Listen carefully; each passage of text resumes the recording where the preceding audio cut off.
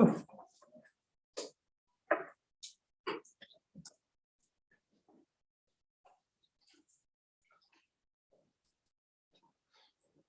Wonderful slide.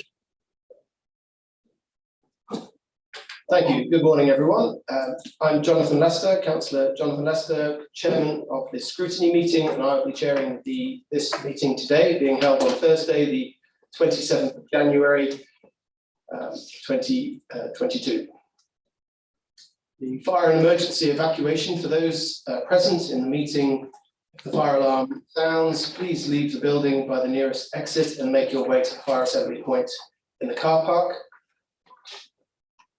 The agenda papers and other relevant information for this meeting are available for viewing on the Herefordshire Council website. The Council is streaming this meeting live on Herefordshire Council's YouTube channel and is making a recording. To ensure that the recording quality is maintained, please speak as clearly as possible and keep background noise to a minimum. Please ensure that mobile phones and other devices are turned to silent. Others are permitted to film, photograph and record public meetings, provided that it does not interrupt the business of the meeting. If there are any members of the public present who do not wish to be filmed or photographed, please raise your hand now that so that anyone potentially filming is made aware. Only committee members present in the meeting room may vote. For those people in attendance as virtual participants, can I request that they use the raise hand function within the system if they wish to contribute? Right, and now we go on to those persons present. The committee is all in attendance, but we have apologies. So, okay, go to item on the agenda, first item on the agenda, which is apologies for absence. We have apologies of absence from Councillor Tracy Bowes. Can I just check? Yes. Any other apologies? We have an apology from Councillor Philip Howells, Chairperson of the Children and Young People Scrutiny Committee, and wishes his apologies to be noted. Any more apologies? No. Next item on the agenda is the substitutes, and we have a substitute for Councillor Bowes, which I believe is Councillor Hewitt, and Councillor Hewitt is joining us via the medium of Zoom. Can we just confirm that Jenny Hewitt can hear us? Councillor Hewitt? Just in and out at the moment. Okay, I see her on the Zoom. Councillor Hewitt, can you hear us? Yes, I can hear you. Excellent, thank you, and thank you for attending the meeting. Right, we now go to item 3 on the agenda, which is declaration of interests.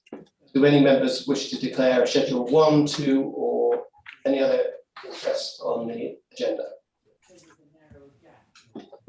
We submitted agenda item of interest this last time. Sorry, Councillor Bowen. I just wondering, did we, as a member of the police and crime panel or the fire authority, do we need to admit anything, as you might say? Well, I'll officers want to correct me, but I would think that because we're only discussing the budget item today and what will be essentially recommendations, we don't have any interest to declare. There will be presumably an exemption long down the line when we talk about setting the council tax, but apart from that, just talking about the budget, I don't think there's any interest to be declared. I will second that, Chairman. I just wanted clarity on that, just to make sure we were not well, what do we say, doing anything indiscreet or naughty. Chairman, if I may, I confirm your position.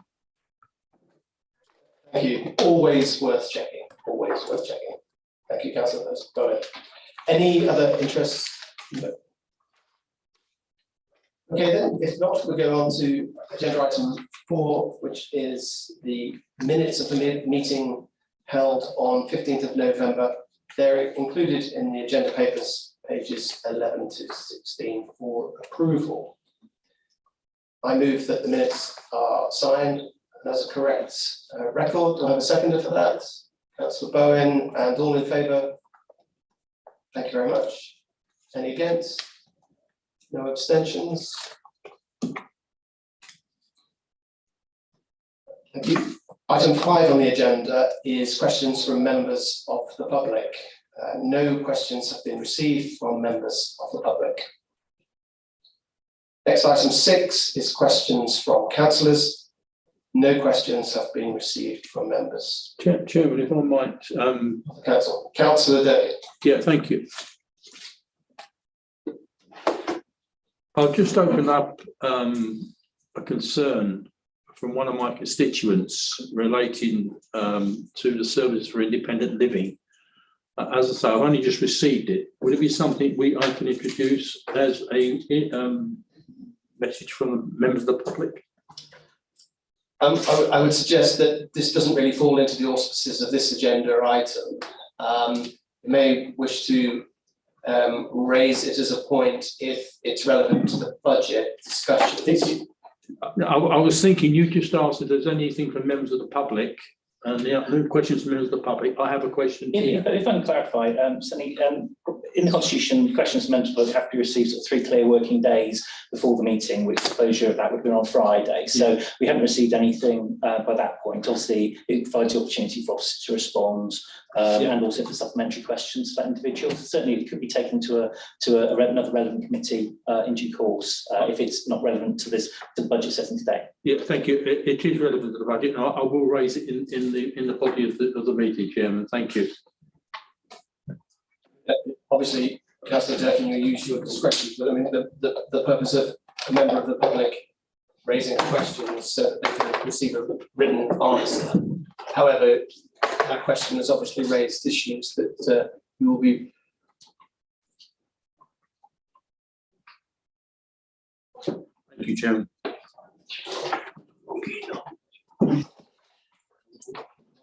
Oh dear. Raise questions that you will obviously be reflecting upon during the meeting. Thank you. Chair. Councillor Wiley. Thanks, Chair. Just to point out, yeah, that I too have received that email. I think it's been sent to quite a number of councillors, so we'd all be aware of it and happy to discuss it later.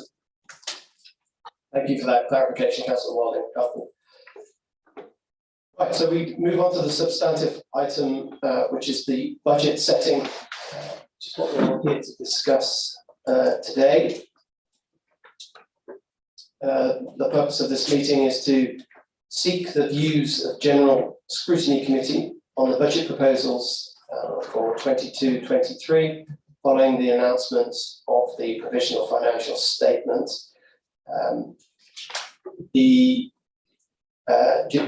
During December, the Scrutiny Committee meeting met to have a meeting to discuss various issues that we would be thinking about when we came to discussing the budget at greater length, and that resulted in some recommendations.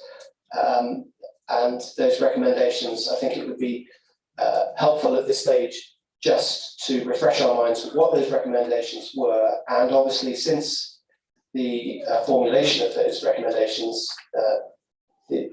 Councillor Harvey and no doubt Andrew Lovegrove have had an opportunity to reflect on those. So I was wondering if we could just remind ourselves at this stage what those recommendations were and what the executive and Mr. Lovegrove's response to them is at this stage. So thank you.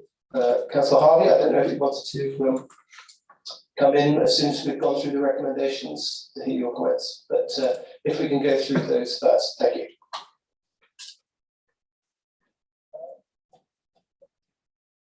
Yes, Chair, so just need to enlarge it so it's pretty easy for everybody to see.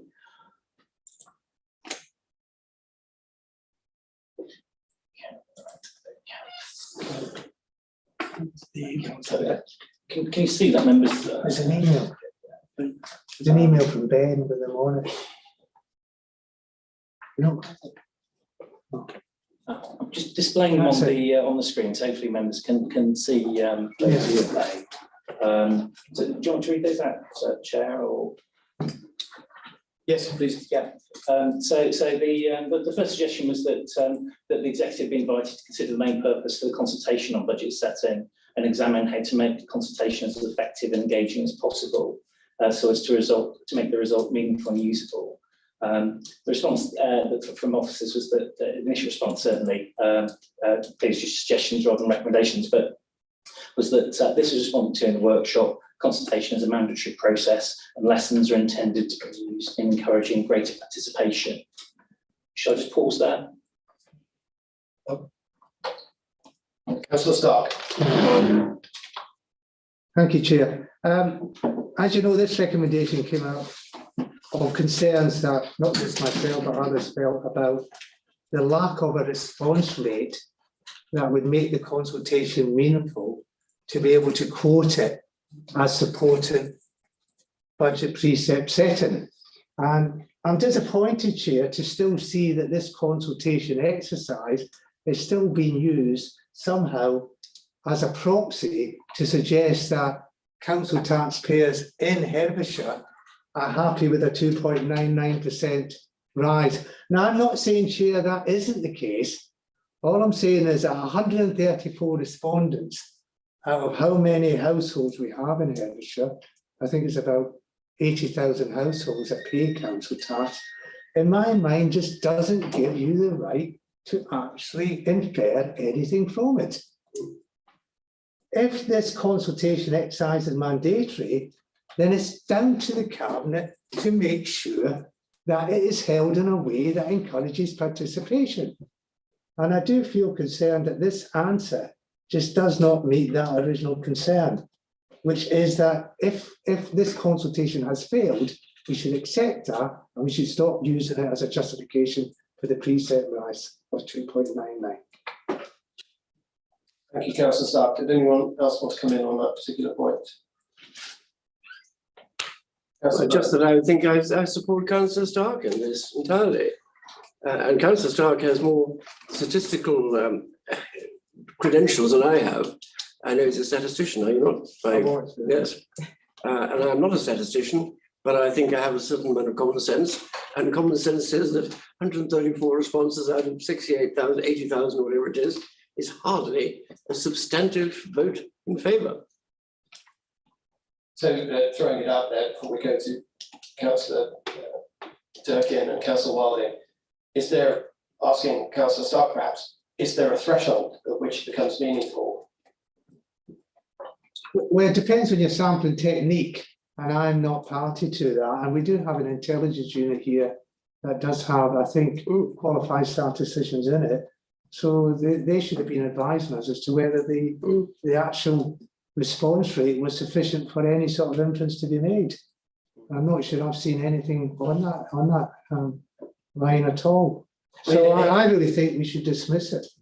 I think any consultation result is worth considering, no matter how few people responded, and thanks to all those who did. But at what point do you use that to form an argument about a decision having been arrived at? So Councillor Durkin and then Councillor Wilding. Thank you, Chair, and I fully support what's been said. It is statistically insignificant, I would offer. And just because it's a mandatory process doesn't mean to say we can't make it easier to achieve a meaningful involvement with the people of Herefordshire, so that we are actually better informed going forward with the mandatory purpose. Yeah. Thank you, Chairman. Councillor Wilding. Thanks, Chair. Yeah, I totally agree with what Louis said. I mean, he knows a lot more about statistics than most of us probably, and that it's no point in actually relying on it as a way of testing what people say. But the main point about this, I guess, is what can we do to encourage people to take part? What can be done? A populist type approach to make them take part. I note that quite recently the council gave everyone £15 on a card to spend in shops. If that had been tied to this, for instance, so you only got the £15 if you took the online, whatever it's called, I think a lot more people would have taken part.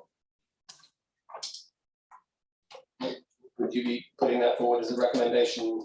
If people agree with that or something similar, anyway. Yeah, sorry, Councillor Durkin, can we go to Councillor Summers first? Yes. And then Sorry, come back to sorry, you. I have a feeling that might be illegal, but that's not just my theory. If you can get someone to Yeah. vote, so I don't get Confused with this. I don't know a lot about stats. I have a problem with stats, don't like them. One of the main reasons is that people that are quite happy with status quo will not vote or will not answer questions in anything pretty well. Just the ones that are not happy about something will. Now, to my mind, 180 people means they are not happy. The other 70,000 are happy with it. So that's the way I see it, and that's my way of looking at stats. So I'm not overly concerned with it, to be quite frank. Thank you. Thank you. Councillor Durkin. Thank you. Yes, Councillor Stark, as has been stated, is far more knowledgeable on this. But I don't think we are the forum to discuss the best way forward. I think it's a task, and I would put this as a recommendation, that the intelligence unit look at how we can make discussions and information gathering with the populace much easier and able to be achieved. And more relevant to meet the mandatory process.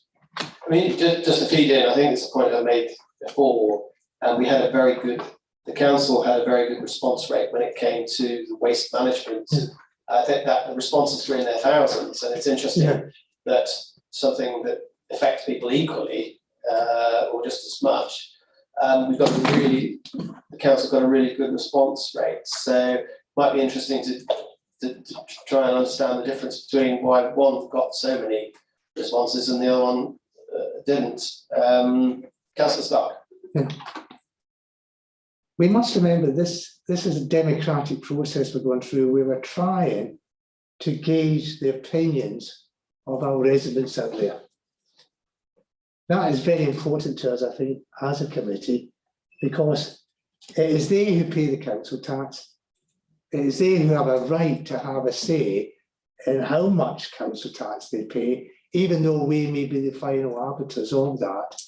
And I just think it's a great shame that if we are going to go through a mandatory consultation process, that we don't put as much effort into it as possible to get the maximum participation from our council taxpayers. That'll make it worthwhile.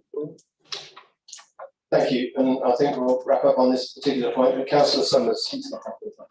Yes, okay. Yeah, just one final point, I think, and that is that it looks like 2.9 has been accepted generally by the act of not making any remarks. If it had been 4.9, perhaps maybe more people would have gotten involved, same as they did with the waste management, because they weren't happy with what was going to be happening with it. So it depends a lot on how people are feeling about something, and if they feel that that was better than what I thought it might be, why would I bother voting? Anyway, it's just a feeling. Thank you.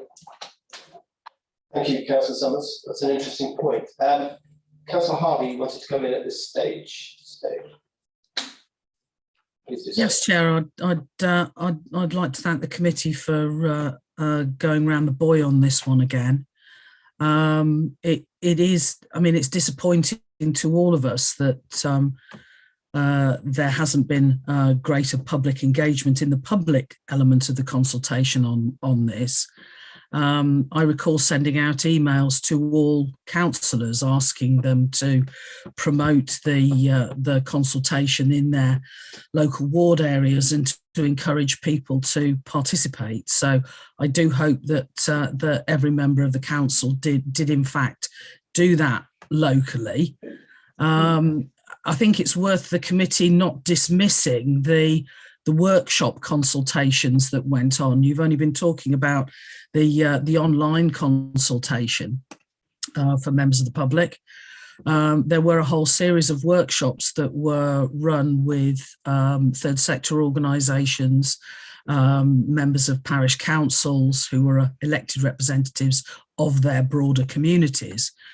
And those results tally quite closely in proportion with the results that came back to the question about the general council tax rate for the general public. So although the numbers are low, there is a correlation with the kind of responses that were received from people who are elected to represent their communities in the workshops. And I think if members take a look back at previous consultations on the budget, although numbers have sometimes been higher, generally speaking, the trend has always been for the kind of understanding that's been shown by members of the public and by elected representatives, that where we're trying to retain services through council tax rises, that because the majority of the services that are non-statutory are in fact the ones that most of us receive, people do tend to understand and have said in previous consultations also that they would rather have a council tax rise and continue to receive those services than to have those services cut away. But if the committee is minded to make recommendations relating to reducing the council tax rise that's being proposed, it's perfectly at liberty to do so. But we'll need to find which services and where in the council's portfolio the cuts should fall. Each percentage rise in council tax delivers about £1.5 million worth of revenue to the council. So, the committee could be looking at finding savings of up to £4.5 million, but, we're entirely in your hands. Thank you, Councillor Harvey. Thank you. Right, okay. Councillor Hewitt would like to come in, and then we'll go to Councillor Durkin. Hang on. Oh, yeah, right. So I just wanted to say that I think participation is largely down to comprehension. And I think there's been a lot of moves made to make it clear what that council tax money does. But education takes, well, in my experience as a teacher, it takes quite a while.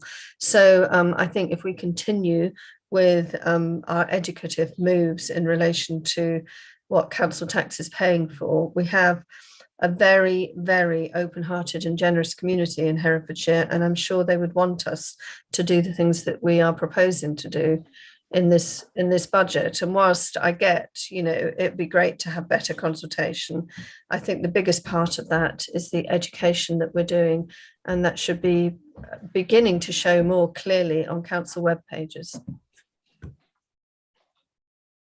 Thank you, Councillor Hewitt. Councillor Durkin. Thank you, Chairman. I don't think we're recommending anything about the council tax at the moment, because we are just in the very first point being raised. I think the point that I was understood we were considering, other than education, is how we're talking about how to make the consultation more effective and more meaningful. Yes. Nothing about levels of precept for council tax. Just how can we make sure we get a better response from the public out there, negative or positive?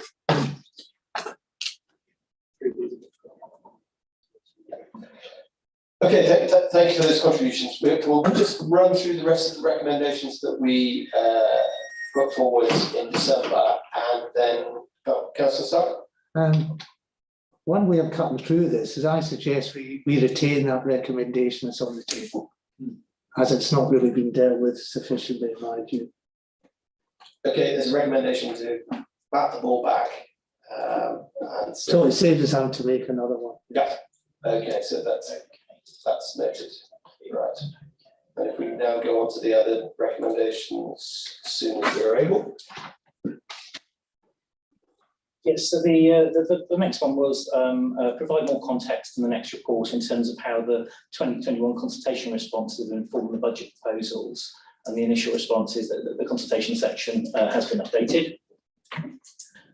C, consider further how directorate savings proposals are formulated to ensure that they are realistic and deliverable. And officer colleagues responded, savings proposals follow an extensive and comprehensive review. Then we had D, an update on position with one-off and recurring grants for highways maintenance, and the response was that this will be provided. E, provide a breakdown of the elements included in the proposals for the property portfolio, and we have C, Appendix C of the January meeting agenda pack. And finally, consider further whether the balance is right in terms of the economy in place directorate. And again, see paragraph 5 of the January meeting paper, which I think refers to the breakdown of services.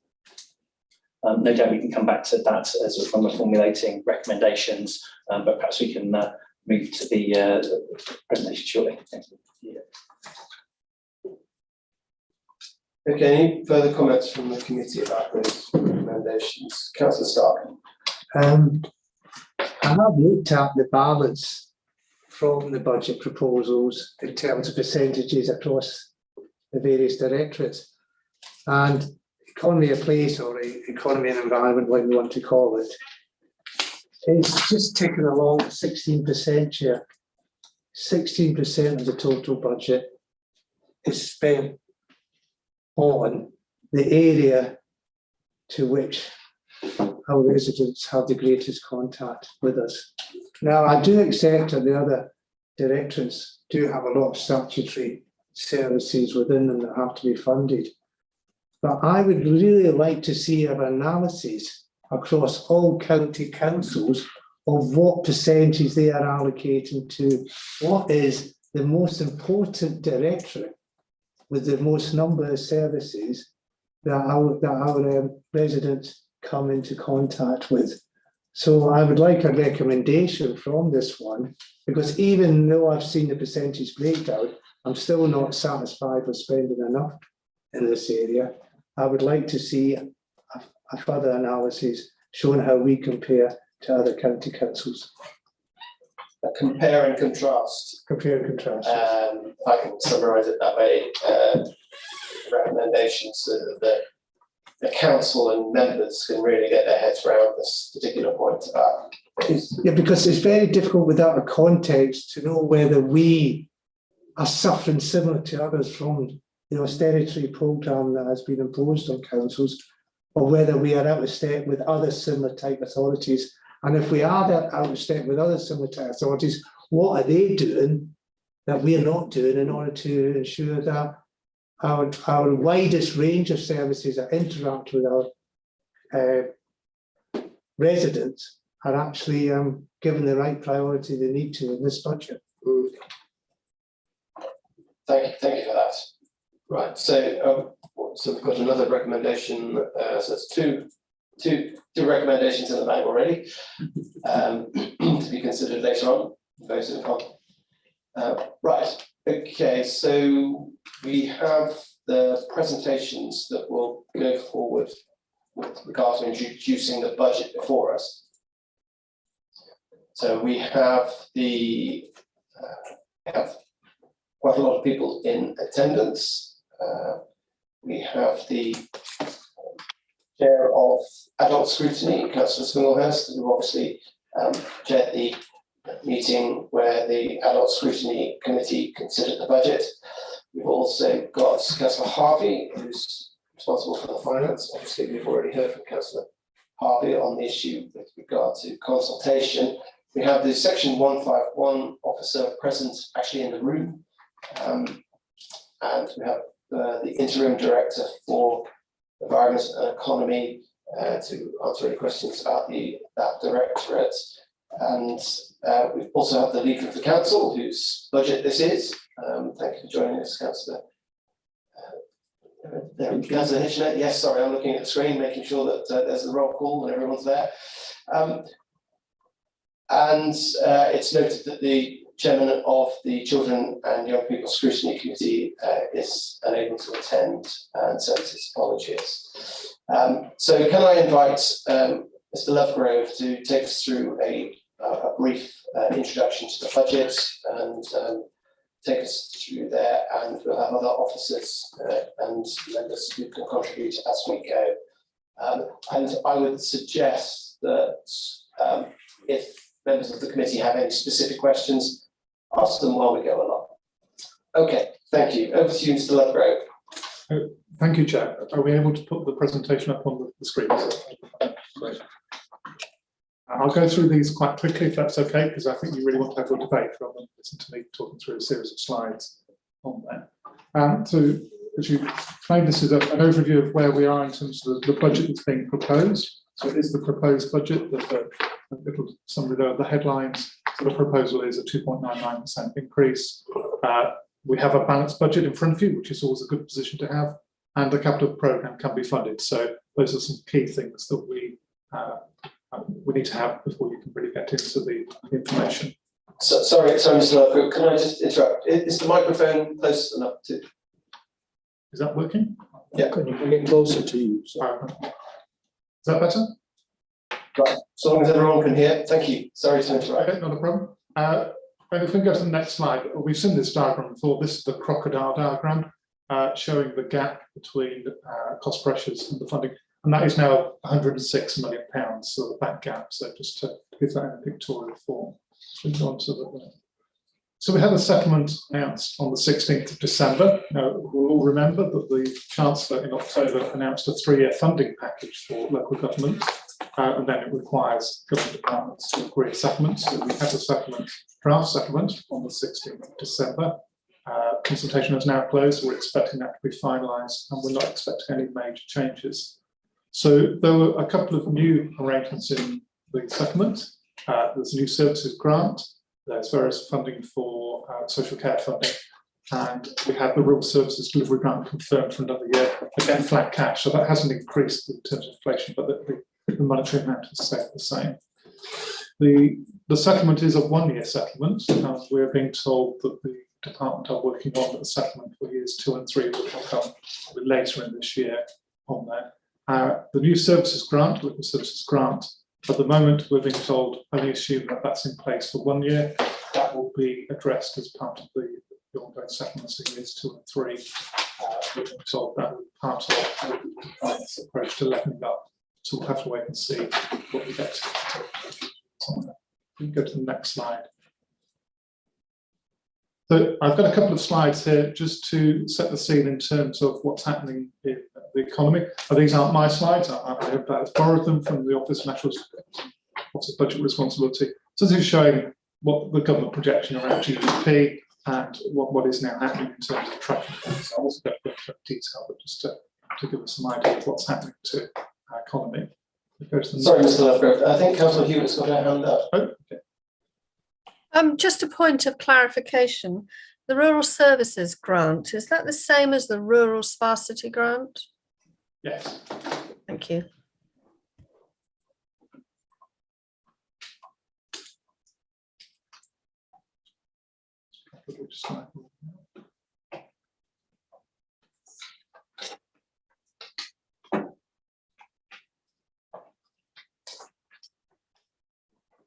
The next slide that we've got in the pack is a projection about inflation. This came from the Office of National Statistics and Business Office Budget Reform. This was pre-Christmas, so it showed a maximum projection of CPI at 4.5%.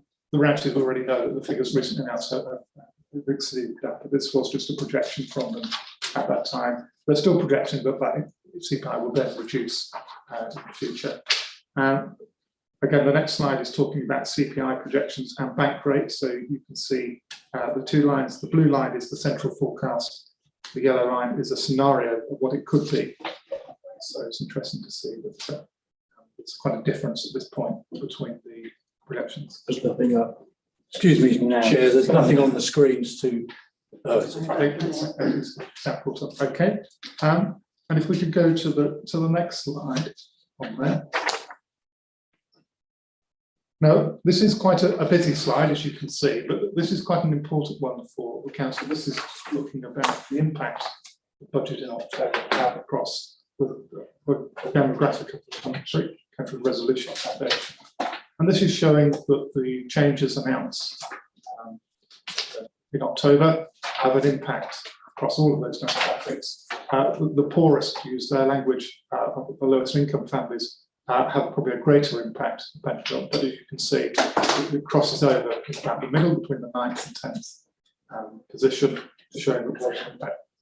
That's probably important for the council to understand, because when we're selling council tax, everybody has to pay it. It's only the very least well-off families that qualify for the government support for paying council tax. But as we'll see in the papers and the council tax reduction scheme, the proposal is to maintain the enhanced scheme. So this just gives an element of affordability in terms of that arrangement. Sorry, Mr. Lovegrove. Councillor Hewitt, you've got your hand up. Is that another question, or is that from the last slide?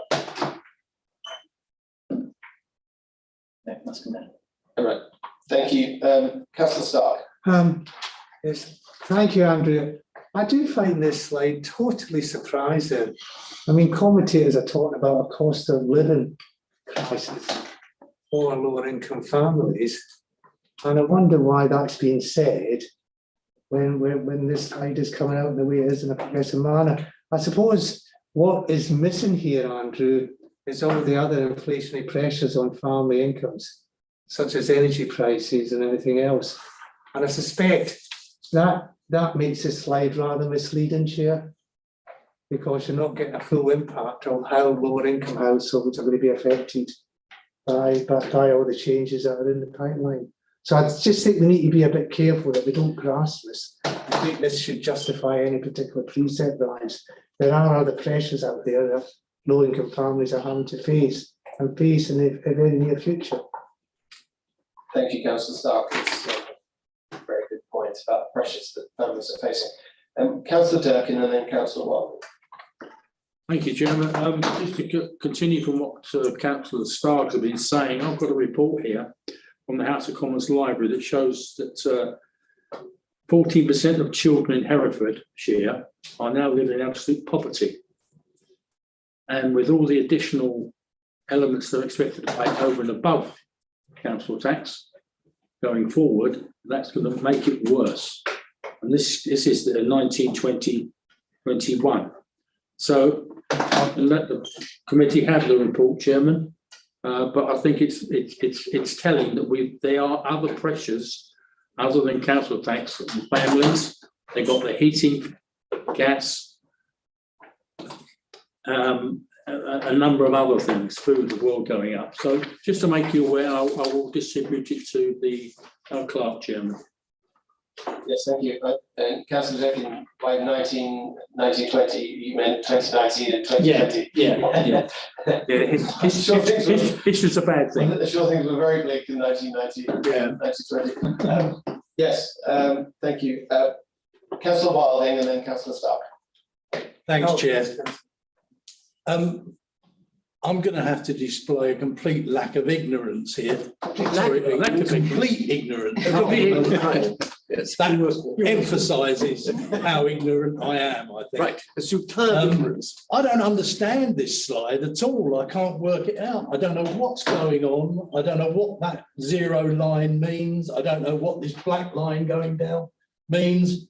I don't really know what, take that one there, that fawn coloured one, UC taper reduction. I don't understand what that means. So I can't even, I think you're a bit afraid tapering. The tapers as your income goes up.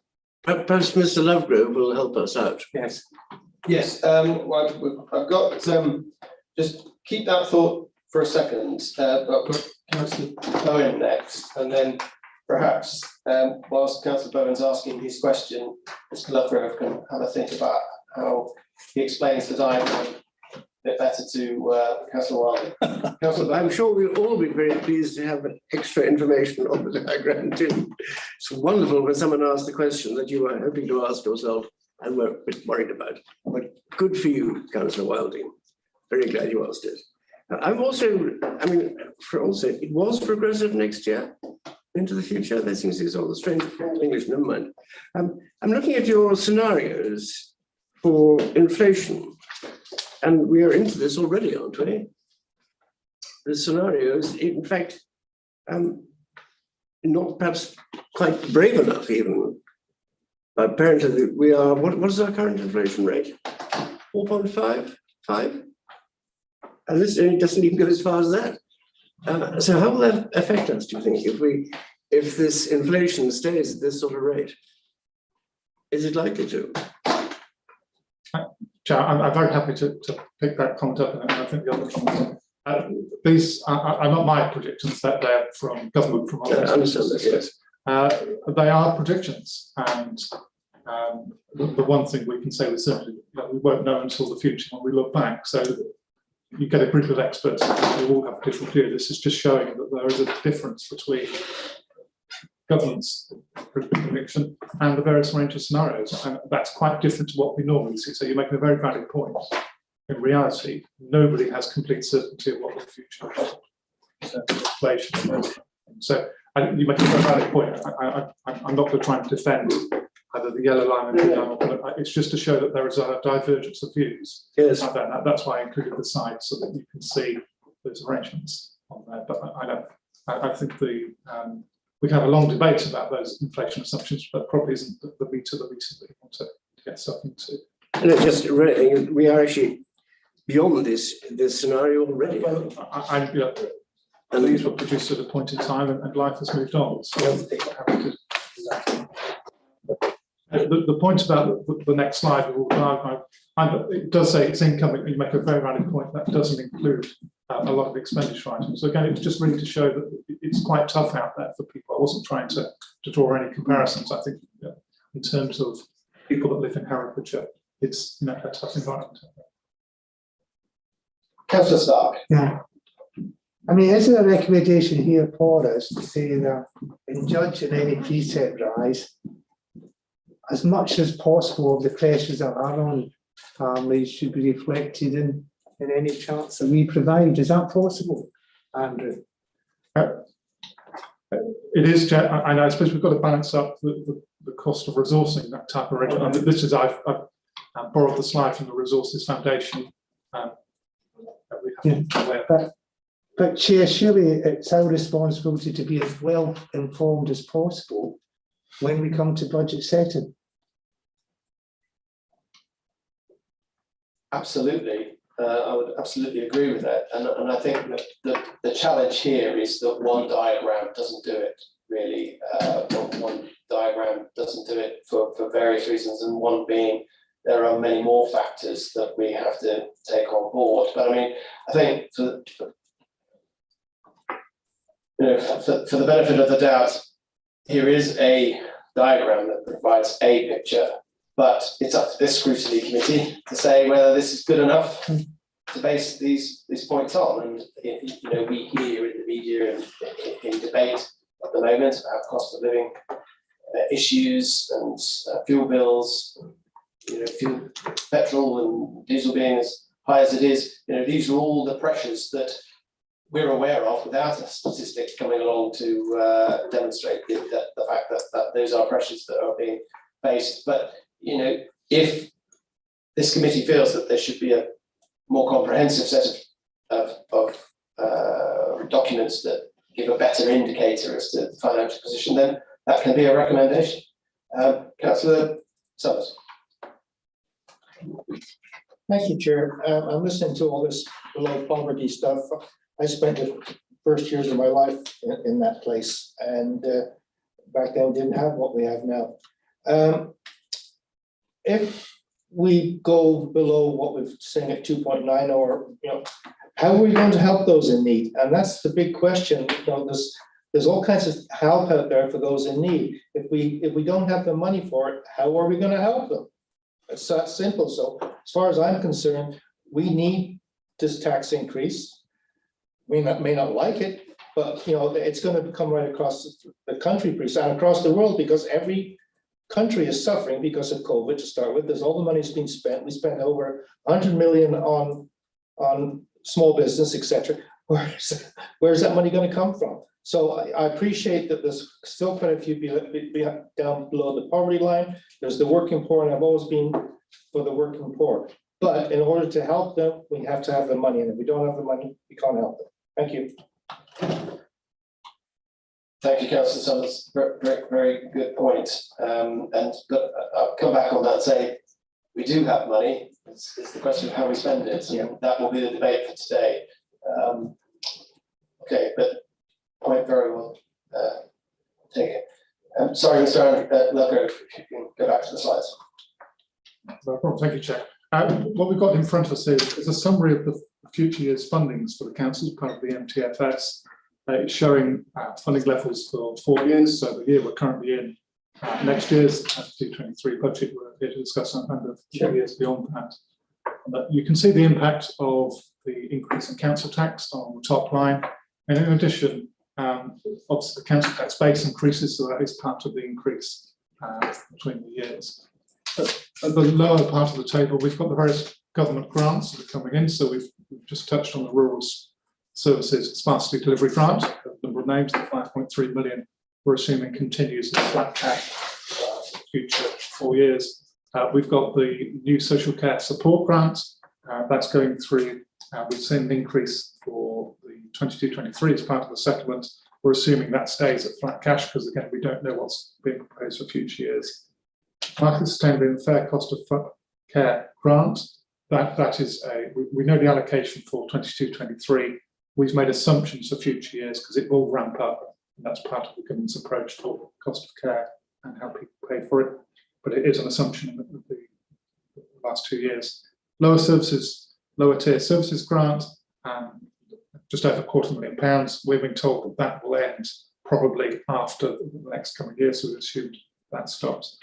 The services grant, the new grant, the 2.25 million for 22-23, and that's the one that we're being told by the department is likely to change as the department decides how it wants to deal with some of the levelling up agenda. So you can see for our assumptions, we've assumed the 2.25, which is what we're allocated for 22-23, and we've assumed there's quite a step down in the latter years.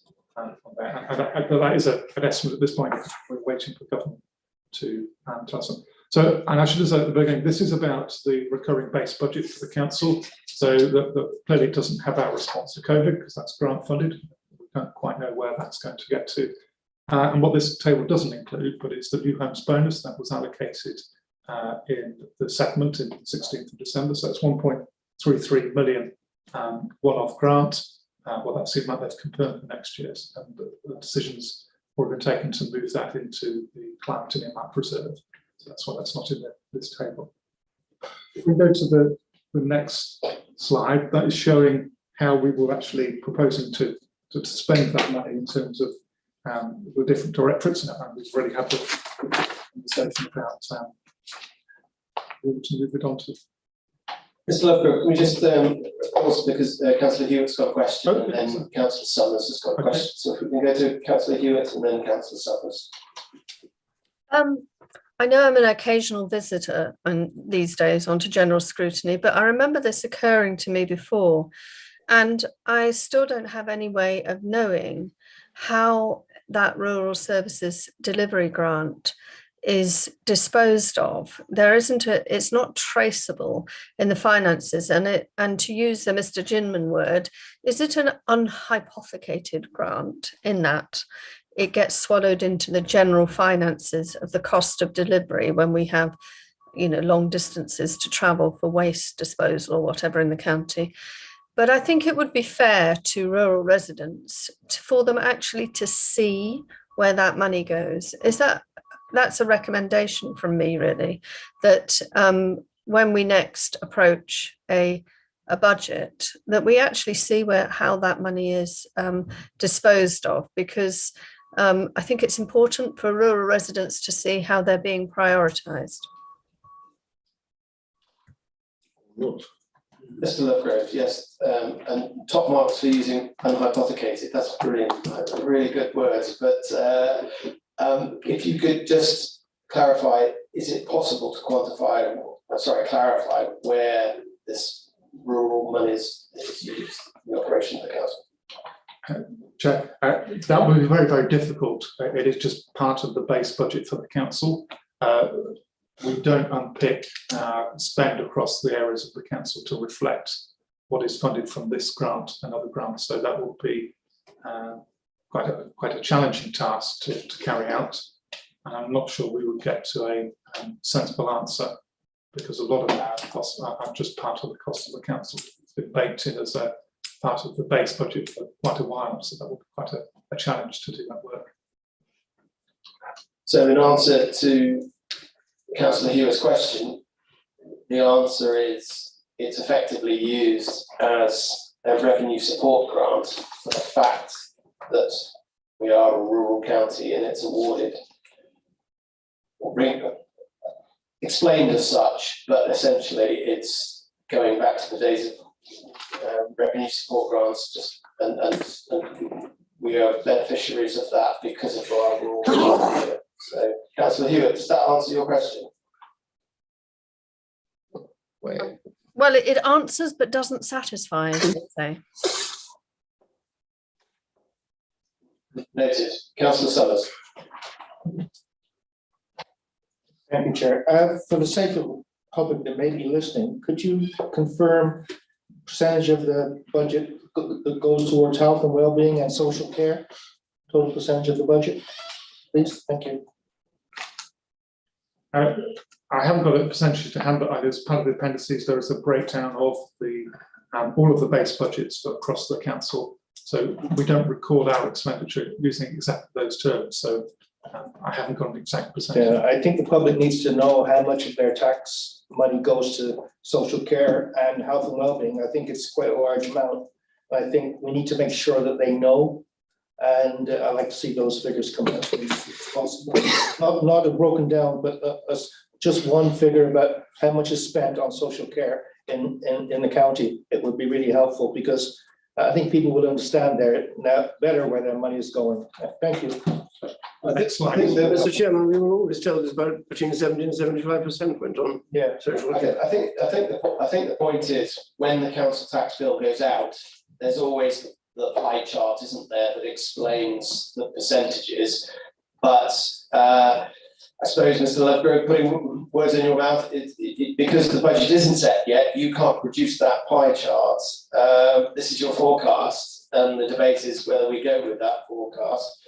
And then obviously once the decision is made, then that pie chart or percentages can be, I suppose what could happen in papers is that the percentages for last year can be presented, and then that way it's a go-to figure. Because I think what Councillor, thank you, Chair. What Councillor Summers' point is that when we're presented with the diagram that confused us all and confused Councillor Wilding in particular, that makes it very difficult to get our heads around things. But when we're presented with percentages like that, it really informs the meeting and the public, I think, is the point.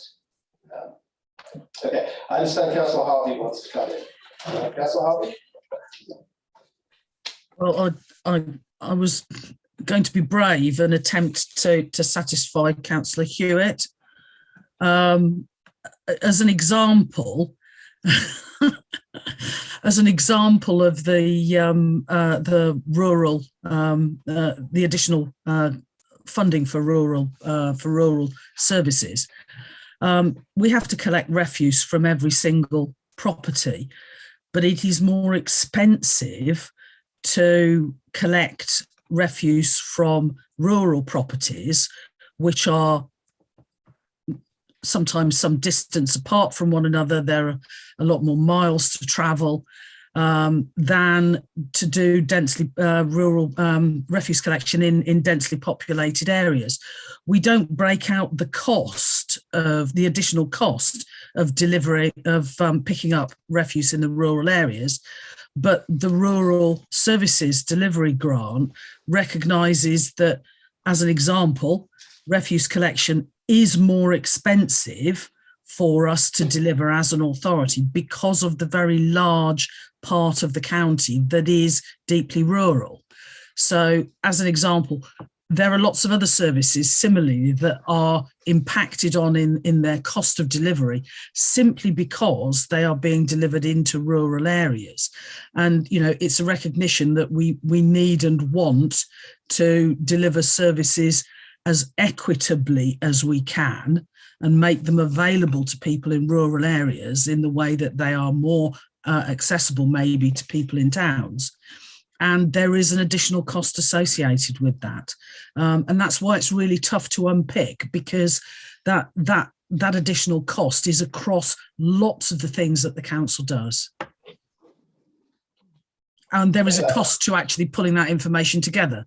But, you know, and that's why officers don't do it. They spend the money actually trying to deliver the services as broadly and equitably as possible.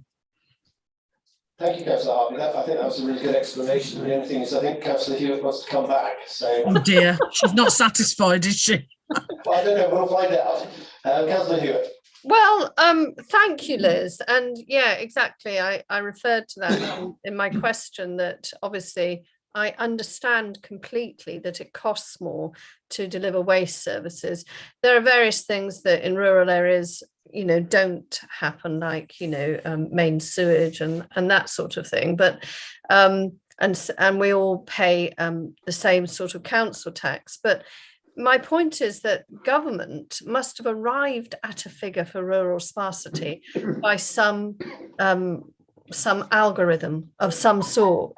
And it would be a clarification for rural residents to know, you know, how. I mean, I understand that it's tricky, but I wonder if any other authorities actually sort of indicate, you know, the relative more expensive cost if we treated just the rural area as one glob and said, so, okay, glob rural area, it costs this much more to deliver waste.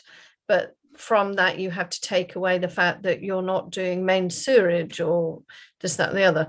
So I don't know whether it's worth finding a model somewhere else in another council and looking at that. But, you know, government must have arrived at that figure, or did they just pick a number out of a hat? Ha ha. Well, who knows the alchemy at work inside the ministry that comes up with this not very round number for us. But I think, you know, I would draw the committee's attention on this slide to the flatlining of the grant expectations when you factor in the information that you've seen in the earlier slides on inflation pressures, and, you know, the fact that inflation as an average for the country actually doesn't reflect the impact that inflation has on the sort of services that the council delivers, when quite often those inflationary pressures exceed the national average by some considerable margin.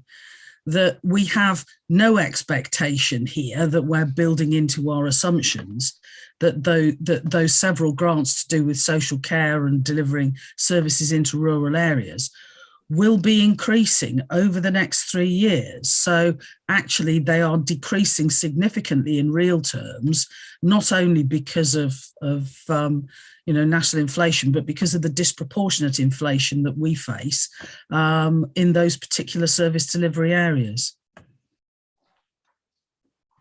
So can we make a recommendation that we pursue a more that we, I don't know, ask our MPs to look more clearly at rural levelling up?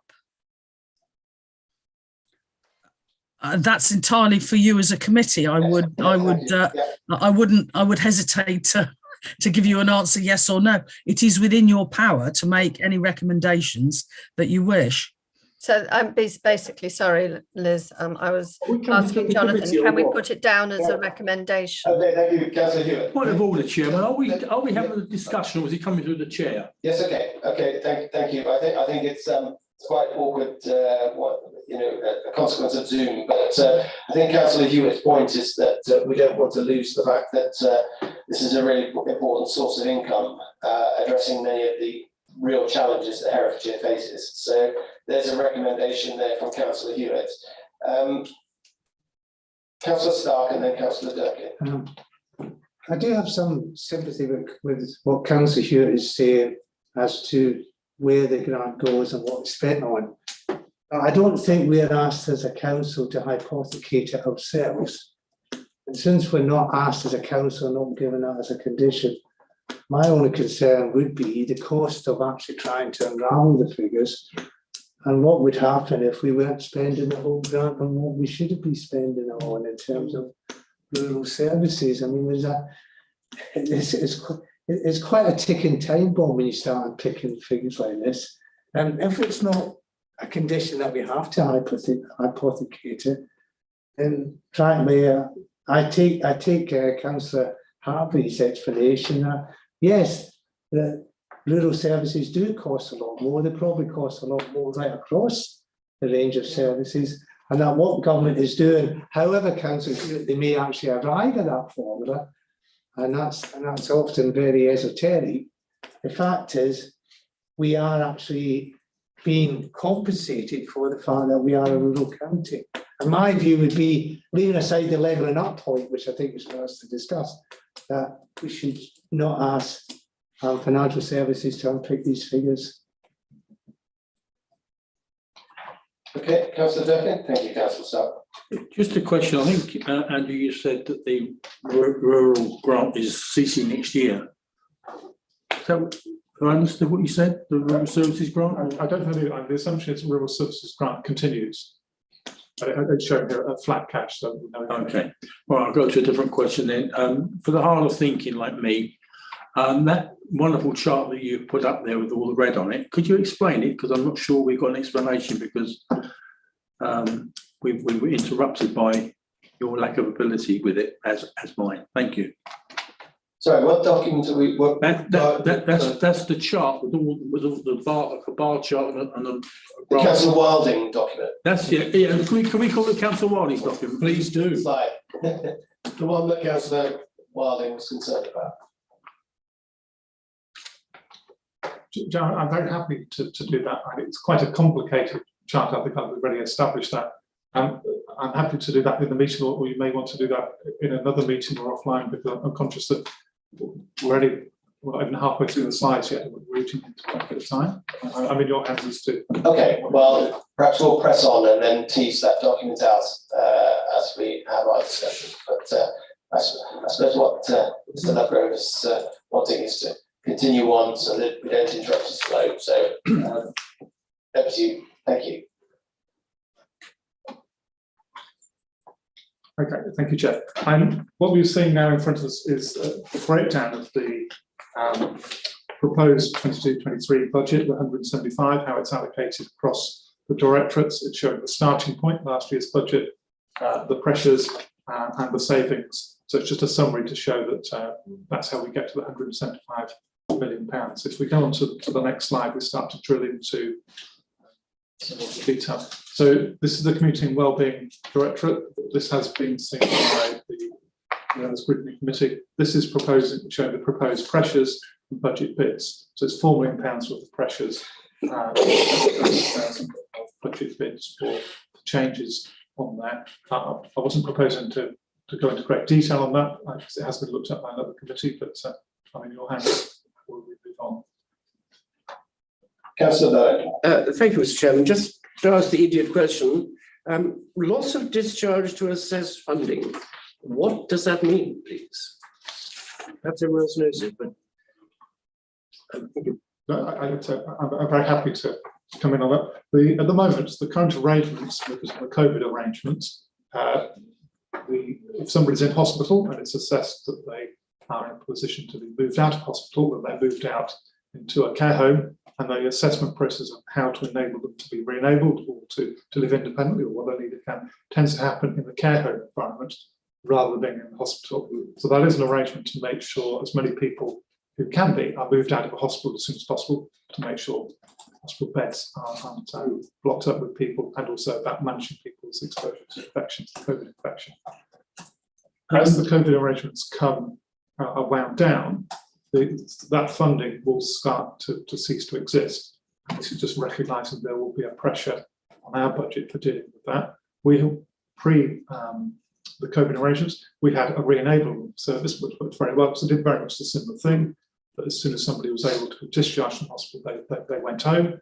Okay, and we had a re-enablement team that met them as they got home to work out what we could do to put in terms of their support. So this is part of the government's changes for unwinding discharge for assess arrangements as part of the COVID arrangements unwinding. Thank you. Councillor Devlin. Thank you, Chair. And on adult services, I understand from a document I've got here, September last year, that we are carrying a surplus for care cost contingencies of 4.3 million. That's a document dated 22nd of the 9th, 21. Why is it not being used with regard to what we're talking about now? Could you explain that contingency fund? I think as you're referring to the earmarked reserve that Yes. was presented to Cabinet in September. Yeah, it's marked as reserves, Appendix A. Yes, it's an earmarked reserve, and an updated report is going to Cabinet on Monday. So that's, I think you're referring to that's the 4.3 million you're referring to. Yeah. In terms of what you see in front of you, this is a recurring base budget. The proposal that is before you is to use to fund these things from the council tax. You may want to, as a committee, consider asking for that to be re-looked at. So, perfectly within your to ask that to be considered. Okay, thank you. Councillor Hewitt's got her hand up. Have a look. Can I just clarify the discharge to assess funding, the COVID funding?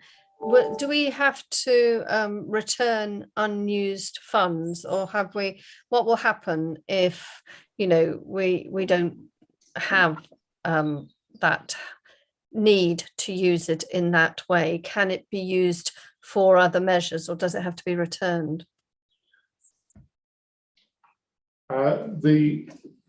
Any unused COVID grant has to be returned to government. We're not predicting that any of the COVID grants we're receiving we will not use. So I think that it's a valid question, but we are not planning to have an underspend in that area. So all the money we receive for COVID grants will be spent, including money for discharge to assess. So you have to use it for COVID measures, but it doesn't necessarily have to be used for discharge to assess. Is that right? There are a number of grants we've received for COVID, so we'd have to look at each and every single grant to look at the conditions to make sure what we could and can't do. But what you're seeing in front of you is the recurring base budget. It's not the COVID grants that we've received in the last 2 years. Okay, thank you. Councillor Day. Sorry, Andrew, just to go back, say I'm short on thinking today.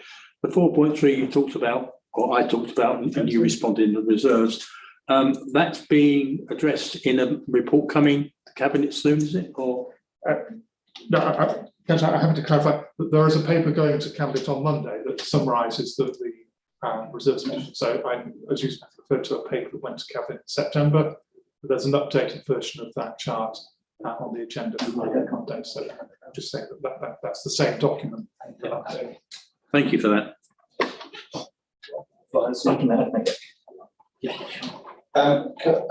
The clerk would just like to make a request.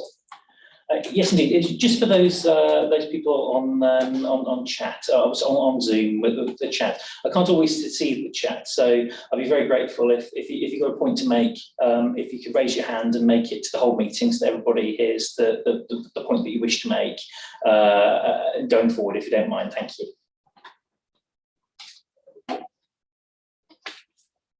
Okay, Mr. Leffler, back to you. Sorry. So I'm happy to move on to the next slide if people are happy to move to.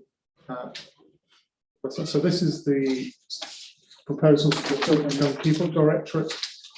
Again, this has been to the relevant Scrutiny Committee there are a range of pressures, as you can see, and a budget bid for Voice of the Child.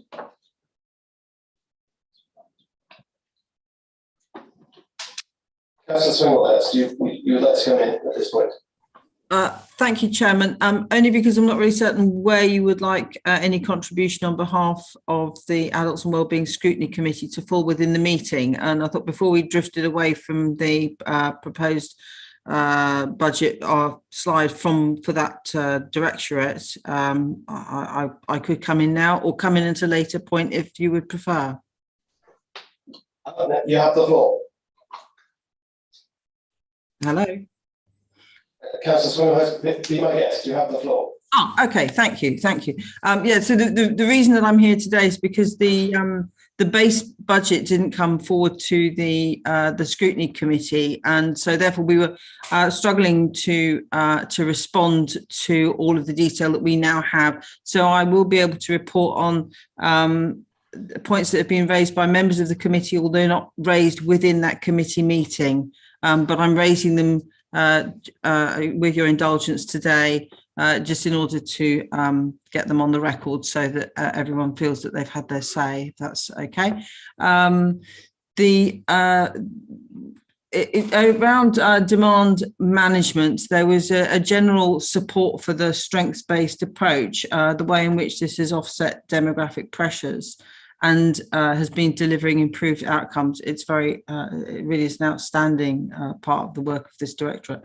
However, there is increasing concern that we may be reaching the limits of what can be achieved with this. And I think some commentary around that would be helpful. The base budget for myself, once I'd seen the base budget, I was surprised that prevention was losing funding and also mental health. The reason this seemed kind of counter to my expectation is that we generally believe prevention to be the better option, as it were, in terms of value for money and outcomes. And also in the context of COVID pandemic, it seemed strange to see reducing funding in mental health, although this may reflect wider changes within the system. So that just some narrative around that would be helpful. The 2024-25 proposed Social Care Reform Act will require councils to treat self-funding people in the same way as council-funded clients, and the JSNA has long identified the need to improve the data sets around that cohort, but there is no identified budget line to do that, and I'd be interested in that, or at least want to flag that up as something that we really need to put on the radar, because it's data that I think will be required and will inform decisions going forward. The recommendations for the committee are at page 32 or 22 of the agenda pack. So I won't go through those because they are within your agenda papers. Councillor Trish Marsh raised some points in response to having seen the base budget. She notes that there appears to be a 2-year reduction in spend on memory and cognition and also mental health and prevention and support, and would want to know what the directorate will be doing to provide these services, but presumably in a better and more cost-effective way, and would like an explanation on NB figures, including reserves drawdown, and would appear to have the net figures of spend, but not the gross, along with any income, and there's no income. And, I apologise, those are the points from Councillor Gandy. And Councillor Marsh, a slightly longer email, which I'll summarise, which she has sent to the officers concerned. So hopefully they will respond with written detail as well. Again, noting the top spend being physical support, learning disability, a major part of the budget. She supports investigating how the use of technology can increase independence and reduce the need for staffing. And that was also a general point made within the committee, the support for technology-enabled independent living. And she is assuming the transition is supported by the increased transformation allocation. Again, she notes that memory and cognition is slightly down, assumes that this is diagnosis for dementia, And as we believe there are many undiagnosed cases of dementia in the county, she would appreciate knowing what the practical impact on waiting times will be of cutting this for a second year. And she didn't remember seeing that flagged as a saving. Timely diagnosis and intervention for those developing dementia can lead to much better outcomes and is better in the long term. And she would like to know where carers' assessments and advice to self-funders is and how much that costs. It's important that everyone can access an assessment so they can make well-informed decisions which are sustainable for them. Unpaid carers are also critical in supporting so many people, and we need to make sure that there's adequate provision for them. She also raised a question around public health, but I can see that was answered within the agenda papers here. And additionally, as has already been noted by Councillors Durkin and Councillor Wilding, I think a concern has been raised by a provider around the independent living service budget proposals, but I will leave your committee members to pick up on that point. Thank you, Mr. Chairman. Thank you, Councillor Swinglehurst. Thank you for that contribution. Councillor Durkin? Just to pick up on what Councillor Swinglehurst has said, I've sent that email, the round robin email, it seems, to our clerk for his attention. Thank you. Okay, thank you. Councillor Wiley? I'll just pick up on that as well. So what's being referred to is a company called Services for Independent Living. Apparently it's the proposal is to cut the supported living rate, which is apparently on page 340 of the public reports pack. And they're pointing out that this move targets the most vulnerable in communities that have very complex needs. So that's the company that have sent the email and the background for those watching this meeting. Okay, thank you. Right, so apologies to Mr. Lovegrove, but we switched back to the comments from the Adult Scrutiny Committee because we've just seen the precious slide with regard to the adults budget. And thank you, Councillor Smallhurst, for making the views known of the committee. So if we can go on to the next slide, which was, oh, sorry, Councillor Summers first.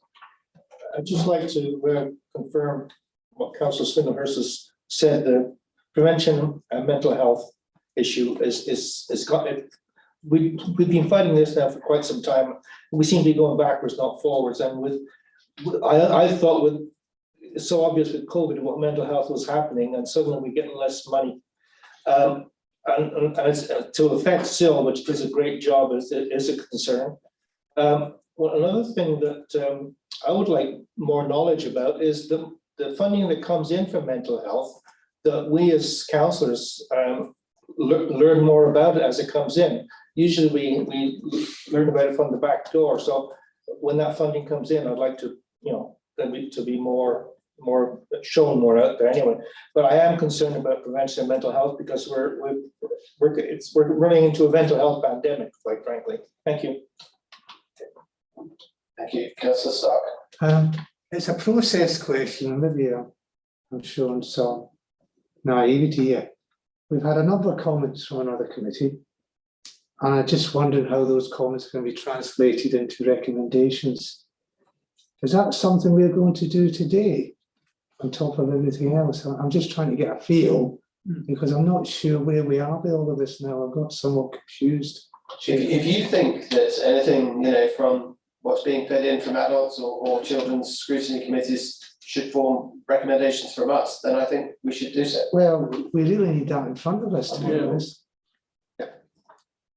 Because these are comments on the budget proposals, and I'm happy to have heard them, but I haven't assimilated them, I haven't studied them, and I couldn't say that I, in all honesty, could formulate a recommendation from them at this stage, because they are comments, and I don't know what the recommendation is. It's a recommendation for where these reductions have been made to restore them to whatever the figure was in 21-22, for example.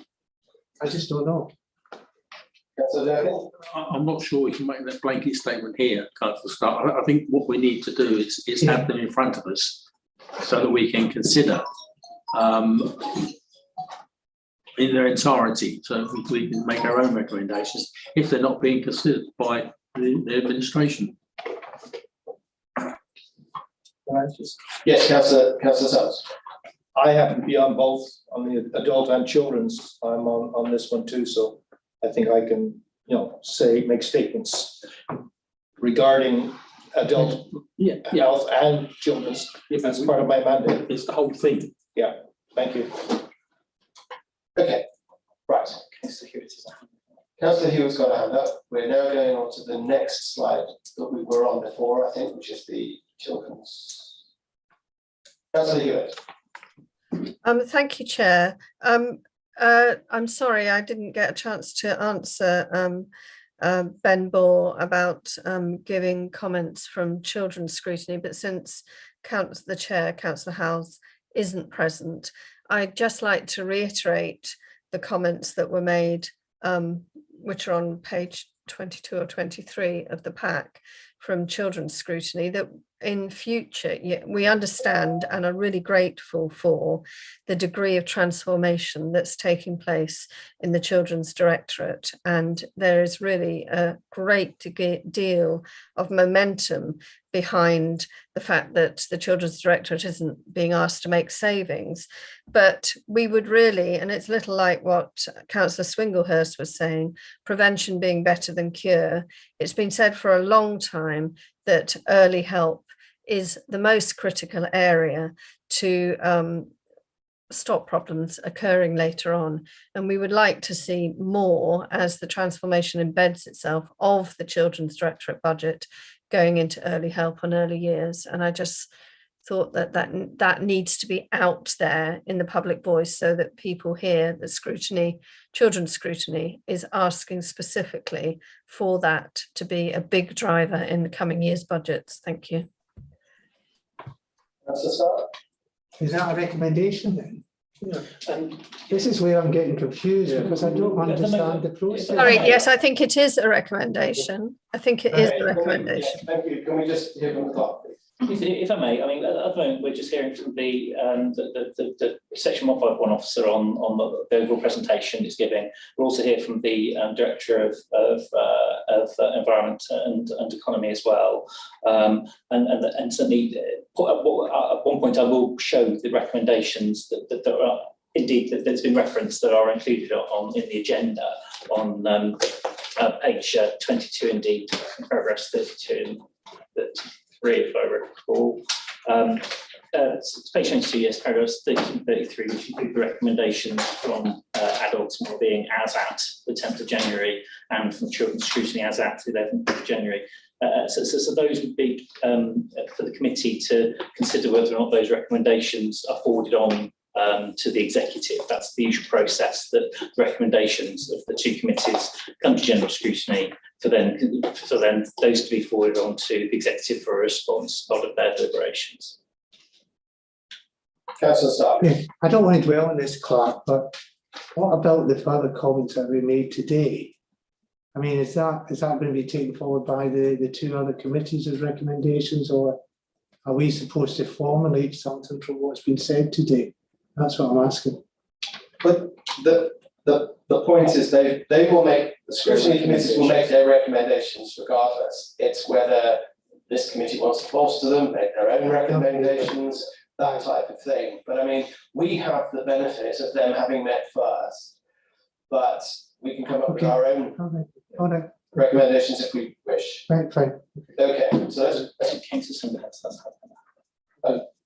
Councillor Swinglehurst has a hand up, and then I think what we'll do now is we'll just plough on to allow Mr. Lovegrove to finish, and then we'll get on with that. Because whilst I do like questions as we go along, because they can answer queries to help members' understanding, the danger is we'll now get bogged down in more questions. But let's plough on after Councillor Swinglehurst, and then let's allow Mr. Lovegrove to finish, and then we can raise more questions as we go. Thank you. Thank you, Mr. Chairman. Yeah, it was just to explain the reason for this kind of unusual approach was that the committee didn't have sight of the base budget. So the recommendations were made in absence of that. And one of the recommendations was, could we have a look at the base budget, which puts us at a disadvantage in the degree of detail provided to our committee versus the degree of detail provided to the Children's Scrutiny Committee, and therefore committee members were given the option to give a comment. So, but they can't make a recommendation, obviously, because this was happening outside of a committee meeting, and hence your indulgence that those comments have been fed into the process at this point. And it's up to your committee, as to what they want to do about any of that. Thank you. Thank you, Councillor Swingle. Thank you for that clarification. And it obviously makes it very difficult for your committee to try and scrutinise things when you haven't got those figures there. So I think it's all to do with timing as usual, but that makes it difficult for you to fulfil the function. Right, back to Mr. Loughborough, please. Thank you, Chair. So we've got in front of us now the summary of the children's pressures and budget bids on there. So if we're happy, if we move on to the next slide. What we've got here is a similar slide for economy and environment. I wasn't going to dwell on the director is going to speak after me, so I'm sure there'll be plenty of questions you have, so we can come back to this slide if that's okay. Yeah.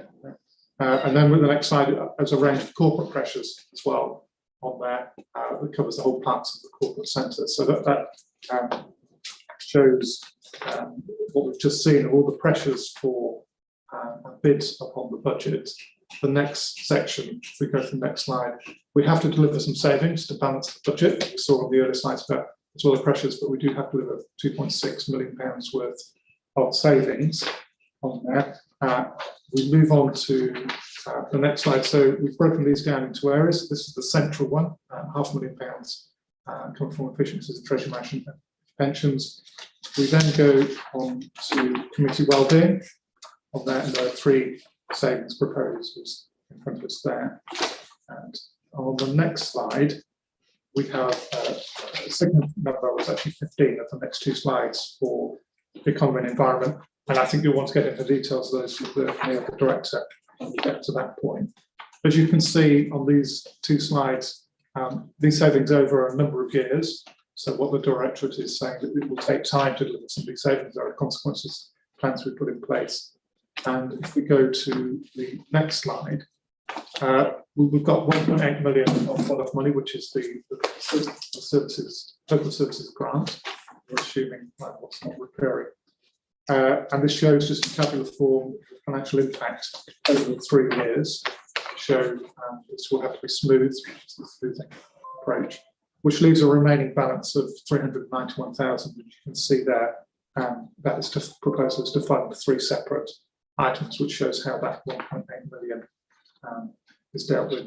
And if we go on to the next slide, this is just that information in a tabular form again to just show the phasing over the years of the proposals coming from economy and environment.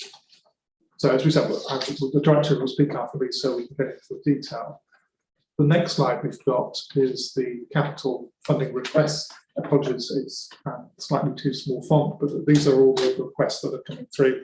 And in your pack, you've got all the budget business cases and so forth sitting behind them. So I wasn't going to dwell on those this part of the presentation.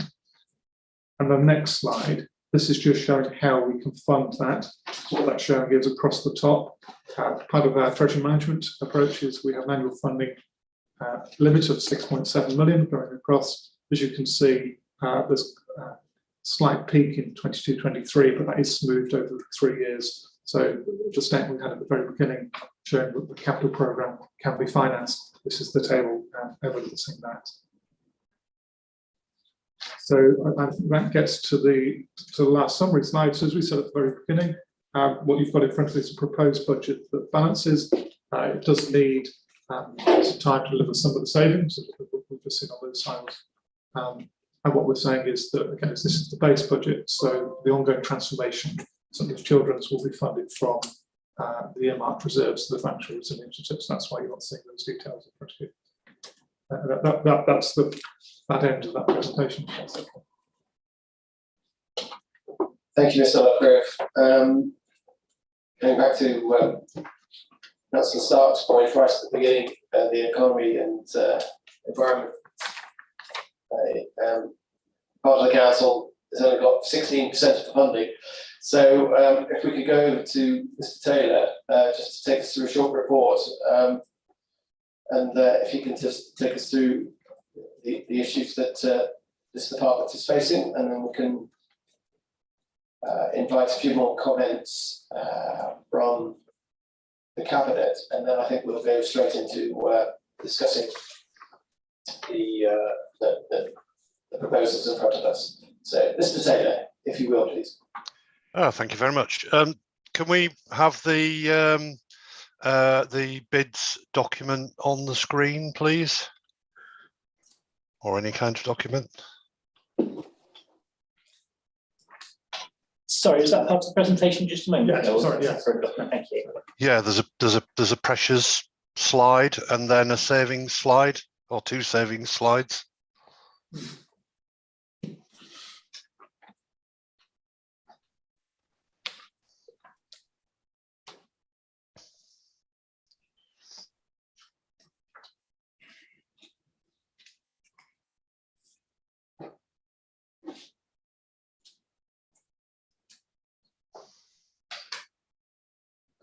Pressures and bids slides. There we go. Thank you very much. So I'll just talk you through the pressures and bids, and talk to you about the budget bids, and then I have my colleague Phil Crossland with me, who will take you through the 2 pages of savings and further income proposals.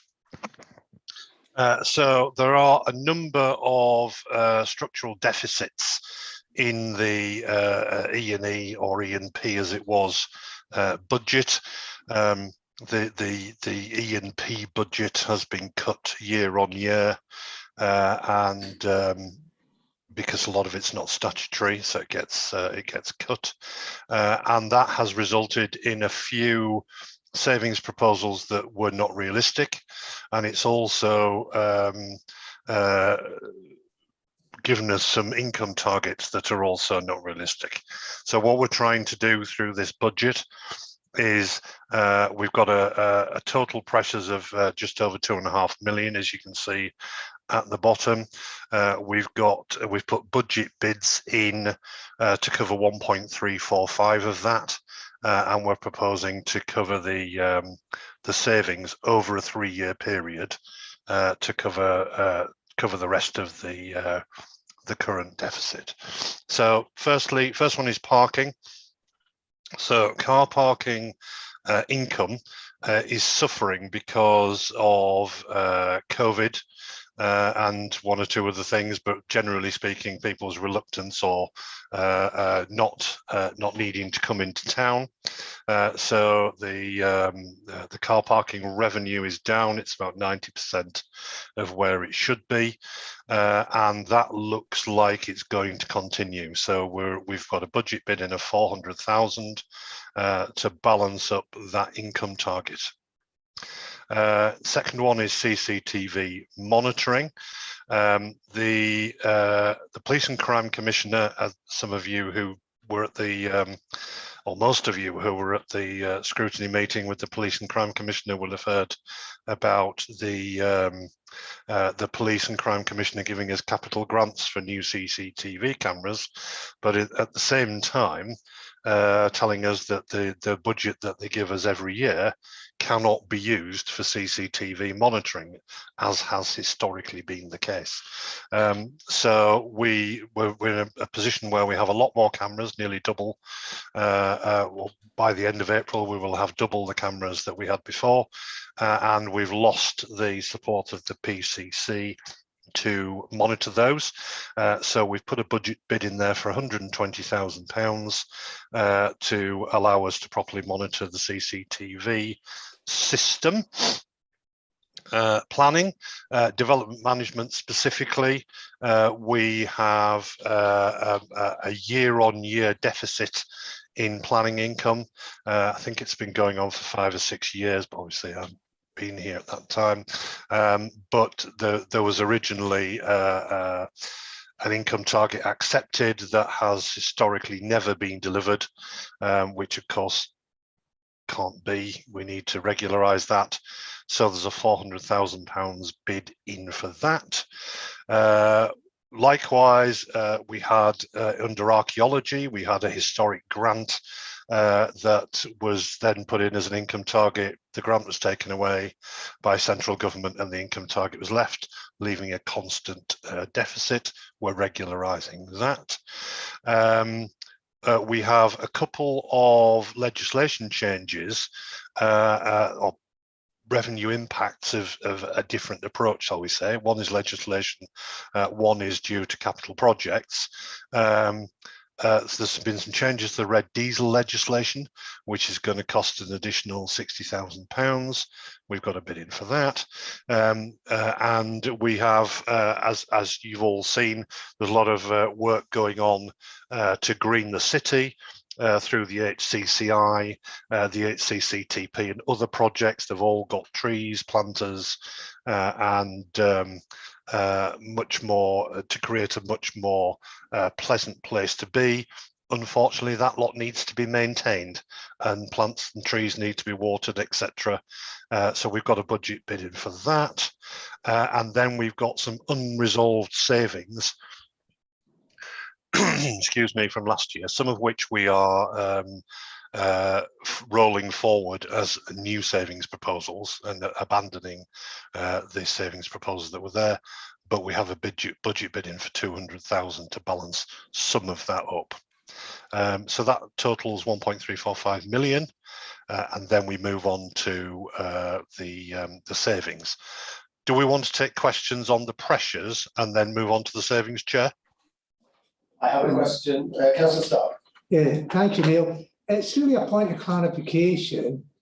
You have pressures of 2.567 million and a budget bid of 1.345. But when I look at the appendix, it shows your savings target profile. Your total savings comes to 1.384. Can you clarify why there's a difference there between this table and that one? Or am I just getting it wrong? No, I can't actually. The original savings have always been 1.384 million over 3 years. And that did balance out the pressures with the 1.34. So there is a because they're not, the pressures are not listed in detail on this slide. I can't tell you, but maybe Andrew could elaborate on that. Chair, and I think that what we're talking about are two slightly different things. So we've got the pressures built in where things we have to do, contractual and other things, and the budget bits. The savings are a different arrangement. These are things where we're going to have to make savings. The fact that the numbers are close, it's just a coincidence in terms of arrangements. Back to Councillor Stark. So just to clarify, the savings shown for the directorate is not just a simple subtraction of those two figures. No. It would be useful to add that clarification, that's all. But thanks for that one. Councillor Hewitt and then Councillor Derby. Okay, I'm doing a Wilding moment here. I don't really understand. So we earn money from planning by the validation fee, I expect, when a planning application comes in. And since we've been, as you described, that those earnings, projected earnings, have not been appearing. In fact, it's been running at a loss, and from what I can make out. Is this budget bid in order to cover the previously predicted earnings, or I mean, what will happen with this bid? What will you do with it? Just sort of cover money which you said that you've already earned, or I don't understand. I really don't understand. Okay, so what we have is we have an income target every year. In planning, in any service that is fee earning, you have a budget that it costs to run, and you have an income target. And the income target has historically, in round numbers, the income target has been higher by £400,000 than we ever achieve.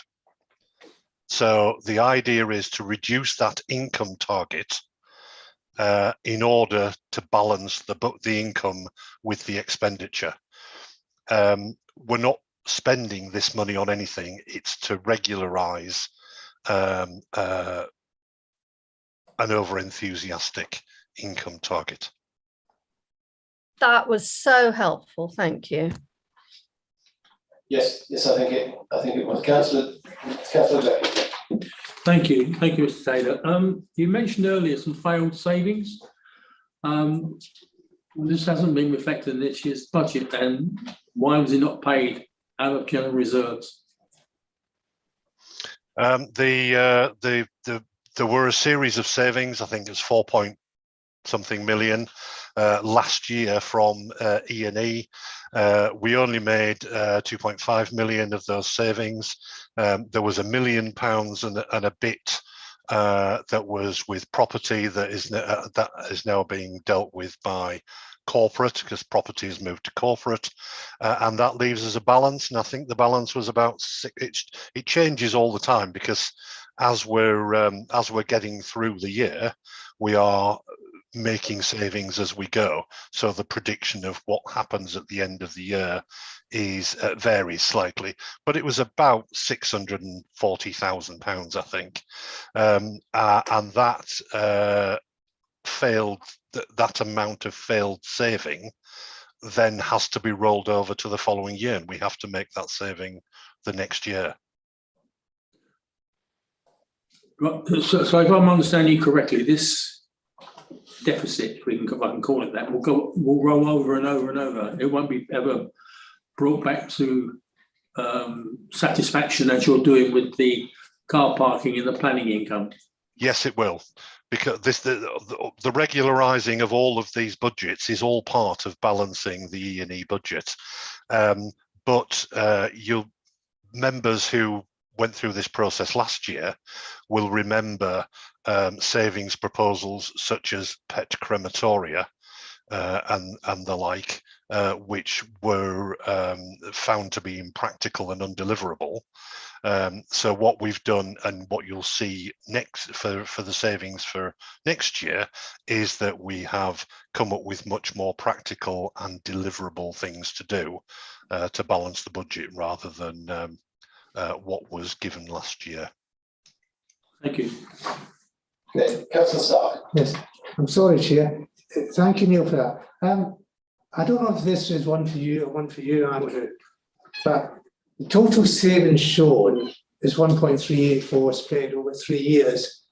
But my understanding, reading the 22-23 budget proposals, is those savings seem to be getting booked against this particular budget year. Is that right? And if that's so, then how are we going to fund the shortfall of some 800,000 that's meant to be saved in the next 2 years? That's 23-24 and 24-5. Do you want to take that one, Andrew? Because this is to do with the one-off funding, isn't it? It is, yes. So the proposal to how that's funded was in the slides to show that, as you say, that's 800,000 for 1 and 600,000 per year 2. The proposal is that the 1.8 one-off funding, in effect, the local services grant, that is used to spread that over the coming year. So you're right to say that that's how that's being funded. So it's going to be funded? Yes, yes. Councillor Watley. Thanks, Chair. I applaud the use of the Wilding moment. I'm going to introduce another one now. Again, I don't actually understand what we're talking about here. What, with this figure, pressure 2.557, and then at the bottom, those two figures, I understand this one, the second thing adds up to the bottom, but what is it? What does it mean? I still don't understand. What does pressure mean? And why are those two figures different? Ask the man behind you. Yeah. John, I'm very happy to help on it. There was a slide earlier in the pack where if I could ask you to go back on the slides, because I think we didn't spend a lot of time on the slide, but if I take you through that. Which one? It's the one, slide 10, I think it is, the one that shows future year's funding estimates. That's it, yes, the forward one. So on here, you've got each of the directorates listed on the left. So we look at the environment and economy. That shows that the base budget from 21-22, the starting budget is £26.328 million. And we end up with a proposed base budget of 28.846 million on the right-hand side. And that's made up of pressures, so things we're adding to the budget, adding to the base budget, of 3.902, which is the slide we've just seen, those two numbers together. And then we're offering savings of 1384 to bring us back to the 28.846. So apologies if that wasn't very clear on that slide, but that's the movement in the base budget for E&E to start from 26 million, add on pressures, 3.9 things, extra things from the active budget. And then we're saying there'll be 1.384 on savings to be delivered, bring us back to 28.846 million. Right, but that figure is different from the figure we're talking about on the slide that we were looking at when I asked the question. So I don't know. So it doesn't help because the figures are slightly the same, but there's a difference between the savings that the council has to find and there's an ambition to find in restructuring services, and the other figure, which is to make more realistic the assessment of the cost of the services. So if you take planning, for example, you want some of the piece of the pie to reaccount for the fact that you only get a certain amount of income from that, so that your expectations are more realistic, and you've still got to find savings on top of that as well. Yeah. So it's just demonstrating the drain on the drain or the commitments that the services require of the budget, whilst at the same time still highlighting that we've always got to make savings at the same time. So I sort of understand that, I guess, but I'm looking here and seeing a figure of 3.902. And then on the slide that I was looking at, it says a figure of 2.550. So you're always being presented with figures that add to the cost of running services. Yeah. And then we're trying to look at figures that are trying to balance the books once you consider the amount of requirements or commitments that the council finds itself in. Yeah. And then also on top of that is the point that Mr. Taylor was making, is to be really refocused on what you can expect from certain things to certain monies coming in, because especially with planning, you know, it's dependent on how many people want to make planning applications.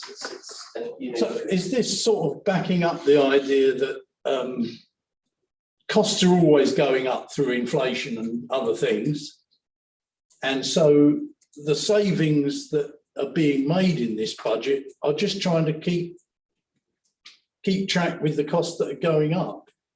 Yes, and also there's a contingency in there for requiring some of the whole monies to be more realistic about where the income is coming from, bolster that up where it isn't coming from income. Yeah. Okay, Okay, thank you. Please interject if I'm. No, that's a very good way of describing it. So the table you're seeing in front of you is showing that the pressures and all the things we need to and the request for tidying up these issues and the growth things like the CCTV. Total across the council is £16.7 million. Now we haven't got enough headroom in the amount that we collect from our income of 16.7. So the council has to deliver £2.6 million of savings to balance its books. So Councillor Wilding is right that there is the money coming in, but also there is savings. So the confusion, the 3902 number that you're seeing on that table, that's the 2557 added to the 1345. That's how to get to 3902. So apologies on the slide that we're looking at. We should have shown that as a total. Apologies for that. So if everything, all the proposals were affordable within the financial envelope, we would have no savings, but sadly we're not. So that's why there are savings listed for a number of directorates. Thanks, Andrew. Right, sorry, before we get back to you, Mr. Taylor, Councillor Hewitt would like to come in. So to expand the meaning of pressures, what we're talking about here is in there somewhere is like avoidable and unavoidable stories. So sometimes there will be unforeseen things which we could not have predicted, and at other times we've been perhaps over optimistic. Is that a sort of layman's description of what pressures might mean? No, sorry. No, go ahead, Mr. Taylor. All right, okay. So no, what pressures are is additional costs for this year that we didn't have last year, and most of them are unavoidable. So we've got things like inflation. It's a shame that this is a kind of high level presentation, because behind this there is a complete list of all the pressures in E&E, and they're things like general inflation is about £750,000. There's some additional inflation of about £300,000 specific to E&E, which is around things like fuel and electricity and statutory provider prices that have gone up way beyond inflation that we need to allow for. We've got things like the £120,000 for monitoring the CCTV that, due to no fault of our own, we just don't have anymore, and we need to add that in somewhere. And then on top of that are all the bits like regularizing the planning budget, and people aren't parking, so we get less revenue from parking by 400,000 a year. So all of those are described as pressures in council budget speak, but what they are is just additional costs to run the service that we haven't got, that apply to next year that we haven't got this year. So and things like the pay award, we've got about 400,000 in the pressures for the staff pay award that has to be funded.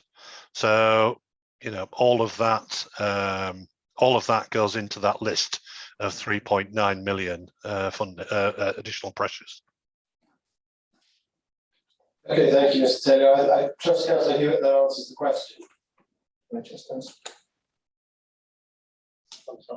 Yeah. Okay, Thank you, Chair. No, thank you. Apologies, Councillor Hewitt. Sometimes when the monitor has got the presentation on, I can't see the Zoom screen, so I'm relying on the clerk.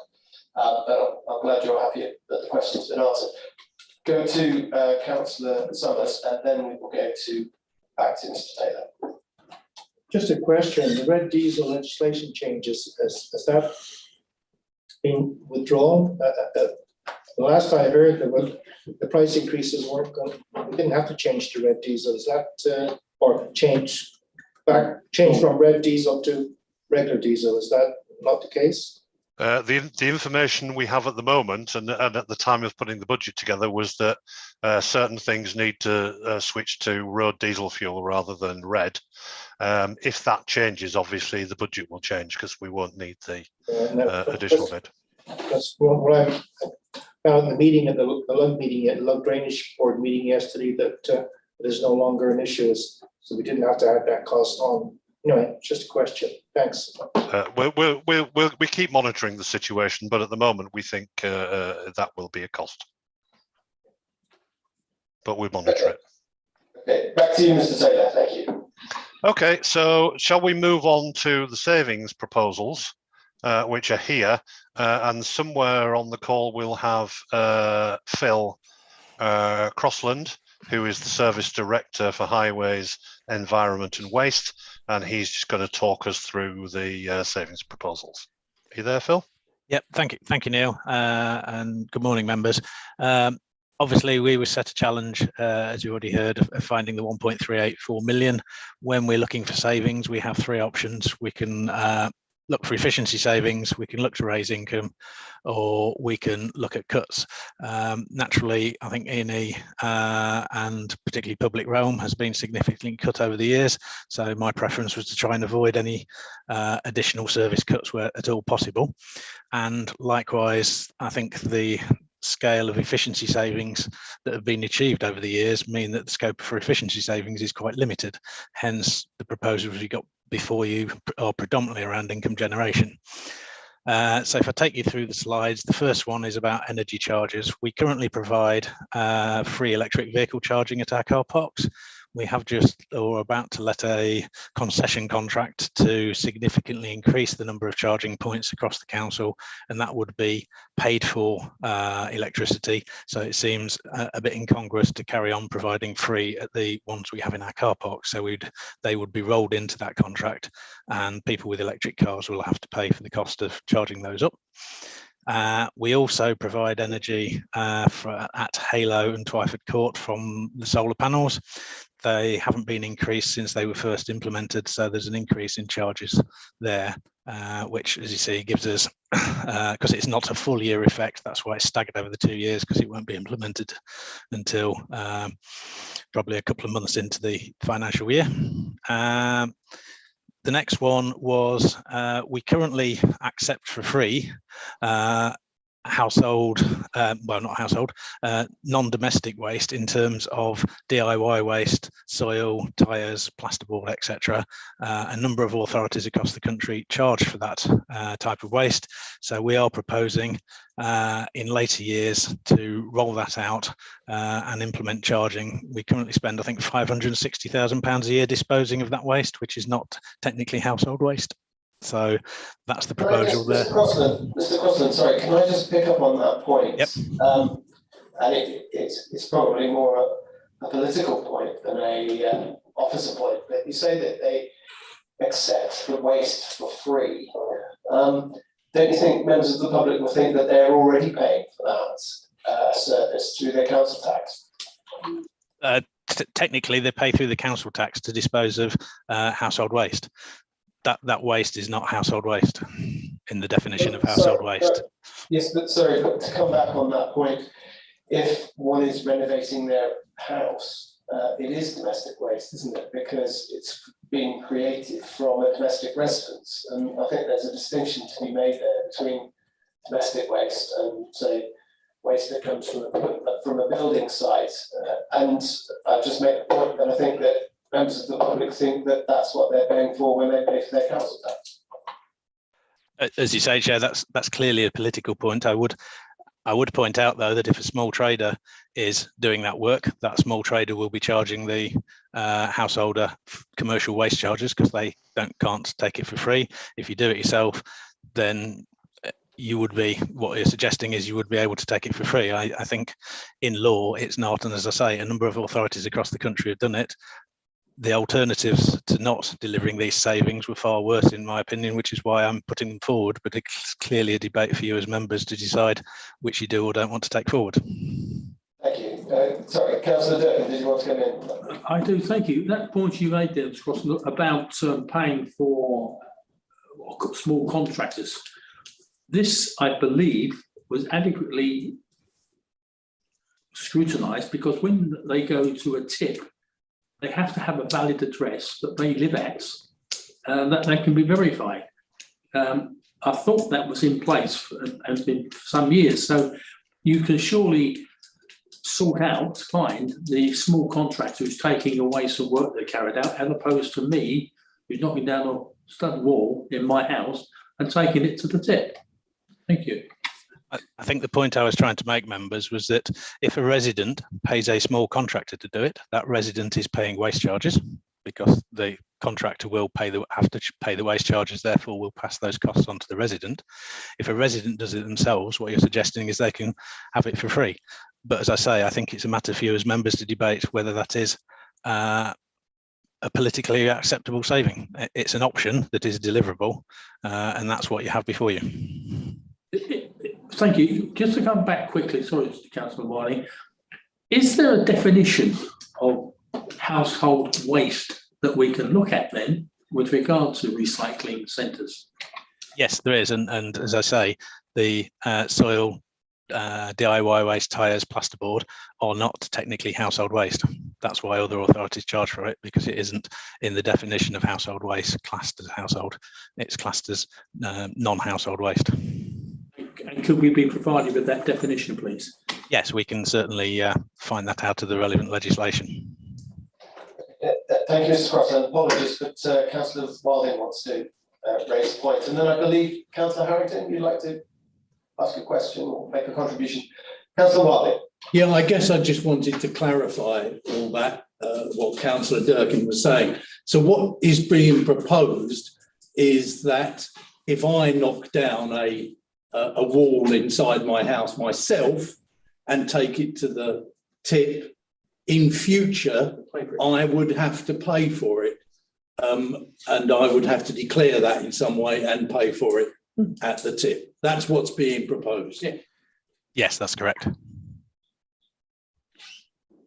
Sorry, Councillor Harrington, I'm told you had your hand up. Yes, thank you, Chairman. I did take it down because I think it had been answered, but actually I think it's worth just expanding. So the point is that a lot of local authorities do this because actually, the definition of the definition of domestic waste is not necessarily renovations, even if it's our own house. And the sums we're talking about, I don't think are huge. And perhaps, Phil, you can come back on that and explain. It might be, a few quid for whatever you're asking to chuck in that's not necessarily domestic waste.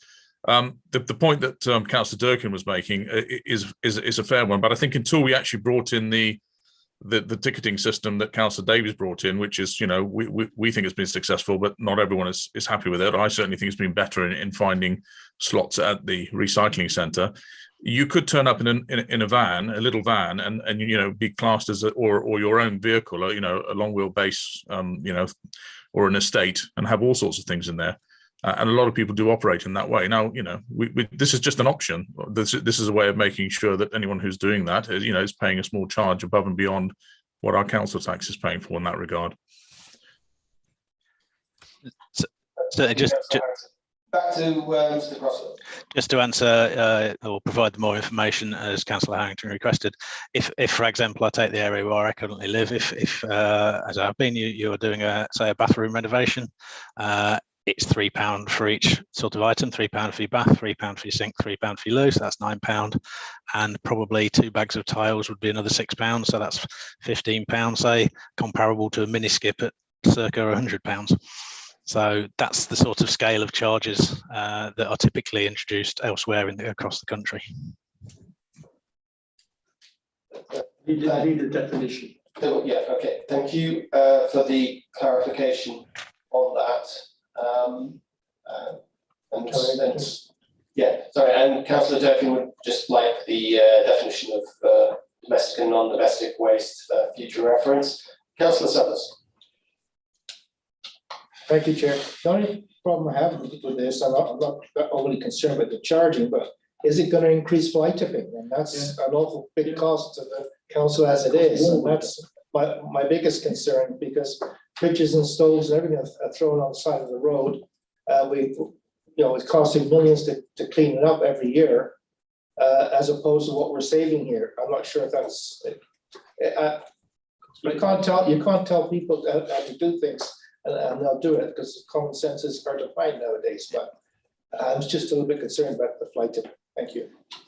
Certainly, when other authorities have introduced it, and when it was previously introduced in the last authority I worked in, there were lots of concerns regarding fly tipping. But when you actually did a lot of detailed investigation and looked at the background, fly tipping rates do go up and down for not any particular reason as we could find. And actually the increases in fly tipping that were being reported as a result of this were not this type of waste. They were all general household waste. So therefore that was perfectly free and was still be allowable at the waste sites. So there was no conclusive conclusion that this particular measure increases fly tipping, and that was what was found across the country with other authorities that had done it. Those other authorities, were they rural? Because we're very rural, and it's a little bit longer to come into tips that throws to, anyway, so it's quite often easy to throw on the side of the road. Anyway, it's just a concern. So anyway, I'll leave it go with that. Thank you. Yeah, those other authorities were rural shire counties such as Staffordshire, Leicestershire, with significantly rural areas as well, but not as sparse as Herefordshire, obviously. So if I move on to the next one, which was increasing our waste collection charges for the commercial waste services we do and the bulky waste service. This is to reflect full cost recovery, and it's somewhere in the region of 2.5% on average across the board. So that would net us £25,000 a year, but obviously each year we would review the charges in line with inflation and the costs to make sure we are getting full cost recovery. So we're predicting £25,000 each year. The next one was to introduce pay and display charges in the off-street car parks in Kington. There are issues in Kington around the parking. The car parks are full because they're currently free and they tend to fill up in the morning and stay full. So there's been an ongoing sort of thinking about how you can better manage parking in there, and by introducing off-street pay and display parking, you can regulate the parking, you can get a better turnover, and therefore it's actually more beneficial because people aren't driving round and round trying to find a parking space in full car parks.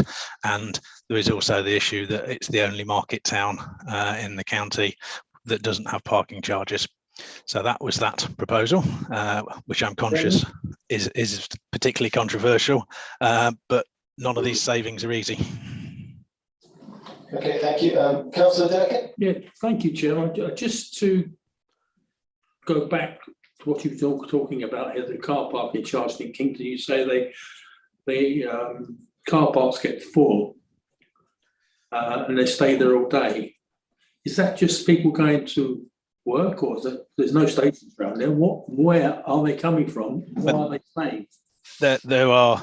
There are people obviously who work in the town. There are people who live in the town and don't have off-street parking and therefore use the car parks. But it's shown the central car parks tend to fill up the quickest. So by about 9-10 o'clock, the surveys that were done showed that they were full. The more slightly further out car parks do have spaces. But in parking policy terms, your prime parking space, i.e. the very centre, should be the most expensive and then gradually reduce as it goes out. So the proposal in Kington is to do the same as in other market towns where you have the zonal approach with the very central car park being the most expensive and then going down beyond that. I think Karen Harrington is looking to come in. So, Councillor Harrington. Yes, thank you, Chairman. And in line with what Phil has said, that is the idea. Just so there's some clarity, this wasn't brought in last minute as a sort of a revenue grab. This is something we've been thinking about. When I came in as administrator, as the cabinet member, I asked why Kington did not have the same policy as the other market towns, and so this has been something we've been working towards. I think Kington is particular in some aspects. It doesn't have much on-street parking.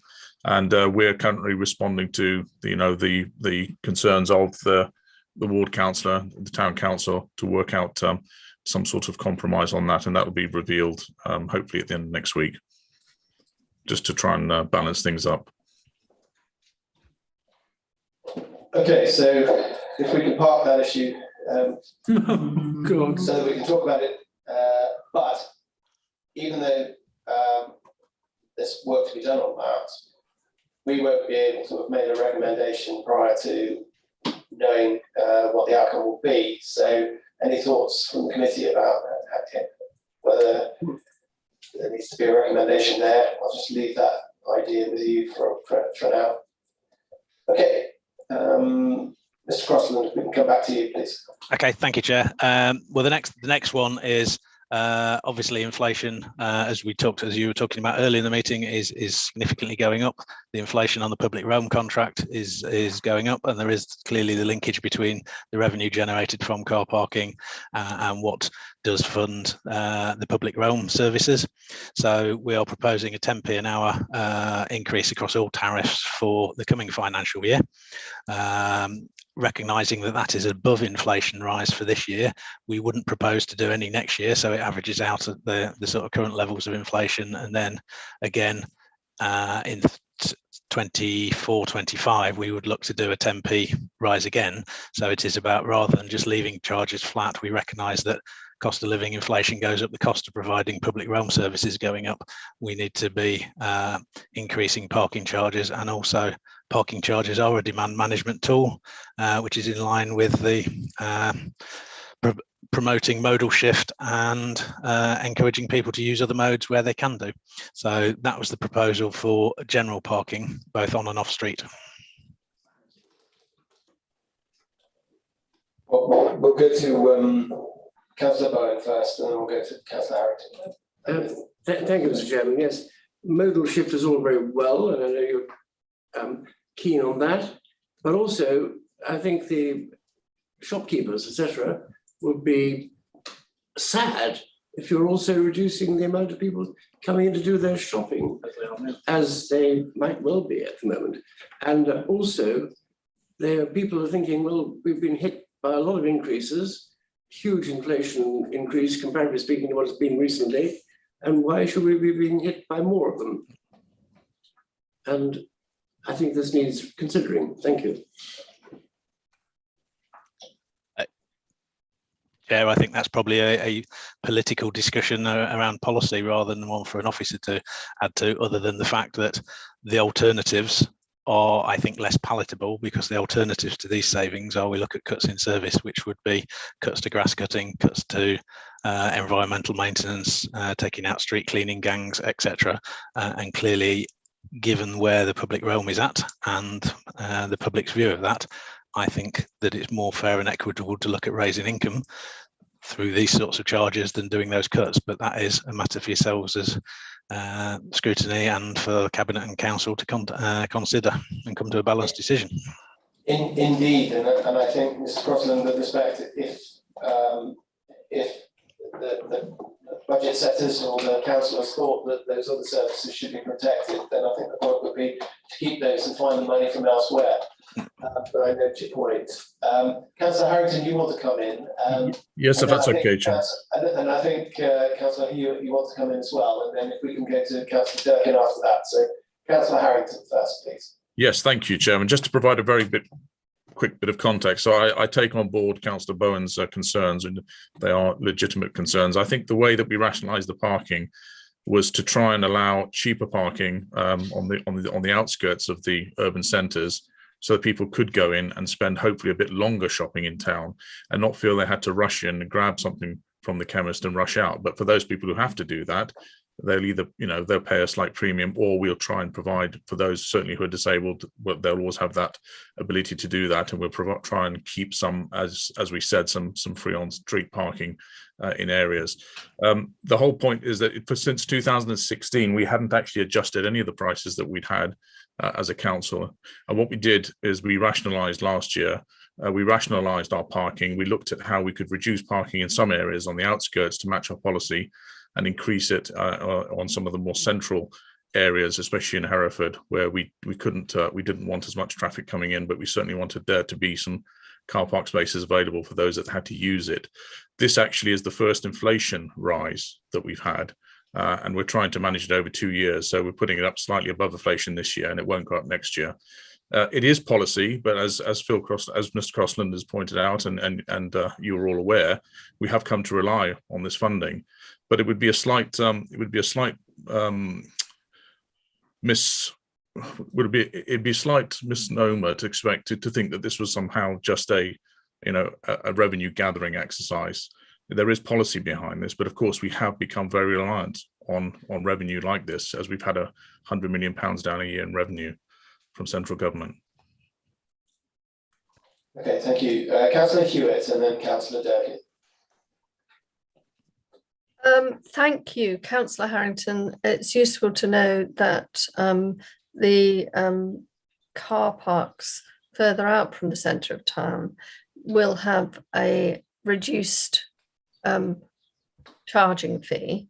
And I'm sure that in comparison with other local authorities, our car parking charges are low. However, with, I'm thinking of our rural residents, many of whom don't have an adequate bus service and absolutely have to use a vehicle to come into town. If we're asking urban residents to use their cars less, it won't be them that's paying these parking fees. They will generally be incurred by people coming in to the towns, plural, from outside, which is, mostly rural residents. So whilst I do understand that our charges probably don't reflect, the general span of car parking charges, can we have a reflection, please, as to how the idea of park and ride is being enhanced in other areas? Because I think the park and ride idea has somewhat sort of atrophied or gone a bit baggy around the edges. And I'd like to see it enhanced so that it was possible for rural residents to come in to the town from outside, park, and, have a genuine chance of picking up a public vehicle to get into and do their shopping. So I'd just like to know a bit about how we're mitigating that extra cost to rural residents. Shall I respond, Chairman?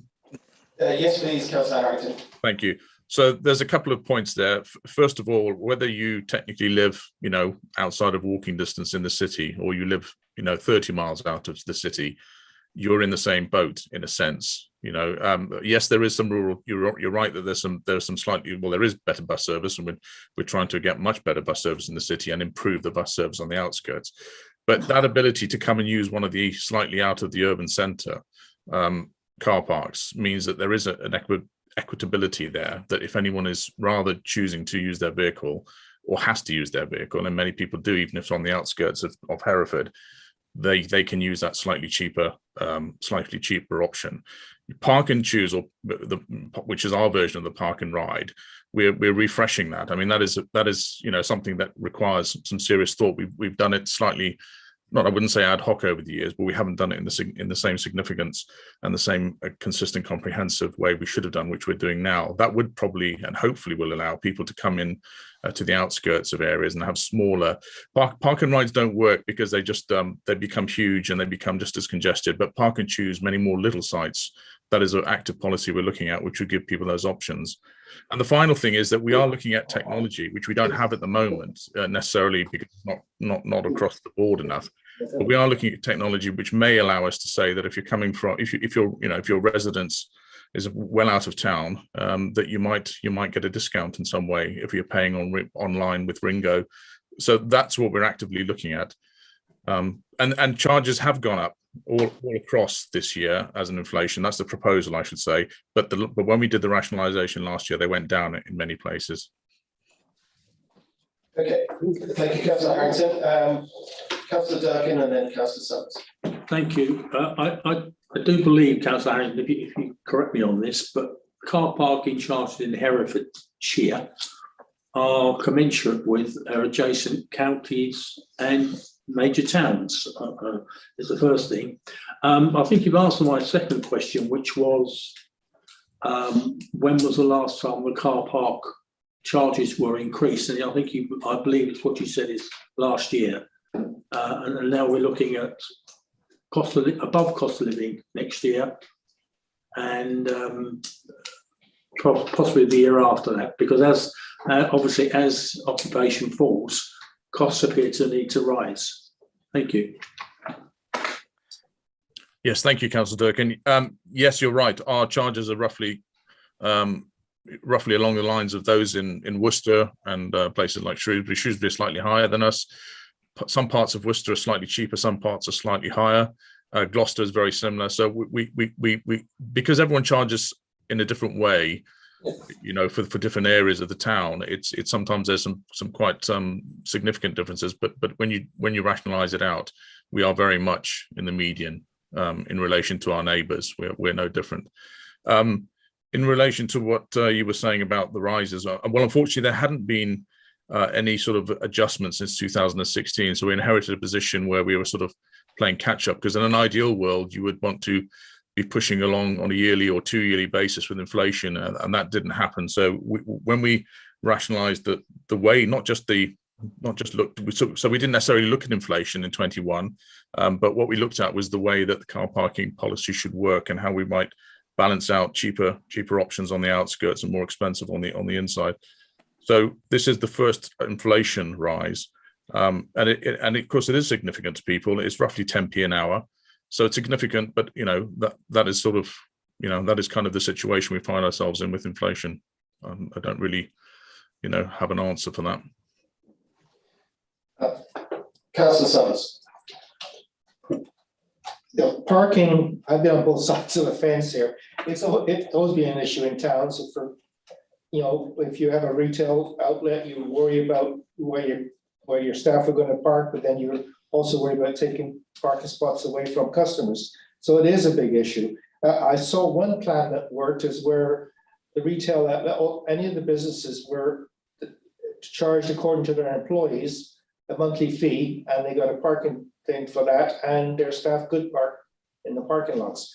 One thing that we did have in Hereford for a long time was 1 or 2 hour free parking on certain streets.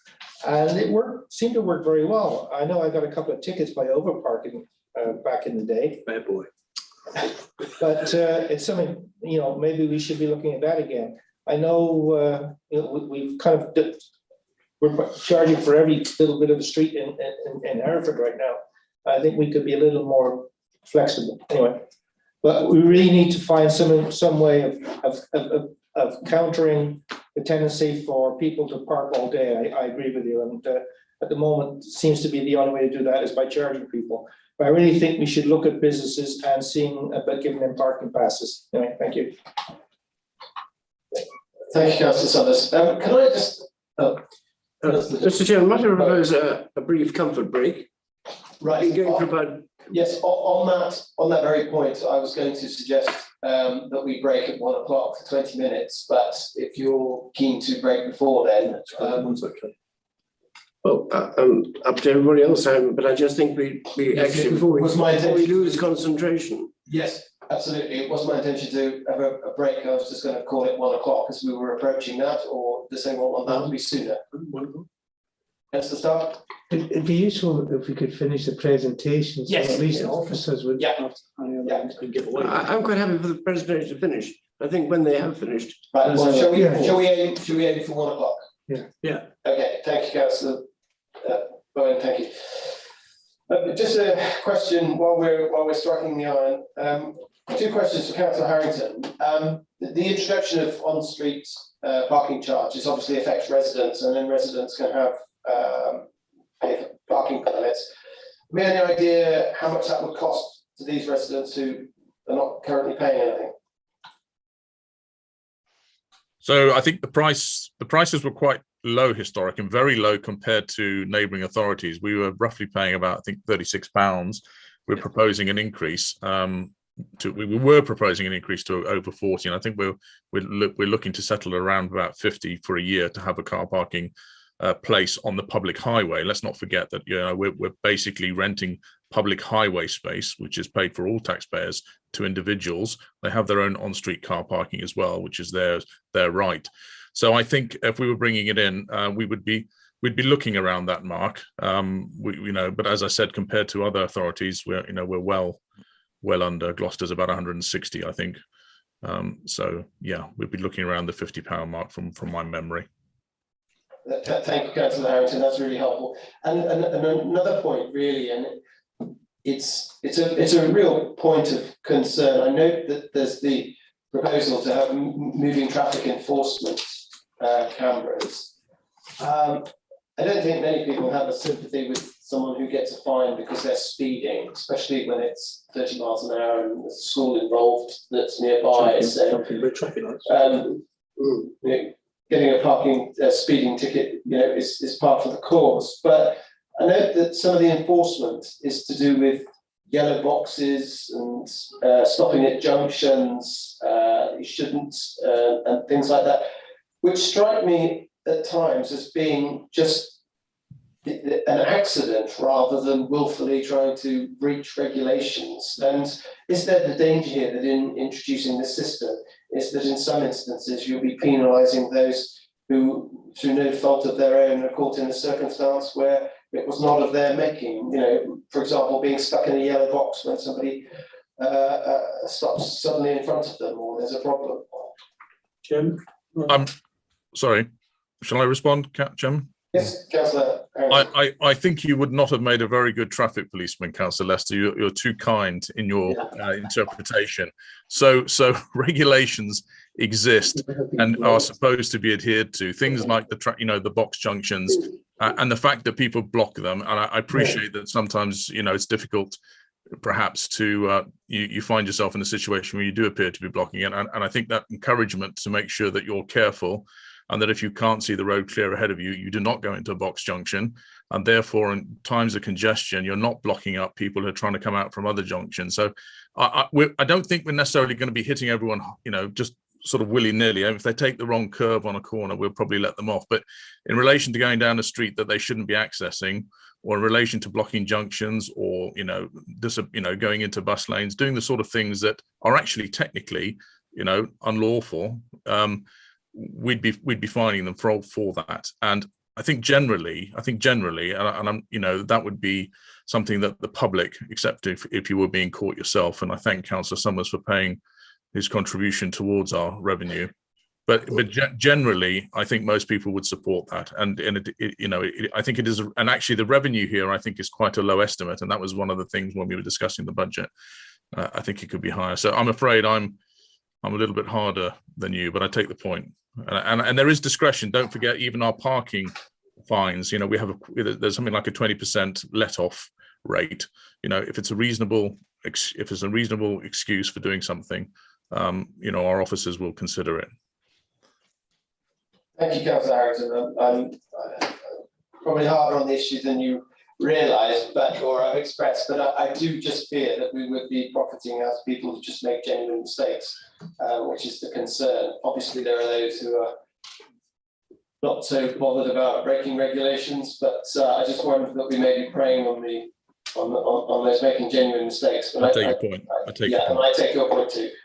Councillor Durkin. Yeah, I just wanted to clarify as well, as Councillor Harrington's done, the road traffic regulations say if you can't get out of the box, don't enter it. What the other thing this will do would be to capture people who go across red lights, willy-nilly or purposefully. Just a point to note. Okay, if we go back to Mr. Crossland so we can finish this presentation, and then we'll have our recess. So back to you, Mr. Crossland. Thank you. Thank you, Chair. I'll just pick up these last two then. The number 6 was a further expansion of the Hereford City Centre. At the moment, the on-street pay and display is in the core centre. We would look to move slightly further out onto some of the areas just outside the key core centre. So that's an additional pay and display parking. Just picking up on the moving traffic offences, the list that we can do, it won't be speeding and it won't be red light enforcement. They are still criminal offences and only the police can prosecute those. The regulations will be that we can apply for in the summer will be to have camera enforcement for one-way streets, band turns, pedestrian zones, no entries, so people going against a no entry sign, yellow box junctions, as you already talked about, people in cycle and bus routes that are mandatory, restricted access and weight limits, but also stopping on zigzags outside schools. So that's the list. What we'll be doing is developing a business case and looking at those locations to see where there are the biggest issues and doing that enforcement appropriately. Once we get the powers, there will be a 6-month warning notice period at the moment, I think is what they're suggesting. The government is suggesting is you issue warning notices for those detected for the first 6 months, and then you start fining people. So that covers off those last two on there. So I don't know if there's any further questions on that. Several, right, Councillor Durkin, and then Councillor. Thank you, Mr. Crosland. I noticed you mentioned cycle lanes there. With the introduction of this new and amended highway code, which gives priority, as you know, to pedestrians and cyclists, will cycle lane provision in Herefordshire be reconsidered? Personally, I think the Hereford transport strategy that we have at the moment and the development of the master plan is all about promoting walking and cycling and trying to provide proper segregated cycle facilities in accordance with the government's guidance, which is LTM 120, which means you keep pedestrians and cyclists separate. I don't think the changes to the highway code would necessitate or mean that you would need to not bother delivering that infrastructure. If I may disagree with you on that point, because it does protect cyclists and pedestrians a lot better than cycle lanes, but I think it's a moot point now. Thank you. Yeah. Okay, Councillor Summers and Councillor Bowen. It's, we're always going after the motorists, it seems, and I can understand why they do cause a lot of pollution, etc., etc. No paper car park. But are we doing about littering? Now, it's illegal to litter, and but it's never enforced. Now, do we get more enforcement? We're going to need more enforcement if we're increasing parking charges, I would think, because we need to catch those. But littering is a big issue. Now, I understand there's also CCTV that can actually catch littering from cars, throwing stuff at cars, and that happens in town and everywhere else. There's surely an income there if it's possible to do something about it. I understand from Belford Beatties 2 months ago, there was discussions on CCTV cameras that would catch littering. Anyway, I think we need to go after littering too as well, if we're going to just start doing this stuff. Okay, that's it. So Councillor Bowen, sorry. Thank you, Mr. Chairman. Just how much is this proposed plethora of cameras going to cost, and how much is going to cost to monitor them as well? I think we need, and will we be turning ourselves into a complete police state and being, shall we say, almost on Stasi lines? I don't mind that. Okay, Councillor Harrington was put his hand up to answer a question, but I'll answer both those. We'll answer both, please. And I'll answer both quickly. Yeah.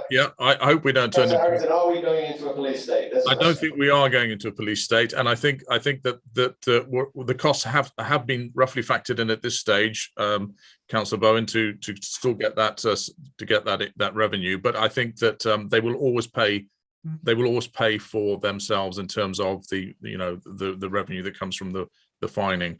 But I'm sure we can get some more detail to you in relation to what Councillor Summers was saying. That's Councillor Tyler's department, and I know that we've been talking about looking at some litter enforcement, whether we work with our traffic wardens to do that, which is apparently not as practical as it would seem, or whether we get some individual, some separate enforcement in there. We're thinking about it. I've been pressing at Cabinet for undercover dog wardens, to see if anyone's fouling their dogs, and then because unfortunately you have to see the person in the flesh. You can't use CCTV and such things, so you have to be literally there waiting for for a rover to do his business and a lady to walk away before you can approach them. But that's something we're thinking about. It's not in here at the moment.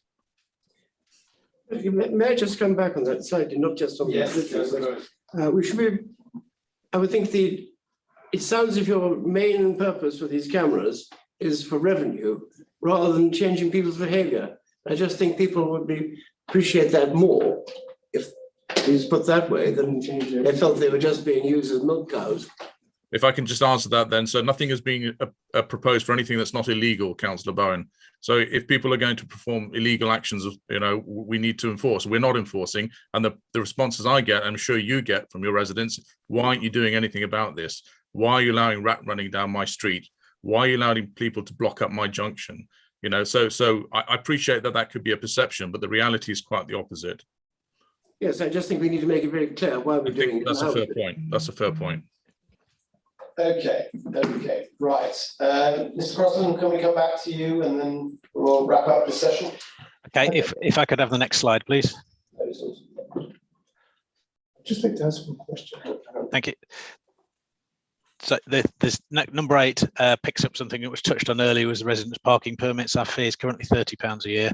The proposal here is not for this coming year, but for the 2 years after that, is to increase it by £10 a year, so that you, by the end of 3 years, you're paying £50, just less than £1 a week for your residence parking permit, which is in line with, I think, Ludlow, for example, are £50 and £100 and have been that for years. But as Councillor Harrington said, many authorities are above that. And I don't think £50 is an unreasonable price for a residence parking permit. Throughout my career, £50 for the last 10 years or so has been probably about the average that I've known, but obviously some are higher than that. So that was that proposal for residence parking permits. The next one is a review of parking enforcement. There is a thought at the moment that perhaps we could do more effective enforcement by doing more weekends, say more later in the day enforcement, sort of evening peak hour, because the enforcement is all about traffic flow. So we need to be properly enforcing the evening peak parking on double yellow on street parking enforcement, things like that. So we are proposing to do a review of that service to think whether we need more wardens or whether we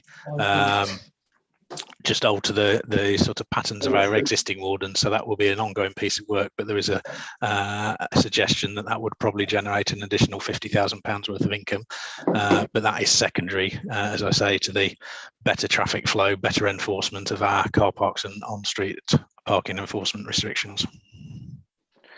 So if you're happy for me to carry on, I'll carry on.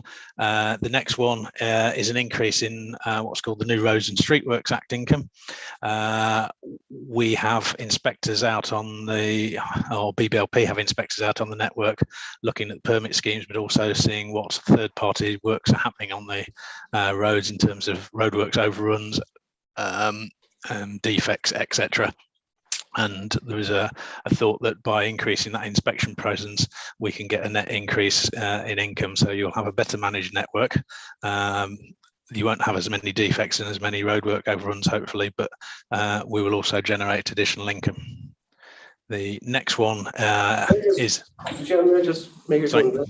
Yes, I think that is actually a very relevant one, because certainly a lot of us, particularly in the rural areas, find that the utilities and the other people who dig up the roads very often do them in a very poor way, and they are failing very rapidly after they have been done.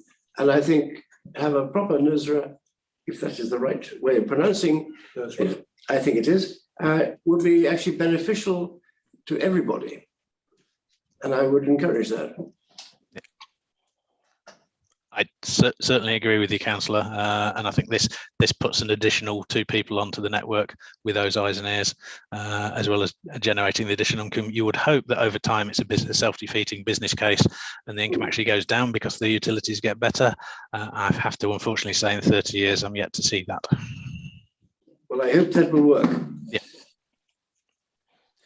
Okay, the next one is around how staff time within Balfour Beatty is charged either to capital projects or to revenue projects. The revenue has been significantly hit, so we do need to look at the percentage that gets charged to the capital programme and the percentage that gets charged to the revenue. And I think if we look at the activity that's happened, we need to alter that split, which would generate an additional £100,000 revenue. Clearly, that is a reduction of £100,000 in the capital. However, there are capital savings that are achieved each year through the contract, so the net effect wouldn't be a reduction in service. Next one is around plant utilisation. So this is a reduction in basically higher costs, making sure Balfour Beatty coordinate their works as much as possible. Now, clearly, this will have a risk of them being slightly less flexible because they will have to share plant between gangs or between jobs, and that delivers a saving of 10,000, but that's a genuine efficiency saving.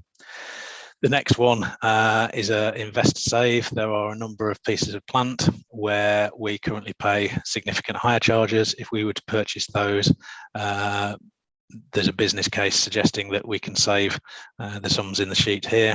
That is based on the whole life cost, i.e. including maintenance of that vehicle, and does cover the capital costs of borrowing to purchase it. So they are the net savings. So that's a genuine saving. The next one is looking at what we charge for skips, scaffolds, drop curbs, and whether we need any additional charges for works on the highway, such as builders' materials stored on the highway, hoardings, etc. So we are doing a review of our fees and charges, and just the initial benchmarking we've done is we are significantly below our neighbours and many other highway authorities. So we're doing a piece of work, and we think there's additional income to be go on there, and again that would go up each year, hence the 1,500 and the 1,500 in following years, because you need to you should review those fees on an annual basis, much the same as we do with the waste fees. And then the final one is we've got some school and college transport routes coming up. We've now got some software optimization, route optimization software that we think we can reduce the or get better loadings on our school transport, which will lead to an efficiency saving. The knock-on effect would be a reduction in the temporary seats placements, but that's for non-entitled children. But we can take our entitled children more effectively, we think, and achieve those savings. And that in total delivers over the 3 years, does deliver the 1.384 million. Thank you, Mr. Crossland. We've got questions. We've got one from Councillor Durkin, and then one from Councillor Summers, and then Councillor Hewitt. Councillor Durkin first, please. Thank you, Chairman. Point of clarification, really, in the papers for this meeting, I noticed the purchase of a gritter. Now, somewhere else I saw it was 2 gritters. Could you let me know, is it 1 or 2 that we're looking at purchasing? I think for next year it's 2. Just the way that works is we have a rolling programme of gritter replacement, because we've got a fleet of 15 gritters, and I think there is a profile of basically 2-1, 2-1. So I think it's 1 that we are purchasing in the current financial year, and next year will be 2 gritters, but then the following year there'll be another 1. So it rolls around, so your gritter fleet never gets particularly too old. Thank you. Okay, Councillor Summers, and then we'll go to Councillor Hewitt. Well, on the purchasing aspect of things, it used to be that a lot of people sold off all their heavy goods vehicles and stuff and started renting, because it was cheaper because you could write them off against the company. Write them off. Well, that seems to have all stopped. I don't really understand why we're purchasing when we could be renting. One question I have is basically on speeding on Aylstone Hill. I don't know why the speed camera was taken down. I'm not sure how much money that brought in, but it is a real speeding. There's a university up there, colleges up there, a lot of young people walking down that road. I think it's one of the most dangerous places in the city right now for young people. Yet we don't have any speed cameras anymore. John Harrington, perhaps you could help me with this one. I'm happy to have let Councillor Harrington go first. Yeah, thank you, Councillor Summers. Unfortunately, speed cameras are a police issue and not something that we can get involved in other than lobbying. But that is a conversation that we've been having, especially as we're going to be putting a enhanced cycle lane up there. So that's a good point, and I think that the one at Belmont has made a huge difference. So we would hope that they would look again at Aylstone Hill. We have asked them that.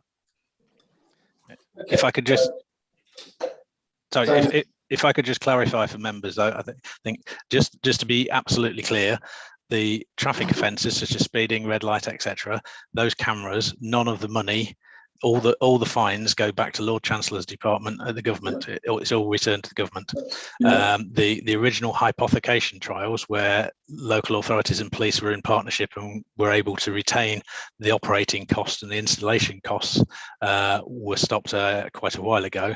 What the police can do, and what does happen with speed cameras, is there are the diversion courses. You know, if you're not significantly over the limit, you get offered an opportunity to go on a national driver improvement scheme or speed awareness scheme. Those costs are basically recovered from the fines, but the speed cameras are not a profit-making enterprise for either local authorities or local police. The fines go basically to the Treasury. Right, okay, Councillor Hewitt, and then we will draw this section to a close. Councillor Hewitt. I know this is complex, but I'm going to raise it anyway. So you suggest that the reduced demand for school transport means that they're not running economically, there's not enough bums on seats. But the question I'd like to ask really is the reduced demand because parents have got into cars to go to their school of choice rather than their nearest school. I mean, one of the justifications that you put in there was that it might encourage parents to go to their nearest school rather than their catchment school. I know government funding for school transport, free school transport for a catchment school was removed some years ago, and it leaves us with a problem. But I'm particularly thinking of the rural areas where lots and lots of parents have little choice but to put their children into their own cars and drive them to school. And, you know, I think we should be pushing for, I just wonder whether the carbon budgeting for this has been done in rural areas. I know that the school transport review in general has not yet been done. But these are questions which go to the heart of, you know, how we get safe drop-off and pick-up times around rural schools that have really very little choice but to put their children into cars because there's no school transport. So I'm troubled by this one because it isn't. Maybe there's an urban solution and a rural solution. Maybe that will all come out in a review. But at the moment, it feels like what will happen is it will penalise parental choice for schools in the rural area. As I understand it, Councillor Hewitt, I mean, it will come to Councillor Harrington, but as I understand it, it was efficiencies because of a better way of providing the service you have to provide rather than having to add extra cost to things because of parental choice. Am I right? Yeah, Sorry. This is the efficiency savings of better vehicle loadings for entitled children. So there's no change to the current policies of nearest school only policy. This is about making sure that those entitled children are transported as cost effectively and as efficiently as possible, which is about getting more appropriately sized vehicles or the right loadings on vehicles. And we think that by retendering to maximise the loadings on vehicles, we can achieve those savings. Running services for parental preference basically means you would be writing open-ended checks for providing free transport to whichever school the children wanted, because with academisation, schools are classed as independent bodies. Therefore, you couldn't say, oh, you can have that school and that school. You would effectively be having to run transport to whichever school. And that's why most authorities now only provide school transport in accordance with the legislation, which is to your nearest school. And part of the work that we did was actually speaking to working with schools to make sure that that we were talking about solutions together, and many schools decided to contract their own specific transport buses to help that. The point you make, though, the broader point you make, and it is this issue of how far do we allow, how far do we help, well, how far do we subsidize people? But in terms of policy and what you were sort of hinting at, directly saying in terms of our understanding of how to reduce our carbon imprint, or then we have engaged with consultants called Masadi, to look at our sustainable transport policies, and it includes those travel plans you're talking about. That work has started, and that is going to be a vital part to understand how we because it means every school will have to think about their transport, and every parent will be a part of that conversation, and we may be able to find some solutions through there. Thank you, Councillor Harrington. Right, thank you for that clarification. Right, it's now gone past 1 o'clock, and as I said, I'm keen for us to have a break. I'm looking to members who want, the committee members, do you want a 20-minute break or 30-minute break? Please, 20-minute break. Yeah, 20 minutes. Okay, then. So we'll be back. Could I just draw your attention to the Hang on. Sorry. 4.1.18 of the Constitution regarding the expiry of the 3 hours, essentially enables you to determine whether the meeting continues beyond the duration of 3 hours, or whether or not the main business be conducted in another form, another meeting, or what have you. Are you assuming at this stage that you would wish to continue beyond 3 hours, and perhaps we can give an indication how long that might be following the break? Yes, we'll if the committee is happy, we will continue beyond 3 hours. Have our 20-minute break, and then debate the rest of the meeting afterwards. Okay. This needs to be finished. It's way behind that. Okay. All right then. So if I can ask the recording to be paused. Councillor Harvey has a hand up. Sorry. Sorry, Councillor Harvey, can we all sit down, please, before we Yeah, I'm really sorry to delay the break, Chairman, but I think some clarification on the meeting duration, the other side of the break, would be helpful. We've scheduled a cabinet briefing to consider the recommendations of the committee this afternoon ahead of our cabinet meeting on the budget, which is being held on Monday. That will give officers time to make any adjustments to recommended wording. And presently we have our cabinet meeting scheduled to commence at 2:30. Councillor Harvey, I don't think, in being realistic, I don't think we'll be finished by then. I think after we come back from our 20-minute recess, we will try to plough through all of the recommendations and the further questions that we have. But I think 2:30 is not going to be long enough, and I anticipate we'd be having our meeting until about 3 o'clock. I certainly wouldn't want it to be beyond 3 o'clock. No. I don't think anyone would. So I would say our cut-off date hopefully would be 3 o'clock, if that helps. Yes, it does, Chairman. I think that in that case, would you forgive cabinet members being absent from the back end of your meeting, so that we can receive the agendaed briefings that we have to have this afternoon, in addition to dealing with your recommendations when you're ready to provide them? I think all committee members are going to appreciate that if cabinet members need to go, they need to go, and we'll just work hard on our recommendations and let you have them as soon as we have. But if members leave the meeting, it's fully understood and appreciated. Another hand up. Okay. We don't escape now. We've gone beyond. Okay, right. So let's break for Councillor Chance. Sorry, Councillor Tyler and myself have a meeting scheduled at 2.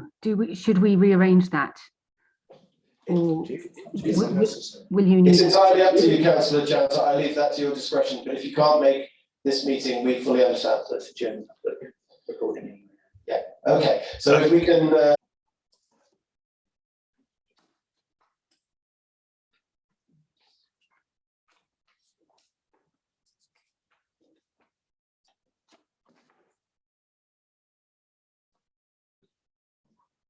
Thank you. Just to confirm that this is the general scrutiny meeting discussing the budget. It's being streamed live on Herefordshire Council's YouTube channel. And just to inform everyone that there has been a 25-minute recess break. Now we're in the process of resuming the meeting. And we've had various presentations this morning and discussions and questions about the budget proposals. But now this is the opportunity for councillors on the committee to ask further questions of the whole budget proposals, and also have an opportunity to put forward any recommendations. The one thing before we do start, and as a courtesy, because it's Councillor Hitchener's budget, Councillor Hitchener, would you like to come in at this stage to make any comments, or would you like to come in at a later stage?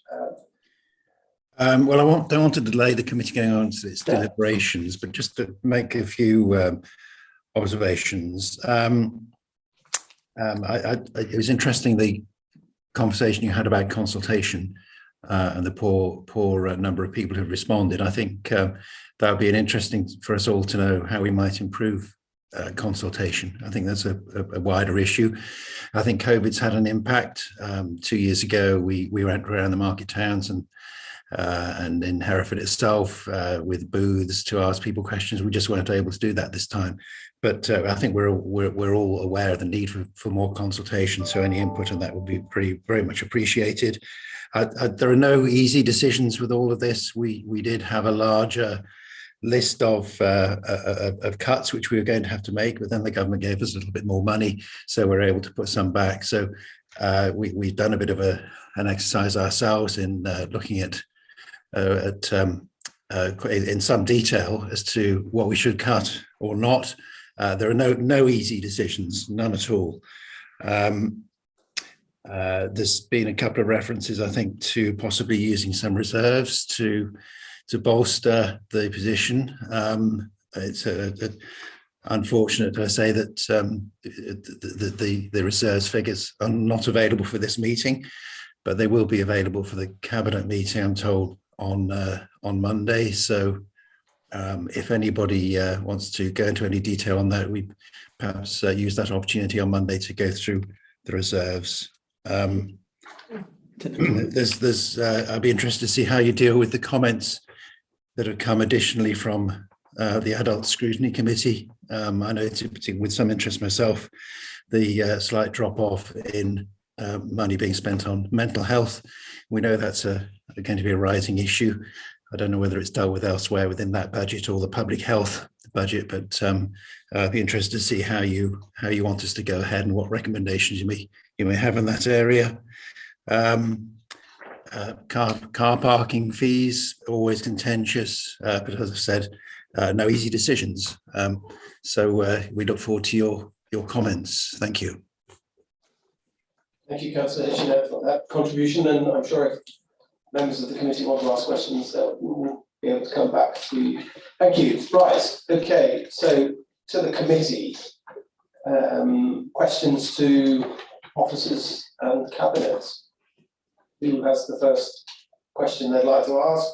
Councillor Wilde. I just wanted to ask a question around carbon budgets and carbon footprints. We heard quite a bit about buying new gritters, and there's also a huge section in about the new CSD delivery system that the council is hoping to introduce. In the report, it says things like the environmental impacts of buying new gritters mean that they're more energy efficient, less carbon emissions than the old gritters give out more carbon than the new ones. But I just wondered, how true is that? Because I seem to remember now looking at whether I was going to buy a new electric vehicle and it was going to be 100,000 miles before it paid back its carbon, the carbon that was invested in creating it. Is that true for gritters, and is that taken into account?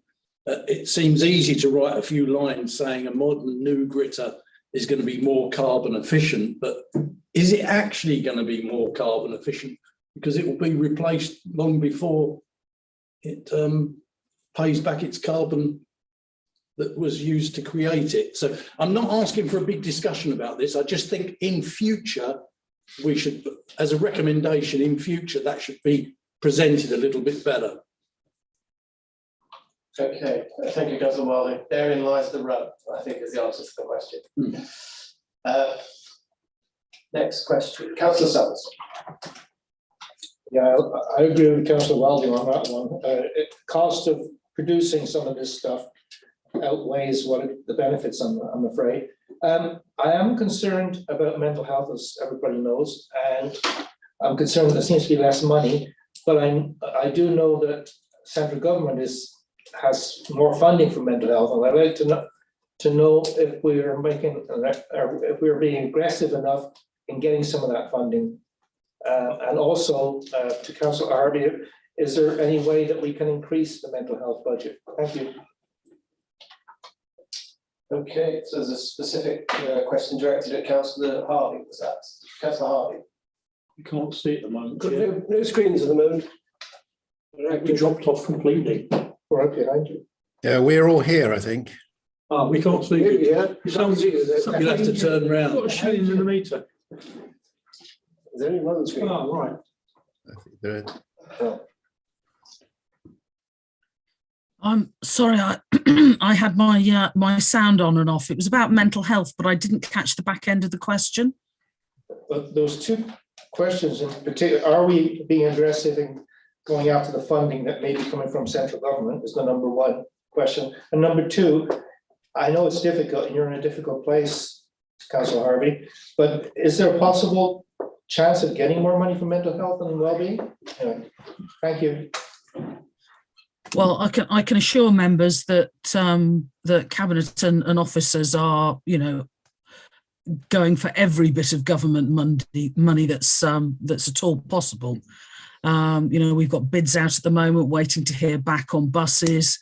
Already that we're working through what needs to be done to get to a big yes on the Stronger Towns work.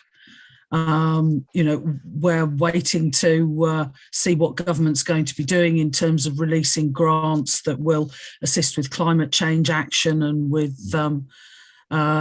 dealing with fuel prices going through the roof and home insulation, fuel poverty, that sort of thing. So any and every grant that government opens up, we'll be looking to make the very best use of and gearing off our revenue and capital funds where appropriate. As far as getting more money for mental health is concerned, I think officers have got a really difficult balancing act to do and we're advised and taking their advice in terms of what the appropriate balance is between and amongst all of the various health needs, both through the public health budget and the shared projects that we've got with the commissioning board, as well as our working with our colleagues directly on the health side of things. It's not straightforward. Needs are different. I can't see. I think if Mr. Smith has got anything that he can add, I'd appreciate it at this point in terms of whether he thinks we've got the balance about right here. And maybe what else he can see that might be coming down the road or through the pipe that we can be looking to make use of in the near future. Yes, Mr. Smith. Thank you, Councillor Harvey, and thank you, Councillor Summers, for the question. I can confirm that the budget proposal, of course, which included pressures of 4 million and savings of 718,000 to balance the budget, is based on current demand. So we look at demand within the system at a point in time. That point in time was clearly quite recently. And then we increased the budget requirement based on inflation. So if, as an example, we had 100 people that were receiving mental health services and that was costing X, we would then request a budget submission that said we require funding for those 100 people plus inflation, giving us a new gross budget number. And at the point of snapshot, the number of people receiving services was assessed, and that clearly was slightly less than the number that perhaps was taken into consideration last year. So it's not a cut in services; it's meeting the current demand. And as you'll see in other areas, there has been slight increases because, again, demand for the numbers of people receiving services has increased. So it will ebb and flow each year. It isn't based on a finite number; it's based on activity, plus inflation, of course. And inflation has been included in this year's budget of almost £3 million in the budget pressures. So I hope that explains the mechanism, Councillor. Thank you, Paul. But the figures I'm getting from outside bodies is that mental health is increasing, especially with COVID. COVID has been locking everybody in. Abuse has gone up. Mothers that have got children and have to stay home, that's gone up. So you're telling me that we're basically the same as we were a year ago, but the figures I'm getting means that we're in a different place. And I'm not sure if we're ready for the next, for when COVID is completely finished and we have to start taking care of those people that have been hiding in the background. Thank you. Councillor, if I just may respond to that point just a little further, because it's a good point that you made. Of course, we're seeing as a result of the pandemic potentially an increase in mental health requirements. It should be noted, however, that across the budget for community and wellbeing, that although the mental health is a specific number, there are also within other elements of the budget, such as physical support, etc., that will touch the mental health agenda. So many people in care homes will have dementia. And of course, some of the funding in those areas will go to support those individuals. So looking at it as a finite number, that isn't the only number that supports people with mental health issues. So it's not an exact science on that basis, but certainly it is based on demand as we currently see. And of course, in the other areas such as domestic abuse, funding has increased because we've been able to obtain grant funding through applications that the council has put through over the last 12 months. And we have, as you'll be aware, as you were in the scrutiny meeting when the domestic violence strategy was discussed, we've increased funding in those areas. So it does ebb and flow, but it is based on demand. And I'm happy to have that discussion with you outside of this committee at another point if you wish to do so. Thank you, Paul. Thank you, Councillor Harvey. Okay, next questions, please. Right, Councillor Hewitt, Councillor Crockett, and then Councillor Durkin. So Councillor Hewitt. Thank you, Chair. I seem to be on the one line of thinking today, and that's on rural sustainability. There's not much in this budget that's clearly directed at our rural residents. There's a lot of activity in the market towns and for Hereford, partly because of outside bids and that being successful. And they will indirectly, well, actually probably in terms of cultural life, directly benefit rural residents as well. But our rural communities are facing year on year a downgrade in their standard of living because of where they live and because amenities aren't around and all that sort of thing. And I would, sorry, this is post-lunch misarticulation, but basically I'm making a plea in future for the next budget to include specifically a programme to address rural sustainability. Thank you. Okay, thank you, Councillor Hewitt, reminding us that we're a very rural county. Councillor Crockett and then Councillor Durkin. Thank you, Chair. I just wanted to inform committee, if they don't already know, that the Herefordshire and Worcestershire Health and Care NHS Trust are a particular body that we engage with regularly, and that deals with the mental health side of things. It's a very tall order, I know, but they are one of the main providers for mental health and learning disabilities services in both counties. So if anybody wants more information on mental health services, that would be the way to go. Thank you, Chair. Thank you very much, Councillor Crockett. Councillor Durkin. This is a different topic, Chair. If you want to exhaust that topic with other questions, I'm quite happy to wait. Okay, thank you. Just a point of clarification, really. Page 44 of the pack, it mentions local services grants. What is the local services grants?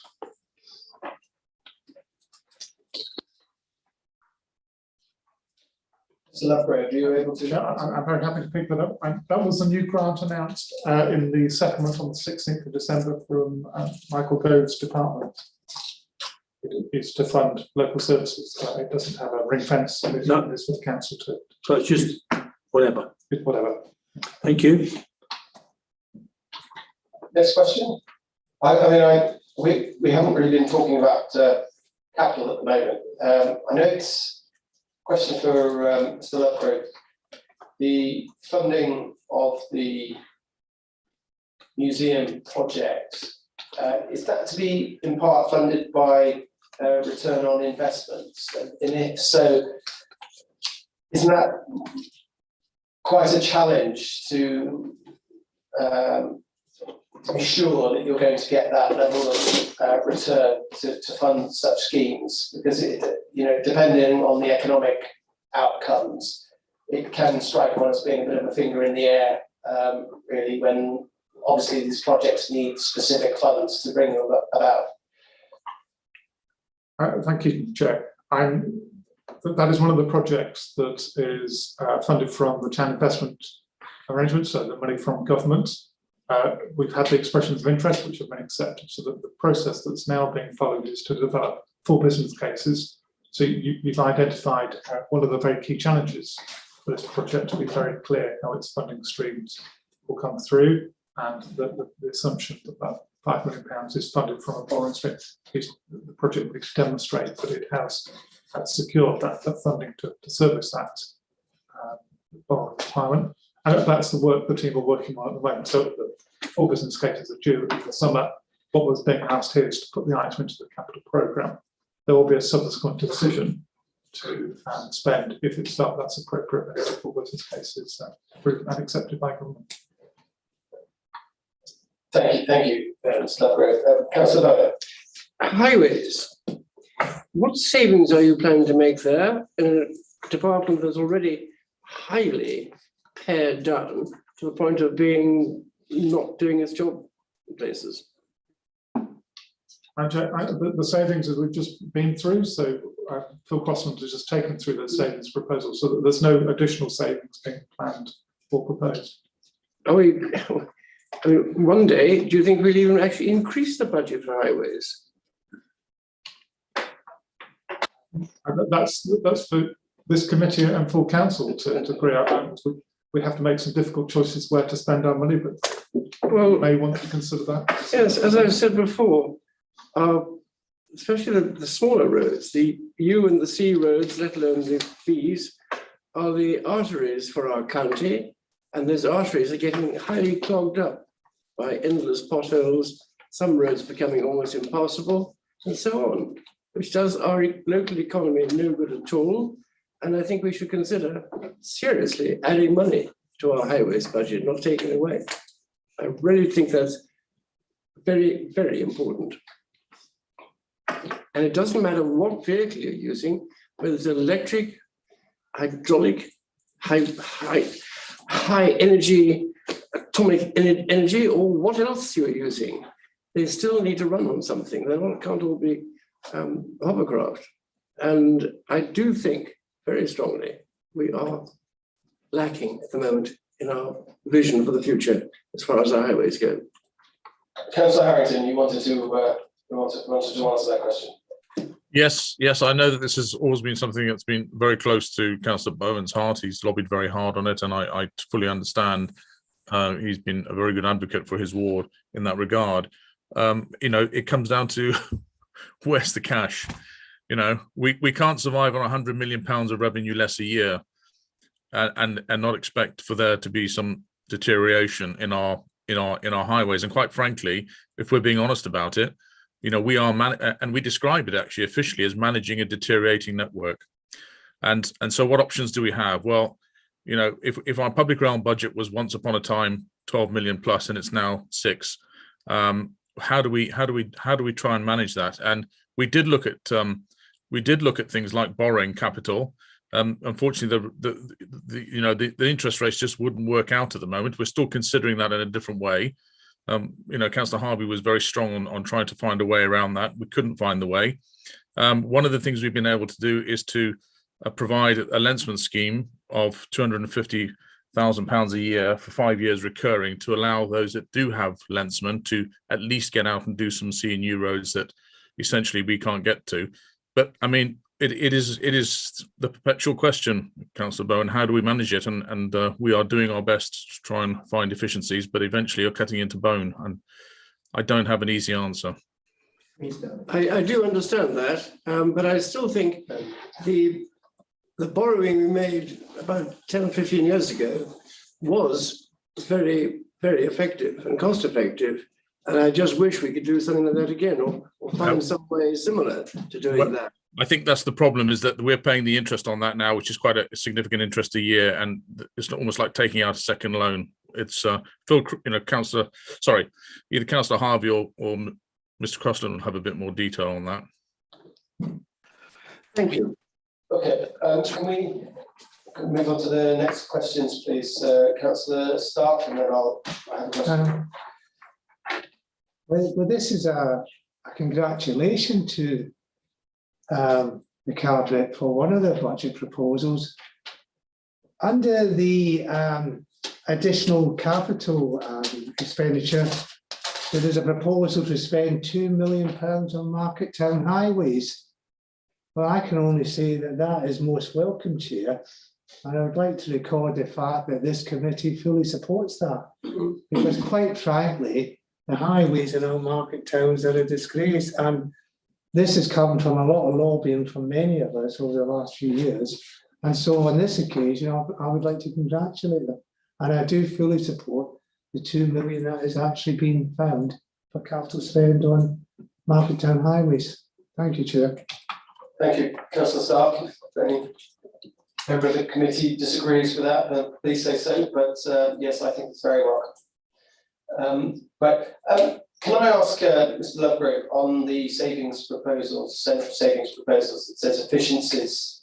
This is page 40 on the pack. Savings proposals, efficiencies in treasury management and pensions. That's £500,000. That's quite an ambitious figure. Is there more detail to show us that that could actually be achieved? Any thoughts on that? Thank you, Chair.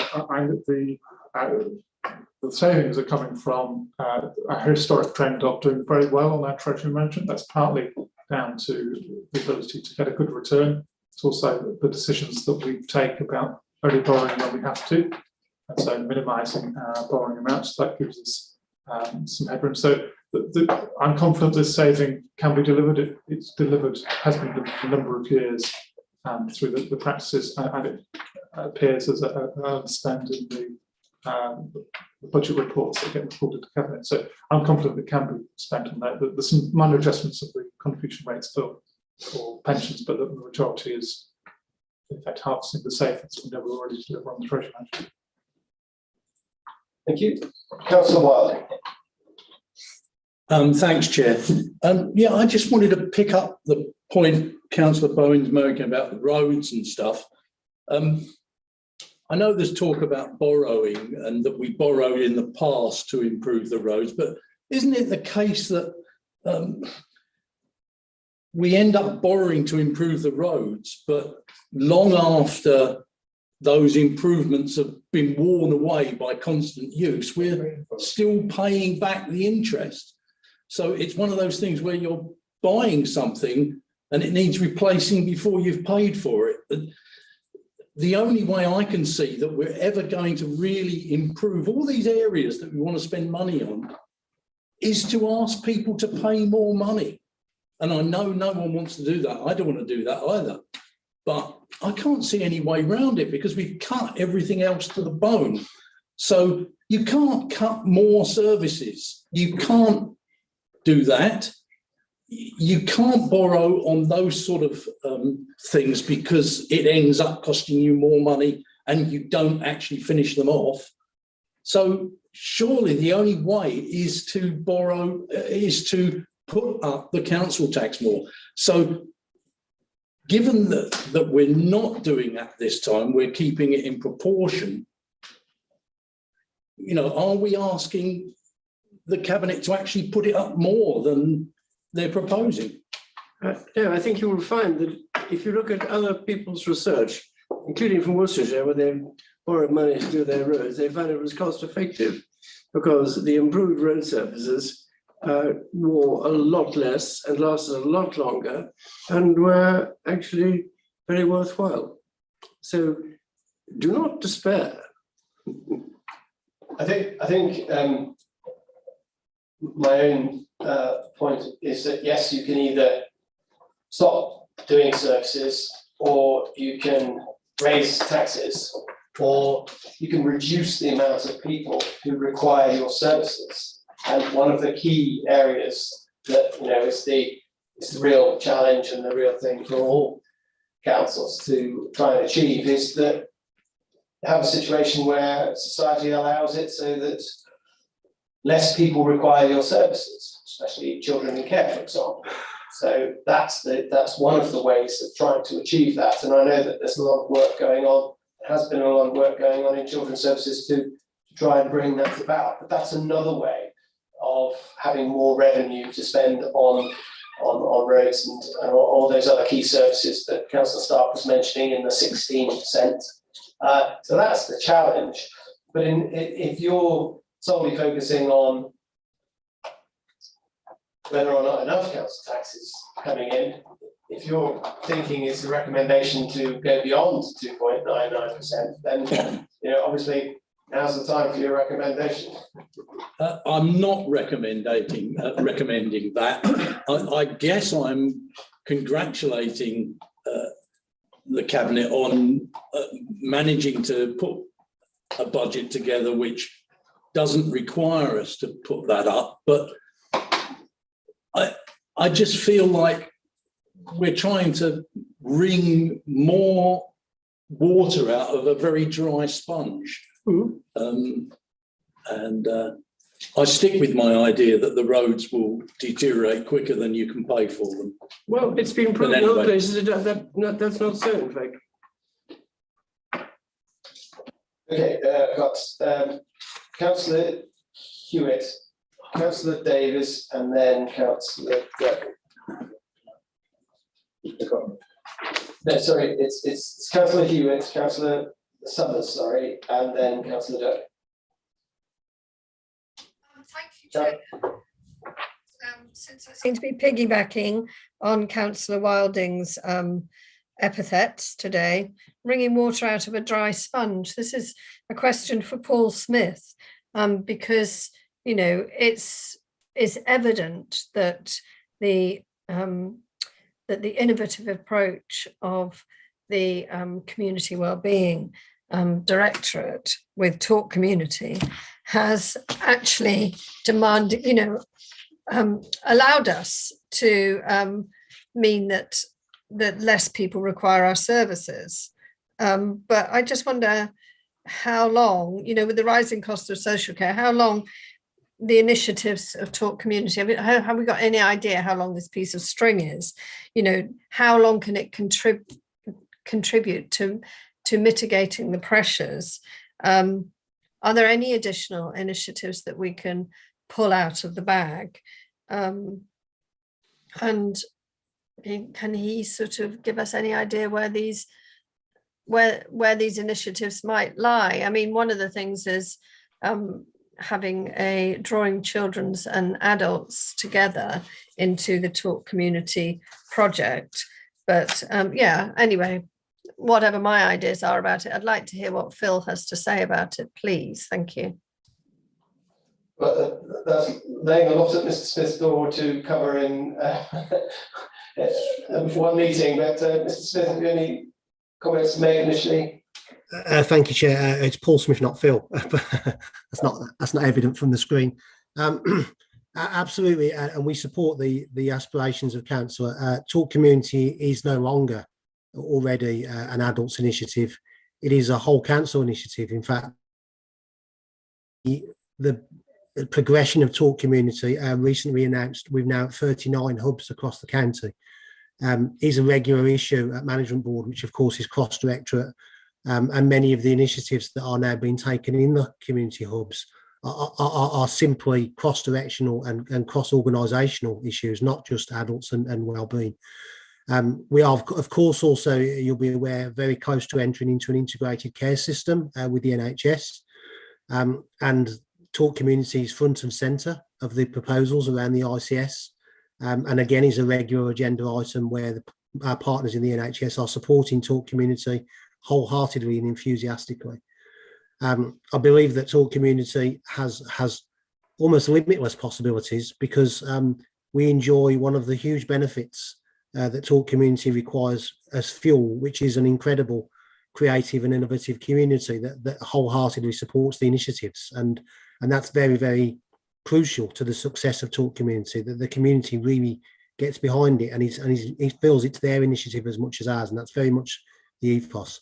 So it will progress, it will continue to grow, it continues to impact positively on demand, and of course that's resulting in a very robust budget position for community and wellbeing, and of course hopefully that long may that continue. So it is absolutely a model and an approach that is only limited by the creativity of the individuals that are involved within it, and I hope that it continues for some time and grows and becomes part of the DNA of the county, because without it, unfortunately, the increasing traditional demand of social care will reach a position where that social care could become 90% of the council's budget, never mind the 84% that it is currently. So we would hope to receive the support of all councillors in Talk Community, and it will absolutely continue its success. I hope that's the answer you were seeking, Councillor.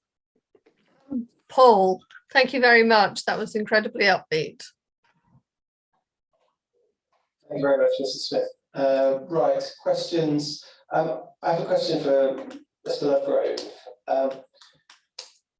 When we've dealt with the council tax proposed increases in the past, in recent times, and I'm trying to think now how long this has been a feature of the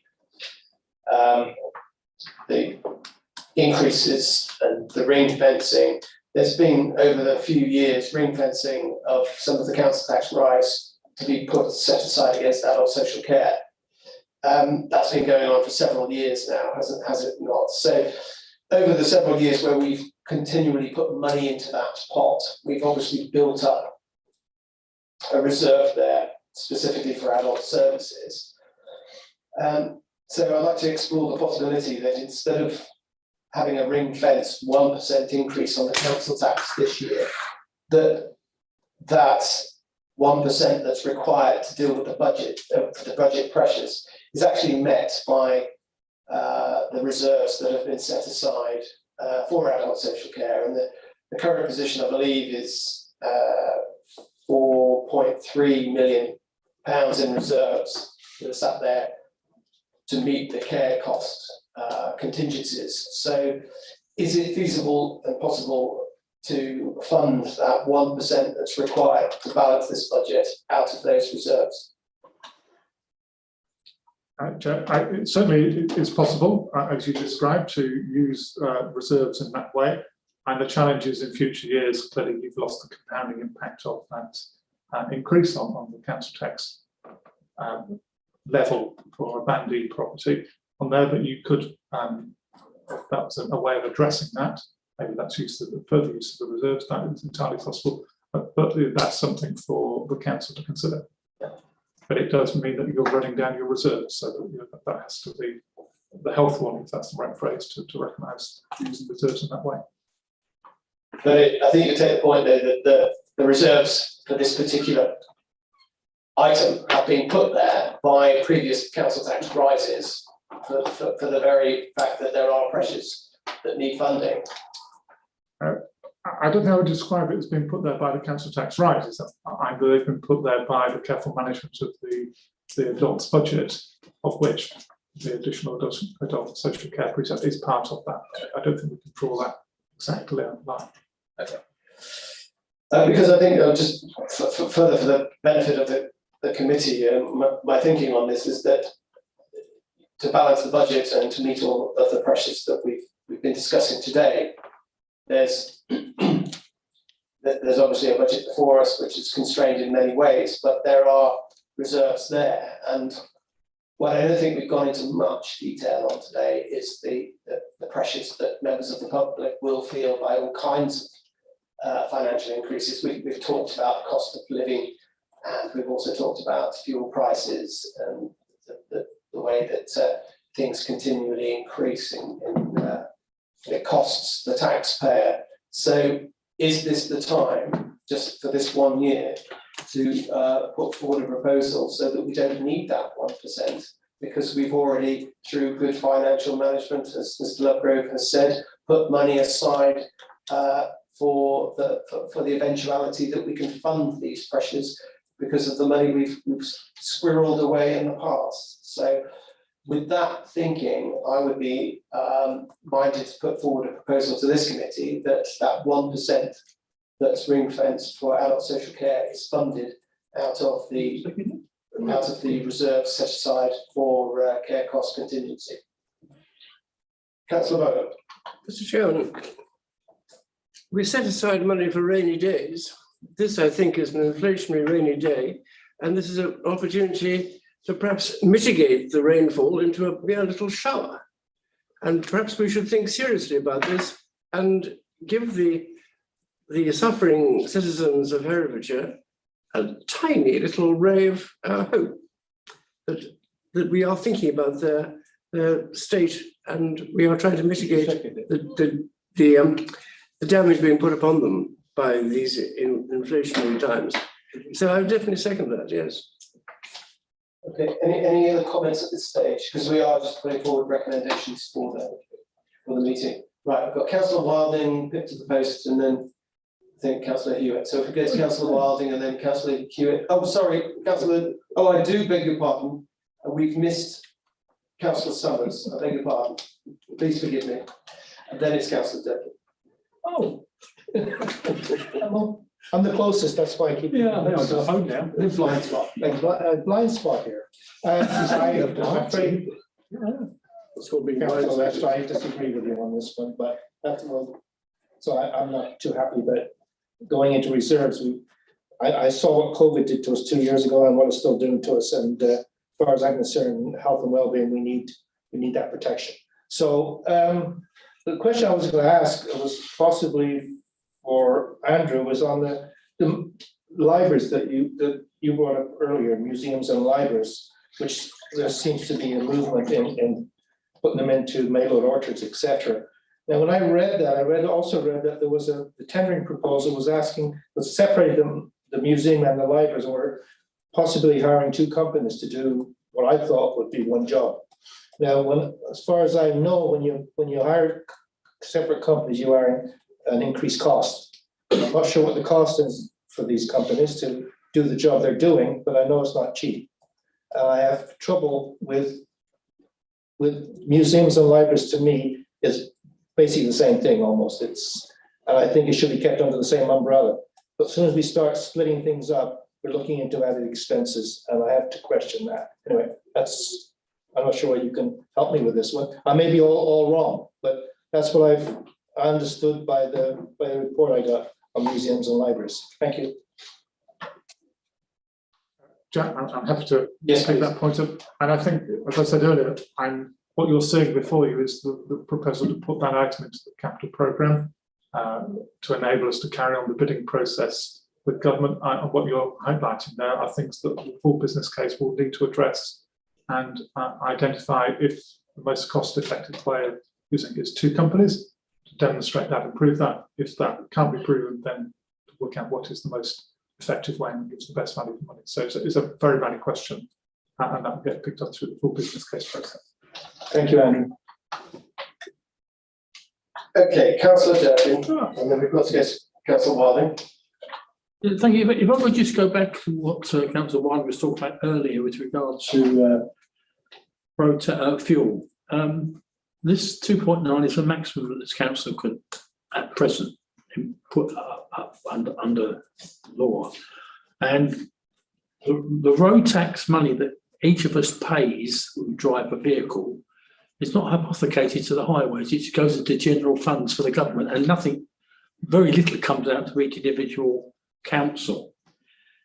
And my concern, and I know no plan's been proposed, but my concern is that if we're looking at something like the road tax, which on fuel, which was you pay by the miles, that's going to inconvenience dramatically and cause greater poverty to those in our rural areas.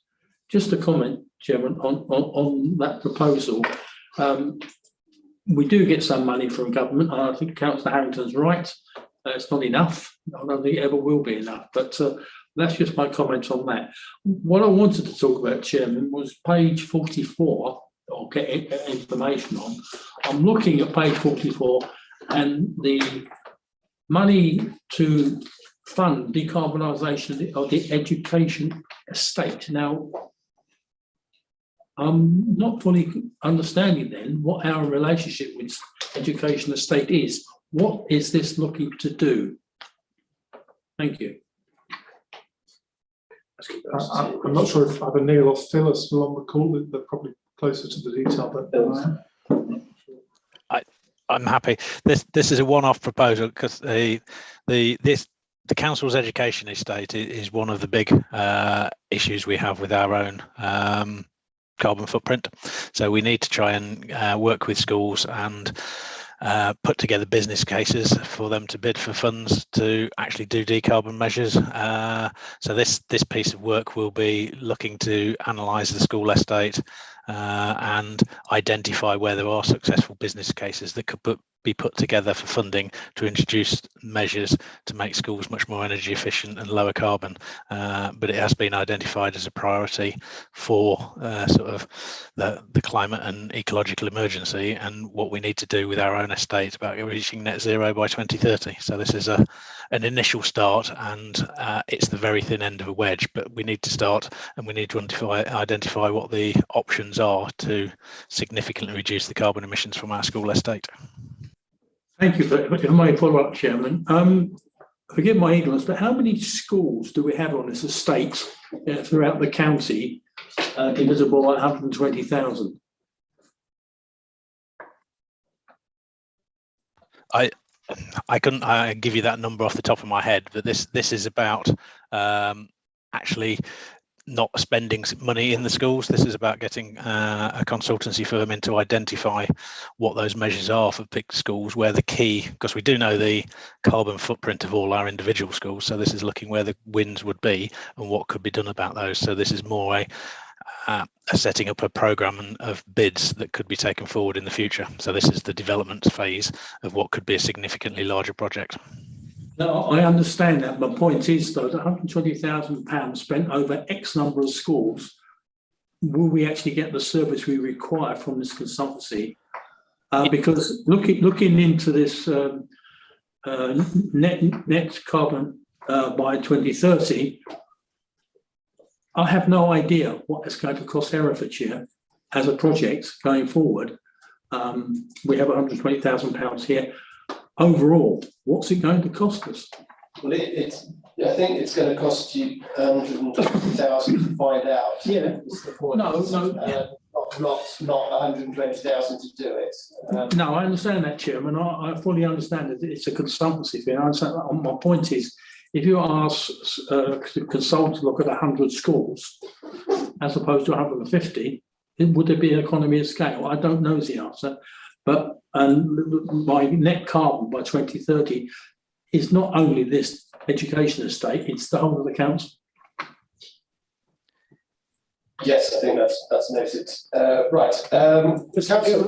Sorry, someone else was going to. Yeah. So it's Councillor Wilding, then Councillor Hewitt. And then myself. And then yourself. Thanks, Chair. Can I just go back to your proposal that to use the reserves to offset the adult social care thing, which when you said it, I thought that sounds great. But then when Councillor Summers pointed out something, I thought that sounds great as well. So I'd be interested to know perhaps what Councillor Harvey or someone else thinks of that proposition, because initially it sounded good, but I'd like to know what other people think. Yes, okay. But before we go, could we just go to Councillor Hewitt, who's been waiting patiently, and then Councillor Owen? Councillor Hewitt. Yeah, I'm addressing the same argument, the same question as Councillor Wilding, once again. And basically, when I heard it, I thought, oh, I'm really sorry, everybody. I'll just try and put the phone in the drawer. It's just, it's off. Gone, it's gone. And when you look at saying, okay, well, we won't raise that 1% on council tax, that's fine, but that will be for everybody. It will be for every resident across the board, many of whom won't require that additional relief.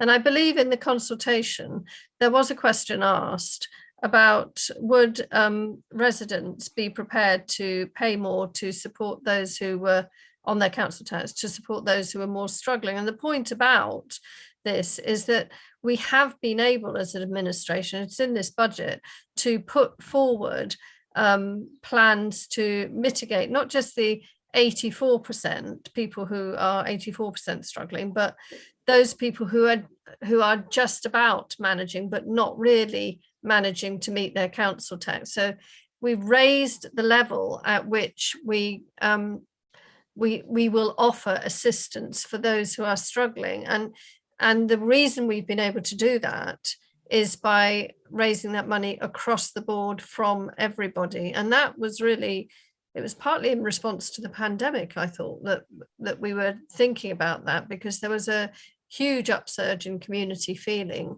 And that question was actually asked in the consultation. Councillor Harvey will give a clearer report, I'm sure, of what I'm talking about. And Councillor Bowen. Just briefly, the schools in Hereford you were talking about, and does that include academies or not? Or are they totally separate entities and own their own premises? We don't have any control over them, I believe. That might make a difference as well. And how can we encourage them to do their own good works?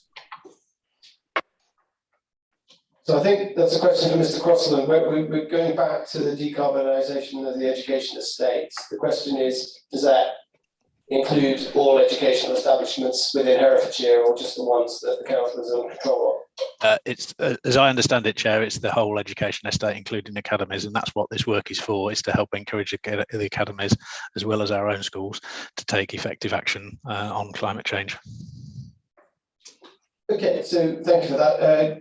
Councillor Wilding had a question for Councillor Harvey about the recommendation to fund the 1% from reserves. Councillor Harvey, are you in a position to respond? Yes, I'm happy to comment on this, and I'd also like Paul Smith to give an initial reaction.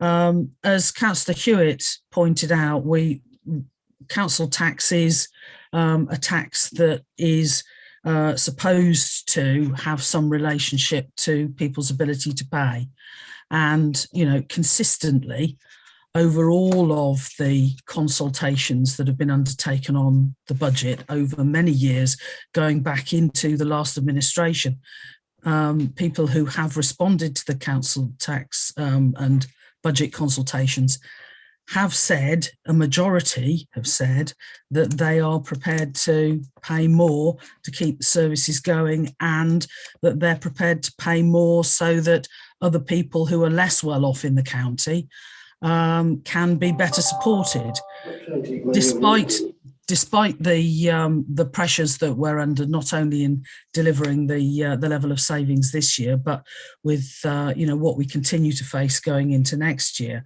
We have continued with the 100% discount for the least well off. Now, I can well understand the some committee members' keenness to try and mitigate the impacts of council tax rises, but for those who have experience of administration, I would ask you to cast your minds back to those times and the responsibilities that you held in your hands at that point, when you yourselves brought forward significant council tax rises above, by many percentage points, the rise that we are proposing here today.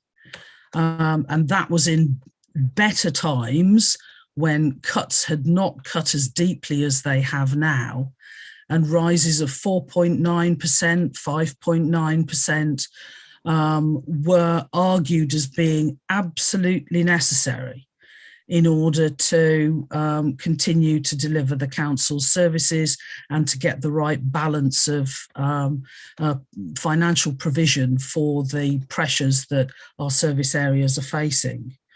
So we have made provision for the least well off, and council tax is argued by government to be a fair tax because it links to people's ability to pay. So I'm really concerned to hear that the suggestion is that we take funds from a social care reserve for an area of the council which is managing valiantly to stave off the ballooning pressures that we have in social care, which show absolutely no prospect of reducing, not, you know, for the foreseeable future, I mean, in perpetuity.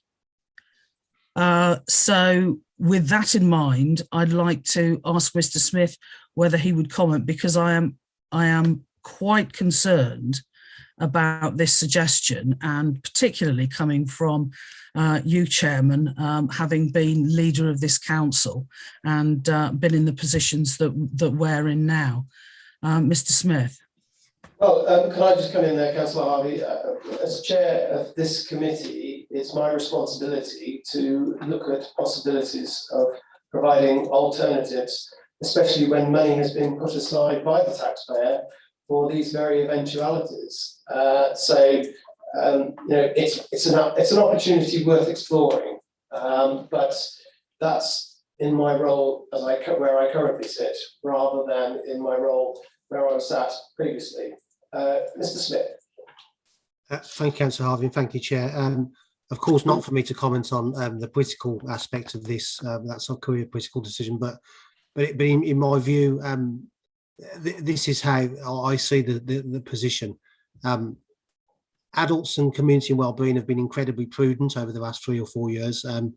Obviously started by my predecessor and continued during this financial year by the new leadership team that's in on a temporary basis within community and wellbeing.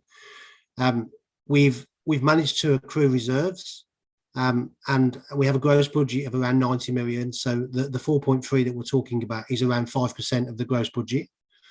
And given that we've been in a pandemic where we've been blessed, I guess is the term, with a number of grants from central government that's allowed us to finance that pandemic. However, had we not, then the approximate estimated underspending community wellbeing of 3 million would be an overspend of around 6. And of course, we cannot guarantee that grant monies come forward on an ongoing basis. And of course, there's been discussions today that many of the grants that we've enjoyed during the pandemic will cease come April. I also take a very philosophical view that we've been very prudent and we've put money aside for a rainy day. And of course, there is an argument that says inflation is leading us to a rainy day. But you may have seen in the press recently that we have a proposal that's going through at the moment where we have a grant from central government which we are using exclusively to reward care workers. And in order to subsidise that grant, which is not quite at the level that we need it to be, we are proposing to use a circa £500,000 worth of the reserve to subsidise that grant, so that we can reward incredible care workers with the bonus of £500, which is in common with obviously what has also happened in parts of the other UK nations. And we'd like to do that as quickly as possible. So it's a very creative use of a small amount of reserves. And I believe that with the prudence that we've displayed, that we may come up with more creative solutions to use some of those reserves in the future. And hopefully they would be supported by councillors across the county. And from my perspective, using the reserves that we've prudently put aside for general revenue for this year, of course, is an option. And of course, it's not an option that I could comment on. It's a political decision. But I believe that we would potentially be using in the region of £3 million worth of that reserve. And that would leave us with reserves of unrestricted of around 1.5 million, which would be less than getting on for just around 1% of our budget. And I believe that would be contrary to the prudence that we've displayed over the last few years. That's only my opinion, Chair, but that's my view, and I've expressed that view to Cabinet members when we've discussed these issues previously, but that's just my opinion. Thank you. But to fund the 1%, it would be £1.5 million. The idea of using £500,000 of reserves to fund a bonus, I think, is an admirable aspiration, absolutely. So that would still leave £2.3 million in the reserve, as I understand it. So it wouldn't, you could still provide a bonus and pay for the requirements of the budget out of the reserves and still have reserve left.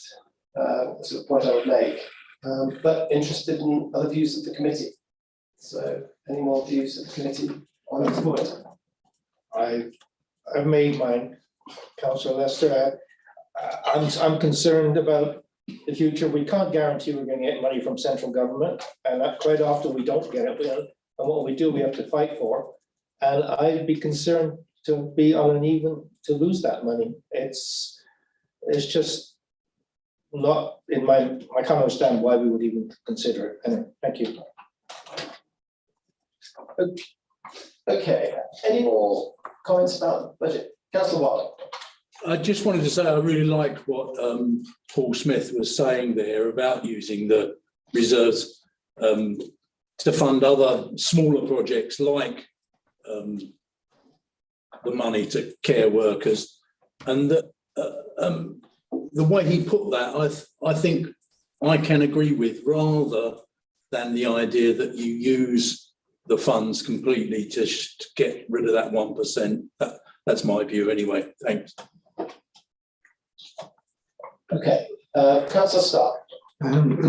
This is a moot point. Can I refer the committee to page 47 and the table on the capital borrowing requirement? It's the last table in the presentation. Page 47.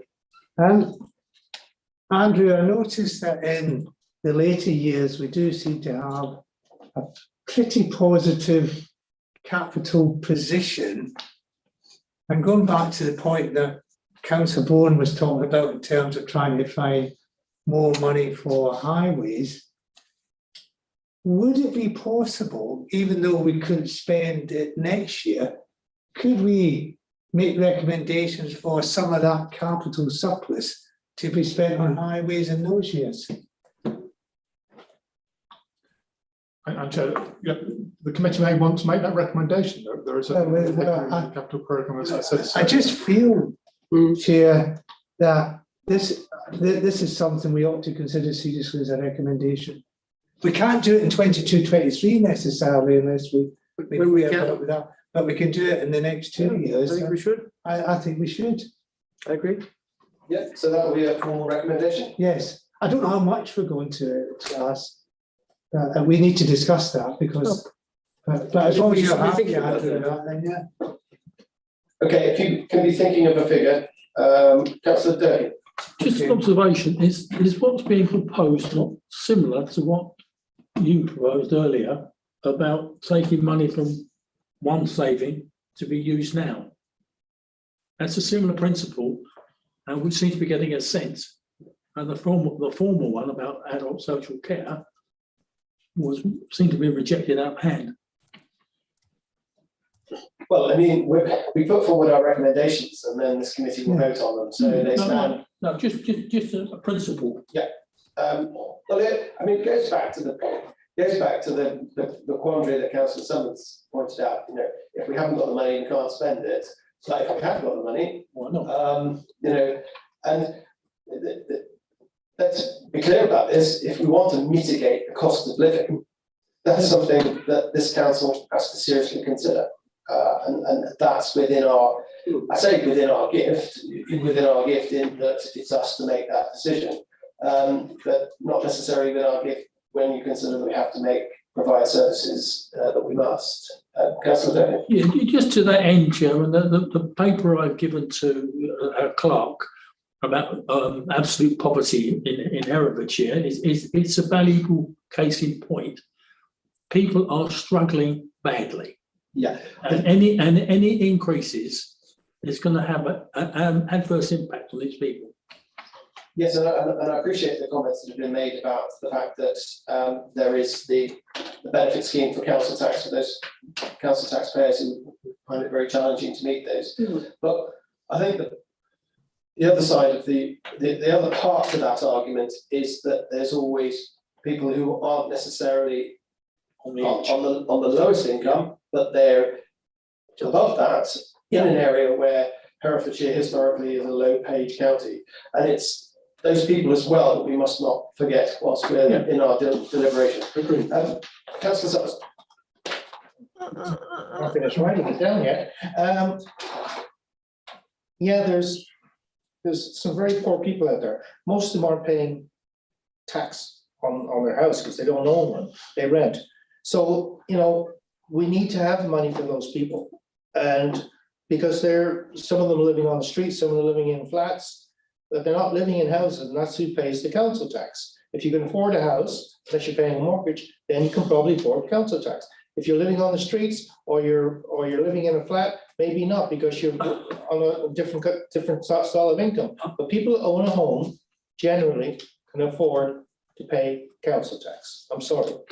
Can I just say, it's a very simplistic way of looking at it. It is very I'm not looking at people who own houses or mansions. I'm looking at Joe Public, who is renting a place, maybe is right on the edge of needing help, but he and she still have the need. And that's what I'm trying to identify, that the more we impact on these people, the worse it's going to be for them. Not necessarily homeowners per se, although I don't doubt there are some owners who are in a similar situation. It's just, I'm trying to go at this simplistic. If you've got a house, you're rich. No, I'm not rich and I've got a house. No. It's just comparatively speaking. Yeah, it's just that, you know, we're giving people money all the time. And if you do own a house and you're in a situation where you can't afford the tax, then council is paying for it. And it's gone, instead of 84%, it's now 100%.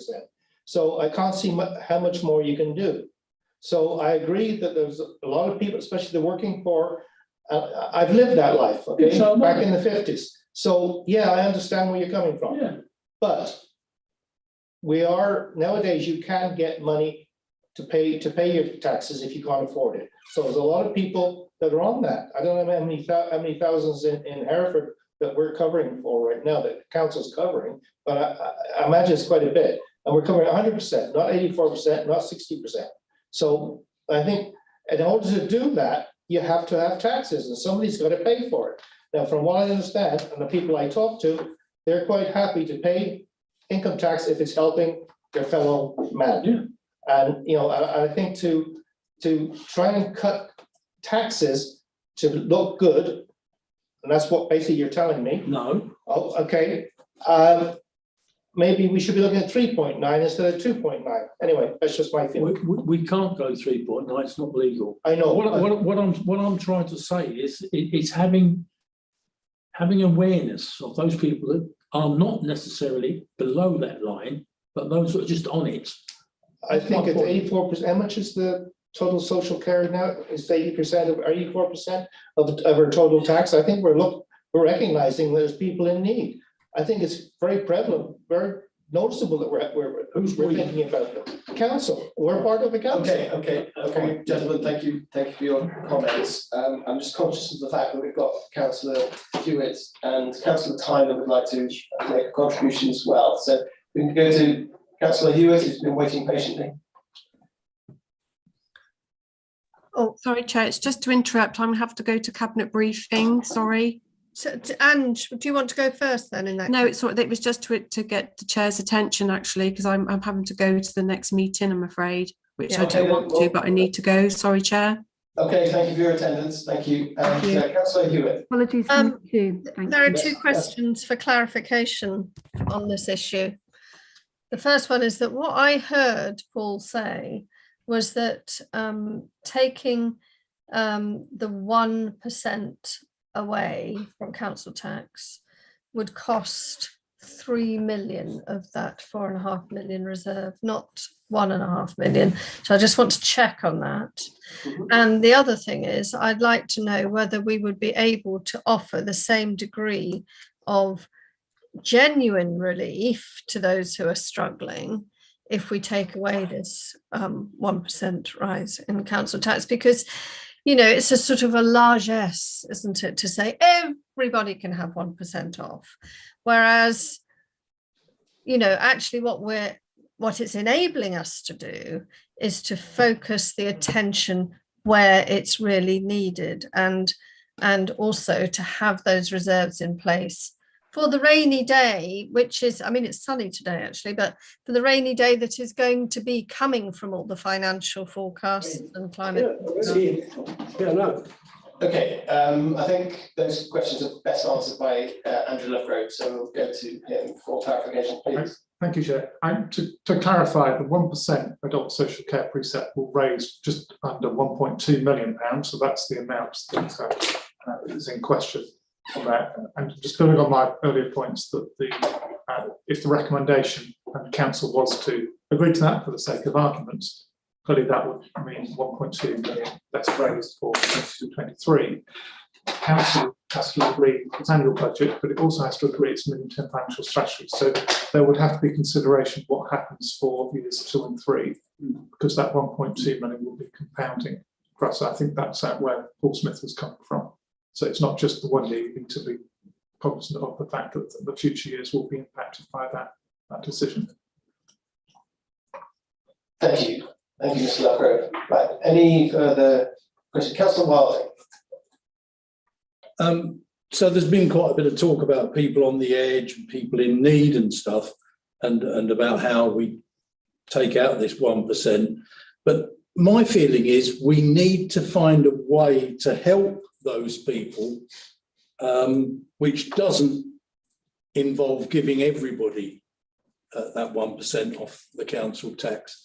So if the people that are really in need are getting 100% relief, can we not move the bar a bit higher or lower, whichever way you're looking at it, so that more people are in are in that area and therefore get helped? Mr. Lovegrove, I look to you for the answer, but I don't think you can strata 1% increases depending on which band they pay, can you? I don't mean a council tax band in their house, but the level at which that kicks in across the community. I don't need to check the legislation, but I think that would be quite difficult to either lower or raise the bar, whichever metaphor we're using, to pick up extra people. We'd have to have a look at that. Are you saying that's because of government legislation then? Partly, yes. So my recommendation would be to write to government and ask them to change that. Okay, that's a recommendation. Councillor Harvey wants to come in at this point. Thank you, Chairman. Yes, I'd really like to draw committee members' attention to the slide that Mr. Lovegrove presented earlier, which was showing the October forecast for inflation. And Mr. Lovegrove did point out to committee in the presentation that he gave that that now the forecasts for inflation are from Bank of England at the moment that it will be in excess of 6% by the spring, and that they're forecasting that inflation will remain at that level or thereabouts for the remainder of the calendar year, if not the financial year. I wasn't clear on that from their statement online. Now, please bear in mind that those inflationary pressures, which we have not been subject to previously to the extent that they are current and forecast for the coming year, are going to have to be mitigated within the budget that we have put together here. So talk of rainy days is very real for us.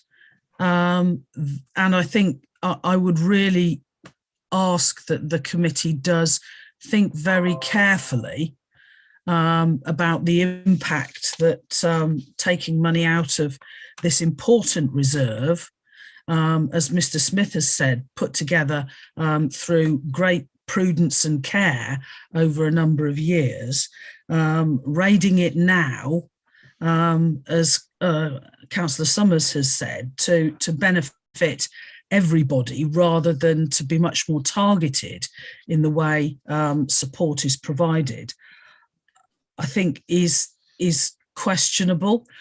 I have sympathy with Councillor Wilding's concerns about how we might become more targeted in making provision for the least well off. And it may, we have discretionary payment fund, and it may be that there is some scope to enlarge that fund in order to expand our ability to exercise that discretion.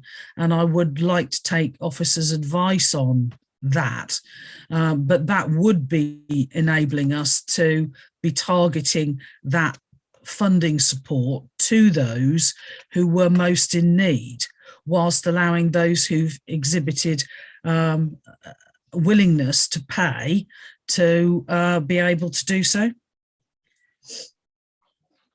Thank you, Councillor Harvey, for that contribution. Asking us to think carefully about finances. Good advice. Councillor Derby. Thank you. Councillor Harvey, I'm looking at the Bank of England forecast now, and thank you for your input on that, but it does also go on to say we expect the rate of inflation to fall quite quickly for the second half of 2022 as the effect of these temporary factors end, and we expect it to keep falling in 2023.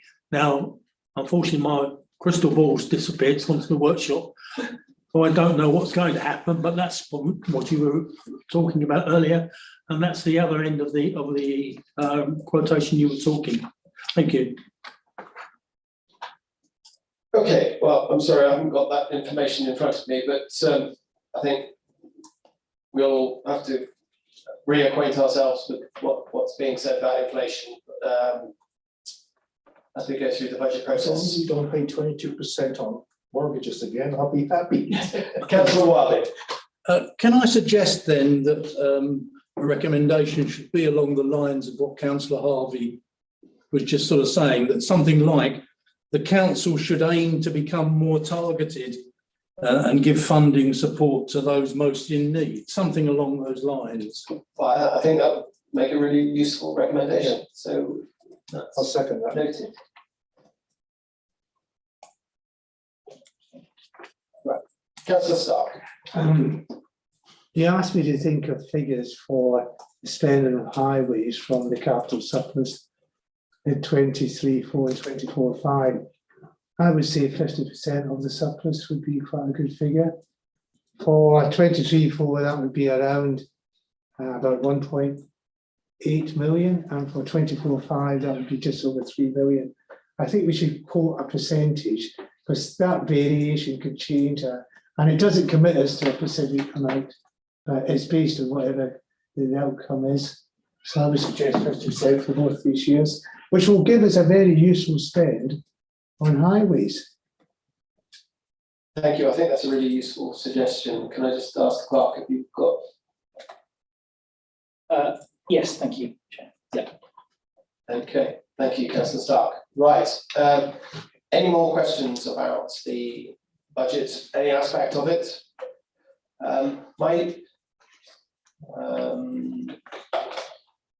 I did have a question for Councillor Toynbee, but she's had to go to another meeting. But perhaps I could ask the question of Councillor Harvey in her absence. I remember the last budget meeting we had, we were discussing the savings from children's services, and there was queries as to whether those savings could be achieved. And given the pressures that they were under, it's no surprise that those savings couldn't be achieved that year to the level they wanted. And then there's been no requirement for children's services to achieve any savings because of the improvement journey that they're on. But it's not just children safeguarding that the directorate is responsible for. So my question really is that, in her mind, is there anywhere else in the children's directorate that savings could have been achieved, or is it prudent, in your view, just to say to them, you know, this year, don't bother, try again when we're more along the journey? Well, thank you for the question, Chairman. I've been asking through cabinet meetings for some indication of what the projected view from Children's Services is in terms of the delivery of the improvement plan, and what sort of indicators we should expect to be looking for that we are heading in the right direction and can be starting to plan for reductions in the overall budget for work in that area. As you can imagine, when we were talking about the budget this time last year, we were unaware that we were going to get the very serious High Court judgments that we did early in the spring. And it was the view of our officers that, you know, some of the savings that were tied up perceptually with progressing and expanding a calling for foster families to come forward, that there was a need for us to be demonstrating improvement in some of the areas of concern and weakness in order to give families confidence that you know, that there was the support there that they would need to be able to go on that very important journey as foster families. So that's primarily where the savings were hung back on. And then, of course, there were huge additional costs that were associated with the really important and rapid response that we needed to bring to bear on to address the shortcomings raised in the High Court judgments. So I am hopeful that we have the capacity to see a reduction in the future in the budget for children's directorate. I'm not so clear across schools, because the schools budget very much we pass that money on directly to the schools, and important that we do so. But I am hoping that with the changes in train at the moment, that we can plan for that. But I think it is over ambitious to expect to see those budget reductions coming in the coming financial year, maybe in 2 years' time. But I think, you know, we are on a long, slow journey here. And I know you as chairman, having been cabinet member in the past for children's, know sometimes how long it takes to actually see the results from all the hard work that I'm sure you're all aware is going on now. So I have aspirations, definitely, because I want us to have, you know, fewer children in care in Herefordshire. I want us to be, as a society, looking after our children, you know, better, and supporting our families in early interventional ways, so that things don't come to crisis. But it's not yet.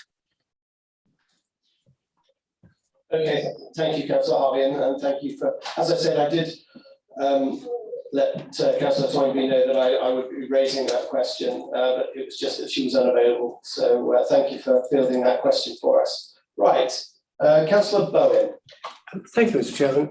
I wonder, is any provision being made in this budget for repairs and renovation of the Shire Hall and the Town Hall, and especially getting the Crown Court back into the Shire Hall, which I believe is an important aim.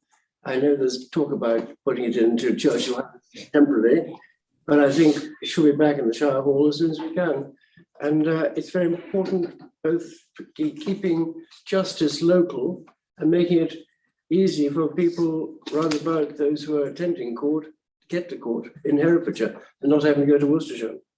But I do think we should be, I hope we're putting some money aside or considering how we can best do it. Thank you. Sir Lovegrove. Thank you, Chair. In terms of the Shire Hall and the Town Hall, but not to the slightly different buildings, in terms of the works that are required to the Town Hall, as you can see in the capital programme, there's a number of items in there for dealing with our estate, so that's covered in there. In terms of the Shire Hall, that work is still ongoing. There's a project working group looking at the detail of what is possible in terms of the use of Shire Hall. That hasn't concluded its work. I think it's on the forward plan for June or July for decisions. So that's not in this capital programme at the moment, because that work needs to conclude as to how best to address the challenges of Shire Hall and making it fit for purpose for the future. In terms of the point about what is happening to the courts arrangement, I understand there are conversations in the court service to find a temporary location elsewhere in the city for them to go. So I'm not quite sure whether those discussions have concluded or are about to conclude. I'm happy to come back and confirm that. I'd be very grateful. Thank you very much. Okay, thank you, Mr. Lovegrove. Right, Councillor Hewitt. Just to go on to the Shire Hall business, you know, is it a bit investor save? I'd really like to know how much it's depleting our possibility of addressing the Shire Hall every time we have to rent another venue for full council or some such other meeting.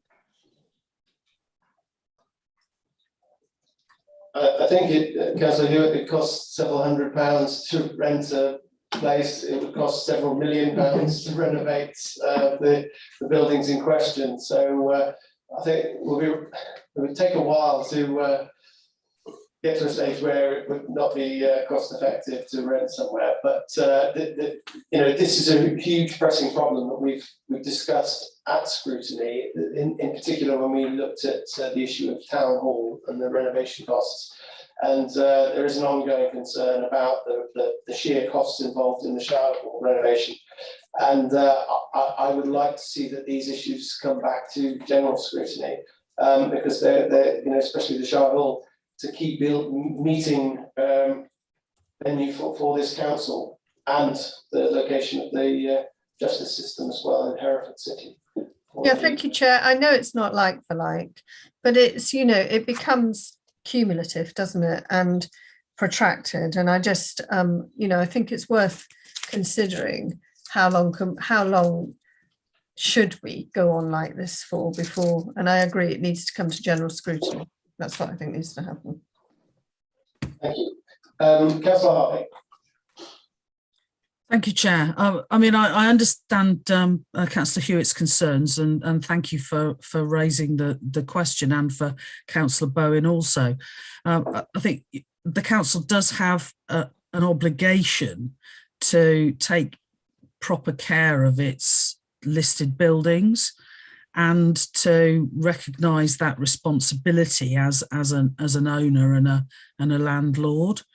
We are facing some serious pressures in the property area, and committee's already heard that those pressures have not been able to be mitigated as fast as was promised last year, and that we're having to take measures to offset what would have been a recurring cost saving while we make greater efforts to make the changes that are needed.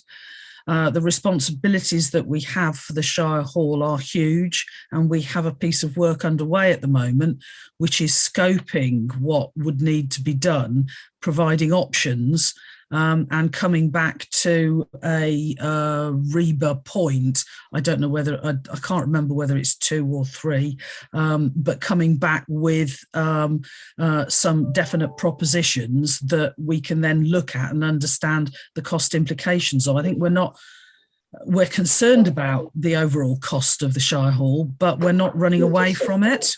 It's just taking a while for experts who assess the options and the scope of the problem. Okay, still work to do there. Thank you for that, Councillor Harvey. Right. 2 years. So Can I ask the committee to focus on the recommendations now that we've got? Is it possible that we can ask the clerk to show the recommendations? Yes, Chair, I suspect some of them will need a little bit of work, as obviously picked up during the conversation aspects of the meeting, but just.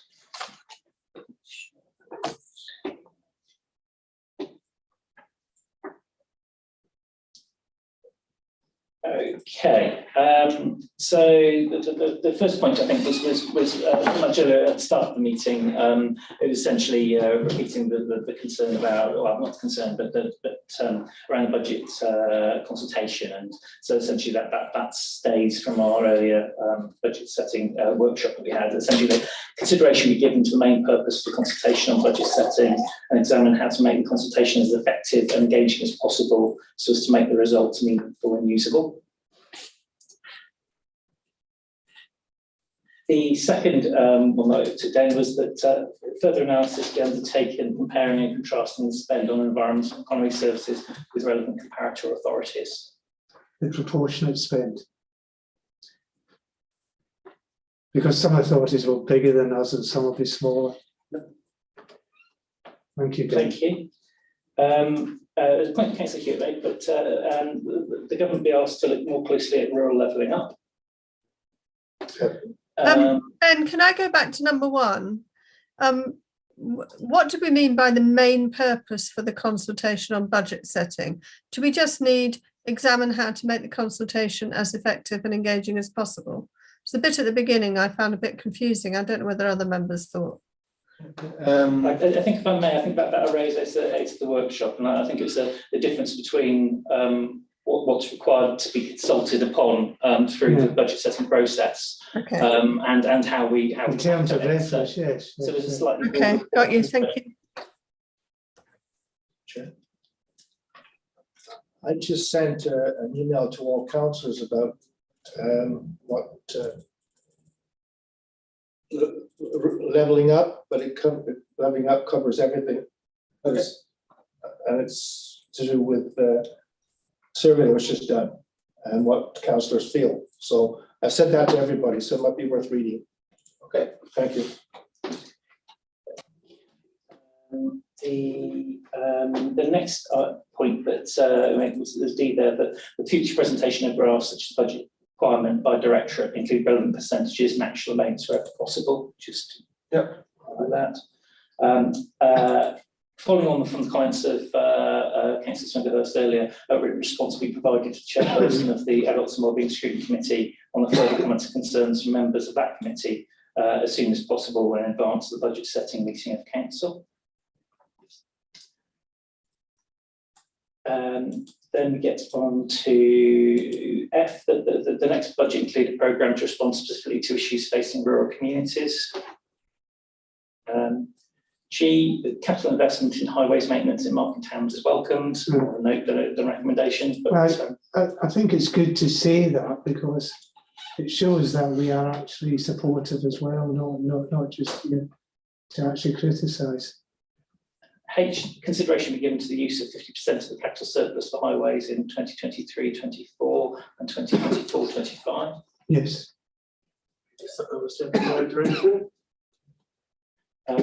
I, that the should aim to become more targeted and to give funding support to those most in need.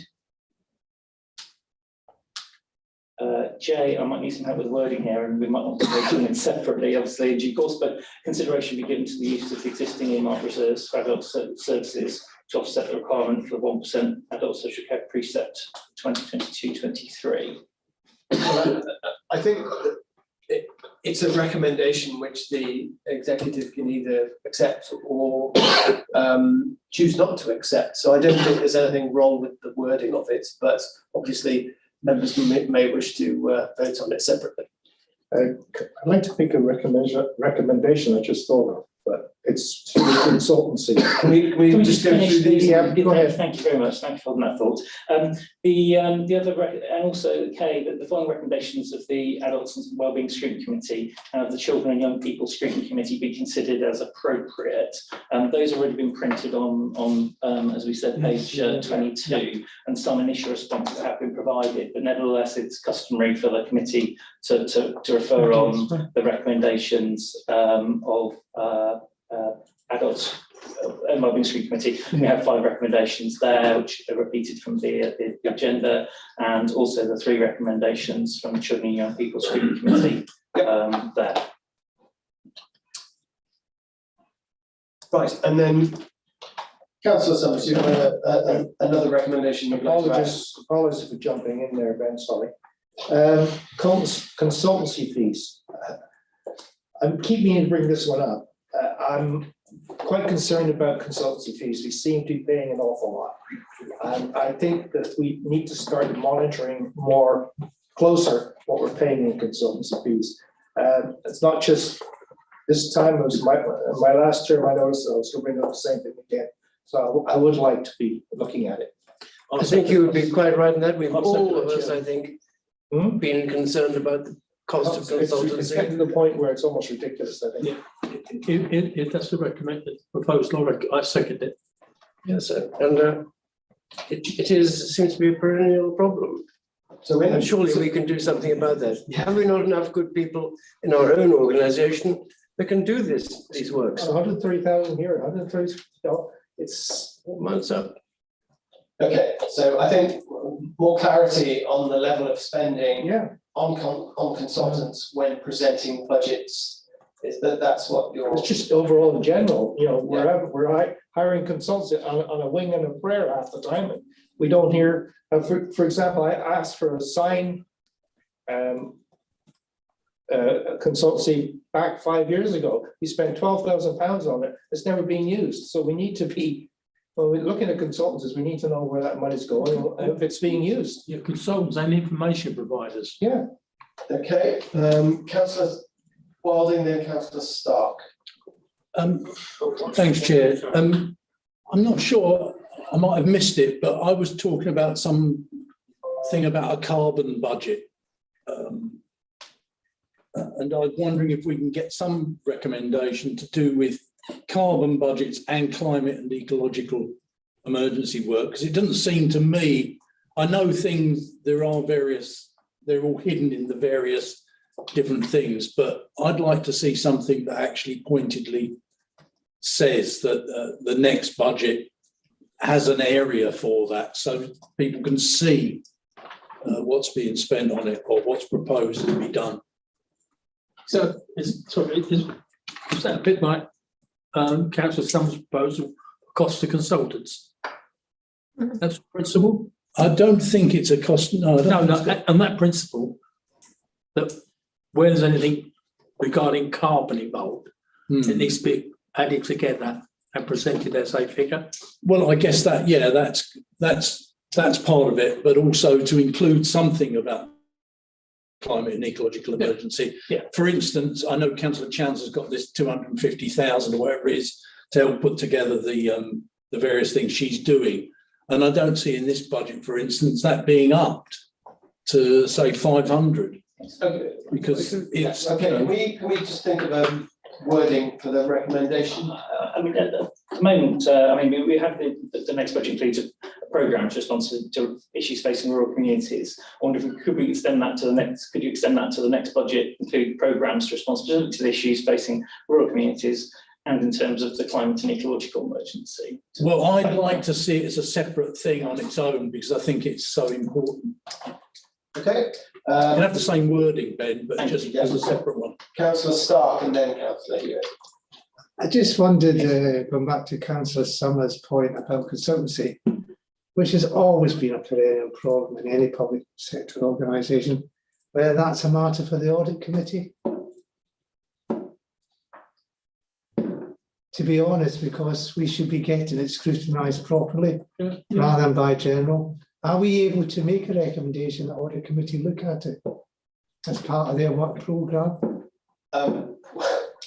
I'm sure they'll thank us for adding to their work programme. It is actually appropriate to the end. If you think that it's better served by audit and governance looking Yeah, at it, because then- it is about governance and it is about the proper spend of public money. I agree, yeah.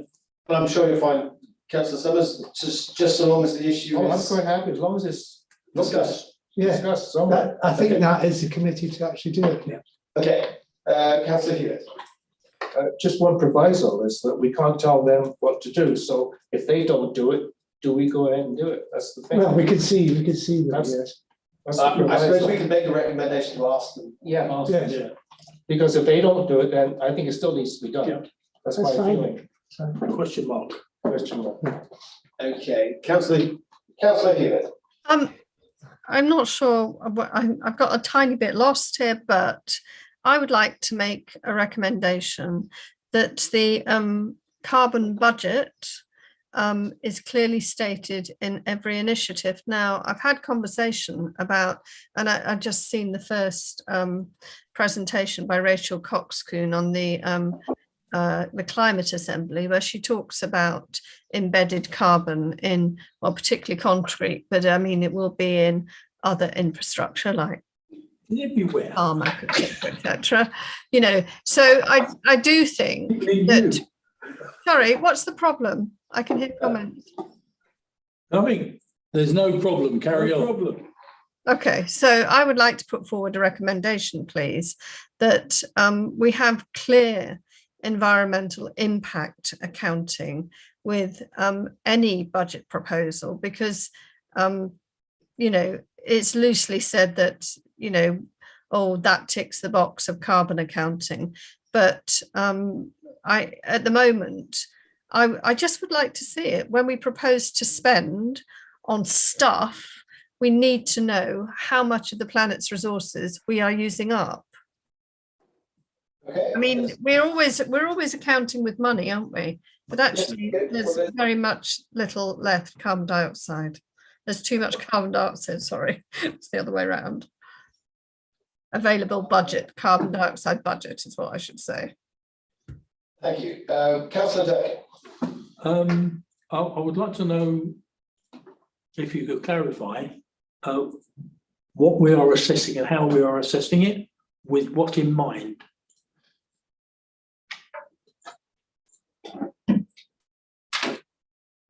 Councillor Hewitt, are you able to come back on that? Sorry, was that from Mr. Councillor Durkin to me? Yeah. Okay, so you know, any of the initiatives that we might have. I mean, the Gritter came up earlier, or you know, the highways budget came up earlier, or you know, there are lots, or the solar projects for the schools came up earlier. I mean, everything we do has an impact and a choice that's made around it. So, I mean, I think that's part of us being clearer about our commitment to managing our carbon budget in Herefordshire. Okay, Councillor Stark. I think officers are clear on what you mean, Councillor Hewitt. Councillor Stark. It's just to point out that there is an environmental impact assessment made against every decision that's in this, certainly in this budget at the moment. So I'm sort of sharing the same view as Councillor Durkin. I think we have to be clearer, Councillor Hewitt, what extra we're asking officers to do beyond what they already do as part of the environmental impact assessment that they do for each decision doc. Yeah, the comment I made earlier, Chairman, was that we are carbon too. Right. Okay. Bunch of carbon. Right. Right then. So, but if surely the recommendations put, officers can. Then officers can clarify. Can clarify whether what they're currently doing is sufficient to meet that. If that's, or yeah, not. okay. And that will be for officers. Is there an officer in the room who could tell me what they did about an environmental impact assessment in one of their capital bids? Is anyone able to, Councillor Harvey, are you able to answer that question, or? Yeah, I'd just like to give the committee assurance. This is about setting a budget. This is about getting the money allocated for the right sort of things at the right sort of amounts to do what needs to be done. You have business case lights in your agenda pack, which give an indication of the direction of travel on each of those proposals, which I hope has been helpful to you. Please be assured, and I'm grateful for this committee's passion and continued commitment to take to the whole climate change emergency and how we go about delivering net zero. And each of these investments and every decision that is made has a detailed environmental assessment that is done as part of the business case that is put forward for the decisions. And if you as a committee feel that they are not adequate or we need to be more robust in doing that, then please challenge us on that. But this is about getting the money right, and how we then spend it will be available to be scrutinised in detail through decision reports. There you are, Councillor Hewitt. Are you still keen to be for that recommendation to be put, or have you sufficiently? I stand advised and somewhat admonished. Thank you. Okay, Councillor Hewitt, at least you have your opportunity to help have that clarified, and I think that's an important point. Thank you, Chairman. Just to say, my next comment was going to be the cost effectiveness of such an enterprise, but it's moved now, so okay, I'll stop. Okay, so any more recommendations? No. Okay then. Well then, I think it's time that we move on to take a vote on those recommendations. I think most of the recommendations we were all in agreement with. There may be recommendation J that there are differing opinions about. Can we put them up on the screen again, please, Ben? Yeah. Give me a moment. I'm just working on the new ones. So just give me a second. Don't panic. Don't panic. Keeping you busy, Ben. Sure, as usual. So he gets a big bucks for it. Right. Let's share that. I'm just glad you came back. Just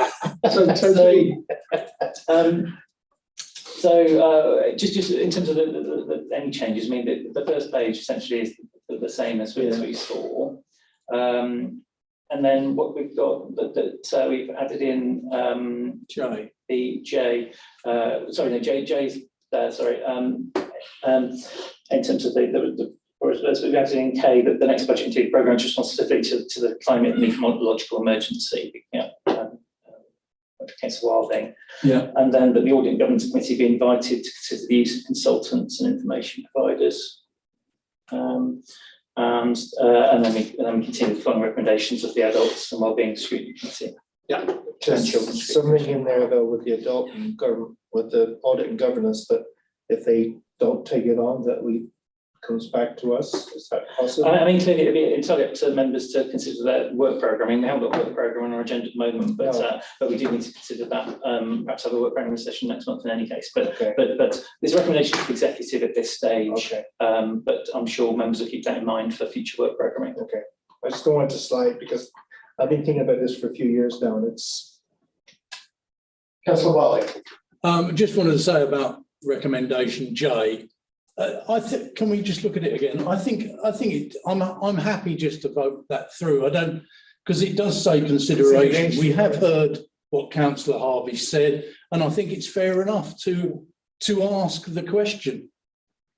Okay, I mean, at the end of the day, these are recommendations for the executive. They don't have to accept them. They can accept them all or in part or what have you, but it's us putting forward the scrutiny and the challenges. So, Councillor Durkin. Was there a recommendation related to sending a question to Audit and Governance? Yes, regarding consultants. Yes, it's in there. I didn't see it. O as it stands.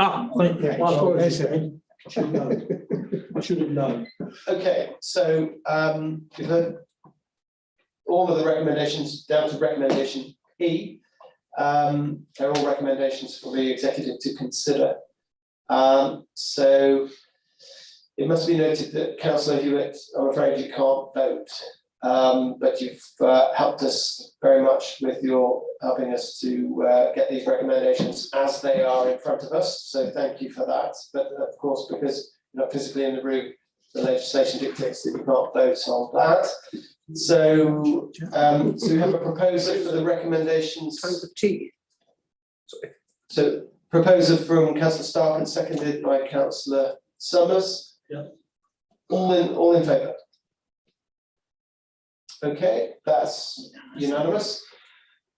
Thank you to all of the contributors today, and for those of you who are still with us via Zoom, thank you for your stamina. This is a lot to process and go through, and thank you to all the contributions that have been made today.